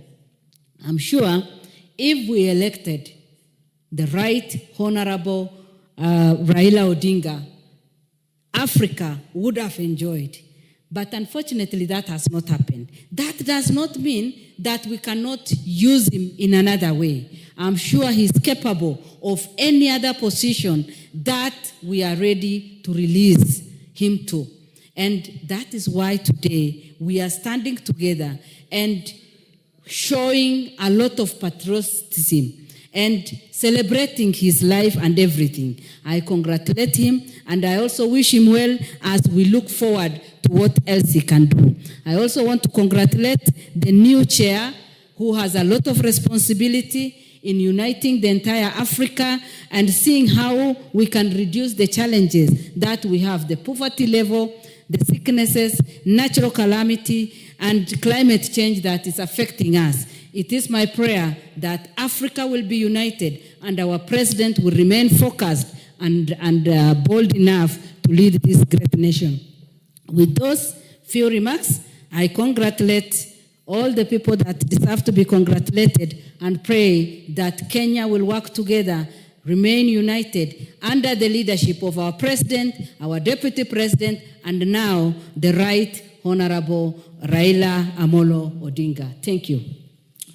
Honorable members, allow me to put the question that recalling that the African Union, the successor to the Organization of African Unity, was launched in 2002 as a continental body consisting of 55 member states that make up the countries of the African continent, with a vision of creating an integrated, prosperous, and peaceful Africa, driven by its own citizens and representing a dynamic force in global arena. Aware that the African Union Commission established the Secretariat responsible for the day-to-day operations and activities of the AU, is headed by the chairperson elected by the heads of state and government from member states. Recalling that on 27 February 2024, Kenya formally announced that the former Prime Minister, the Right Honorable Raila Amolo Odinga, EGH, will be vying for the position of chairperson of the African Union Commission, building on his previous service as the African Union Special Envoy for Infrastructure Development in Africa from 2018 to 2023. Appreciating that in recognition of the immense Pan-African ideals embodied in the candidacy of the Right Honorable Prime Minister Raila Odinga, his dedication and leadership in advancing the cause of the African continent through various initiatives and positions held over the years, including his previous service as the African Union Special Envoy for Infrastructure Development in Africa, His Excellency the President endorsed the Right Honorable Raila Odinga as Kenya's candidate for the chairperson of the African Union Commission, noting that the Right Honorable Raila Odinga's candidacy for the position of chairperson of the African Union Commission was not only his personal ambition, but also a symbol of Kenya's deep commitment to the goals of the African Union and his desire to actively participate in shaping the continent's future. Commending the government of Kenya, led by His Excellency the President, for the Pan-African campaign in support of the Right Honorable Raila Odinga, reinforced by Kenya's commitment to regional and continental integration and cooperation, guided by Kenya's foreign policy. Further commending the remarkable achievement by Right Honorable Raila Odinga for emerging the runner-up in the election of the chairperson of the African Union Commission, held on Saturday, the 15th day of February 2025. Recognizing the need to sustain Kenya's growing prominence on the continental stage and advocacy for a more united, prosperous, and self-reliant Africa, in resonance with the aspirations of millions of Africans who seek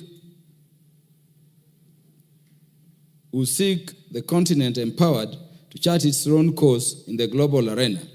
Now, therefore, this House, number one, records its thanks to His Excellency Dr. William Ruto, CGH, President and Commander-in-Chief of the Defense Forces of the Republic of Kenya, for endorsing the Right Honorable Raila Amolo Odinga, EGH, as Kenya's candidate for election as the chairperson of the African Union Commission, and for coordinating the continental campaign in support of his candidacy. Two, expresses its profound thanks to the Right Honorable Raila Odinga, EGH, for demonstrating his unwavering commitment to the service of Africa by offering himself as Kenya's candidate for the position of the chairperson of the African Union Commission, for his leadership in advancing Pan-African unity, for his dedication to the development and integration of the African continent, and for his distinguished attempt at the election, in which he emerged as the runner-up. And three, records its congratulations to His Excellency Mahmoud Ali Yusuf in his election as the chairperson of the African Union Commission on the election held on Saturday, 15th February 2025. Will as many as are of that opinion say aye? Will as many as are of a contrary opinion say nay? The ayes have it.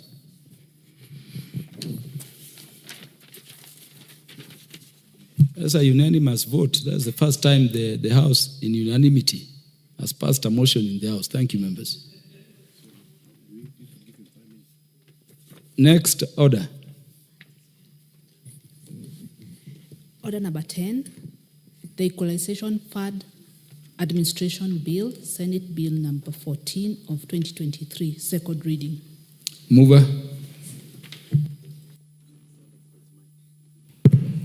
Honorable Mr. Speaker, sir, I raise to move that the Equalization Fund Administration Bill number 14 of 2023 be now read a second time.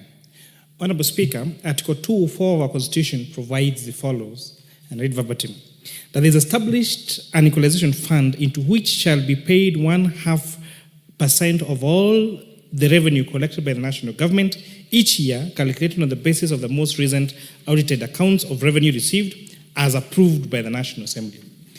The national government shall use, and two, the national government shall use the equalization fund only to provide basic services including water, roads, health facilities, and electricity to marginalized areas to the extent necessary to bring the quality of those services in those areas to the level generally enjoyed by the rest of the nation as so far as possible. Honorable Speaker, this bill is seeking, therefore, to provide for the administrative structure for the management of the Equalization Fund as is established under Article 204 of our Constitution. It establishes the Equalization Fund Advisory Board, and additionally, the bill also is seeking to outline the structure and responsibilities of bodies or officials tasked with administering the fund. This bill, Honorable Speaker, will help provide basic services including water, roads, health facilities, and electricity to the marginalized areas to the extent necessary so that to bring the quality of those services to the level that is generally enjoyed in the rest of the country. Mr. Speaker, Clause 4 of the bill is seeking to provide for source of the funds, and the committee noted that there was a typographical error in the wording of what that fund should consist, and we will be proposing amendments in the clause to include the word 0.5% of all the revenue collected by the national government. Clause 6, Honorable Speaker, is seeking to establish the advisory board to the Equalization Fund. The committee also noted that as currently constituted, the bill requires representatives of persons nominated by the Senate. The committee proposed deleting the representation by an individual nominated by Senate, as this, Honorable Speaker, averts the separation of powers as envisioned in our Constitution between the separation of the powers of the roles of the executive and that of legislature, Honorable Speaker. Instead, we will be recommending to replace the nomination of a person from the Senate to require that the fund nominates persons living with abilities, interest groups, and young people in the areas where these particular funds will operate, Honorable Speaker. Additionally, the committee proposes that individuals appointed under this section shall be gazetted. Also, these individuals should service for a term of 3 years with the possibility of renewal, and the board and provided further that the board shall provide sufficient time to effectively implement and realize its vision. This is also in line, Honorable, with Mwongozo Guideline. Honorable Speaker, the Mwongozo Guideline provides for the number of people that should be appointed in any board and the terms in which they should serve, and it recommends usually a 2-year term, honorable renewal, a 3-year term renewable once for this particular board members, Honorable Speaker, and that is what this bill is proposing to adhere to, Honorable Speaker. Mr. Speaker, Clause 13.4. The committee notes that the clause requires the officer administering the fund to open a separate account at the Central Bank of Kenya, in which all money is raised under Section 4 shall be paid to. The committee observed that the Equalization Fund is an independent fund, not under the National Treasury's mandate, and therefore the role of the national government under Article 204 of the Constitution and Section 18 of the Public Finance and Management Act limits the operational aspects as of establishment and maintenance of an account for the Equalization Fund. Honorable Speaker, Clause 18, Section 18 of the PFM Act provides that the National Treasury shall administer the Equalization Fund in accordance with Article 204. This, read together with Clause 29 of the bill, is providing for withdrawals from the fund, which which provisions are similar to those in Section 18 of the Public Finance Management Act. And therefore, the committee was of the view that Section 18 of the PFM Act ought to be repealed to avoid conflict and overlap of these two provisions, Honorable Speaker. The committee also noted that there was inconsistencies in the use of the administration to the fund administrator, and officer administering the fund in the bill. And whereas Clause 2 of the bill defines fund administrator, this is not constantly applied. And therefore, the committee, again, will be recommending amendments to the bill to ensure consistency in the bill.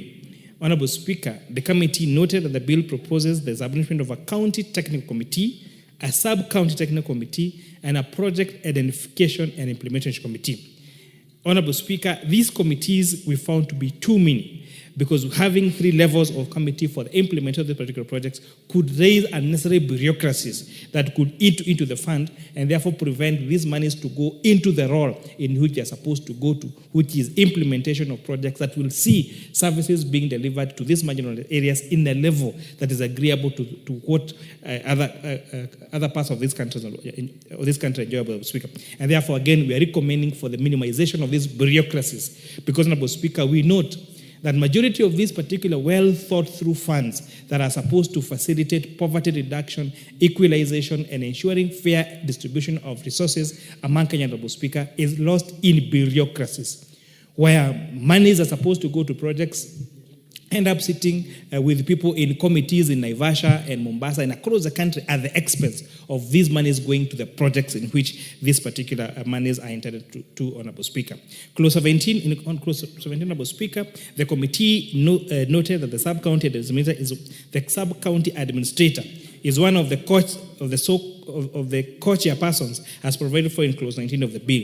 The committee recommends that since the county technical committee is a technical one, another person other than the governor should be proposed. The committee therefore proposes the county secretary replace the governor in the technical committee at the county level.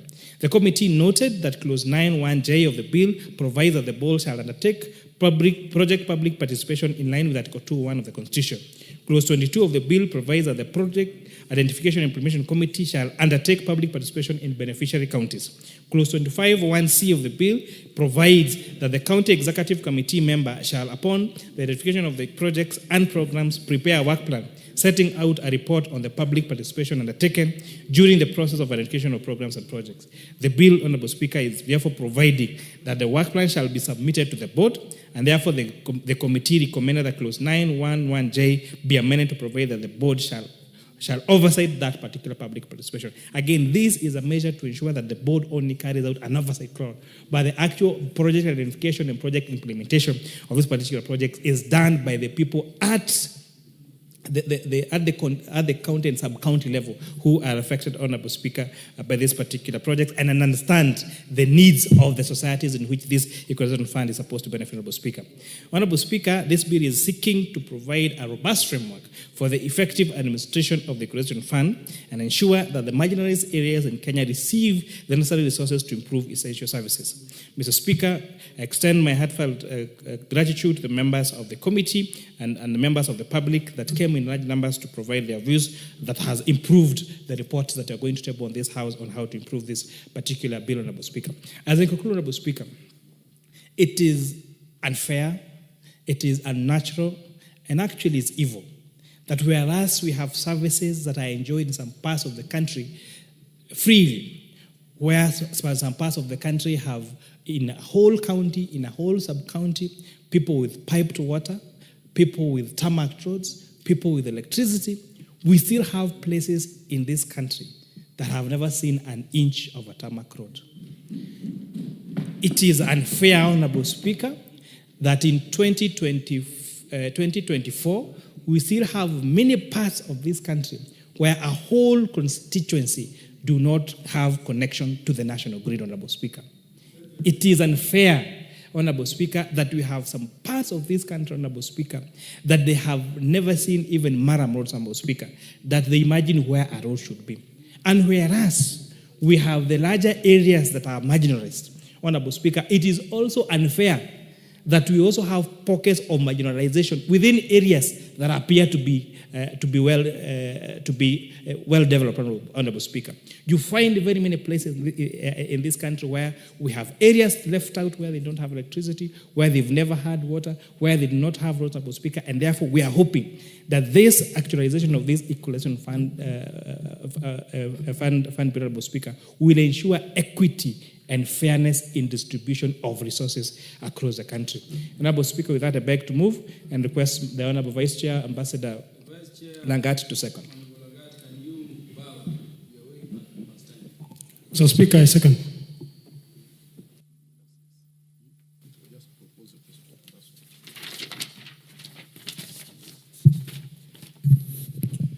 Honorable members, I propose the question that the Equalization Fund Administration Bill, Senate Bill number 14 of 2023, be now read a second time. Order, honorable members, be upstanding. Honorable members, the time being 7:10 p.m., this House stands adjourned until Wednesday, the 19th day of February 2025 at 9:30 a.m.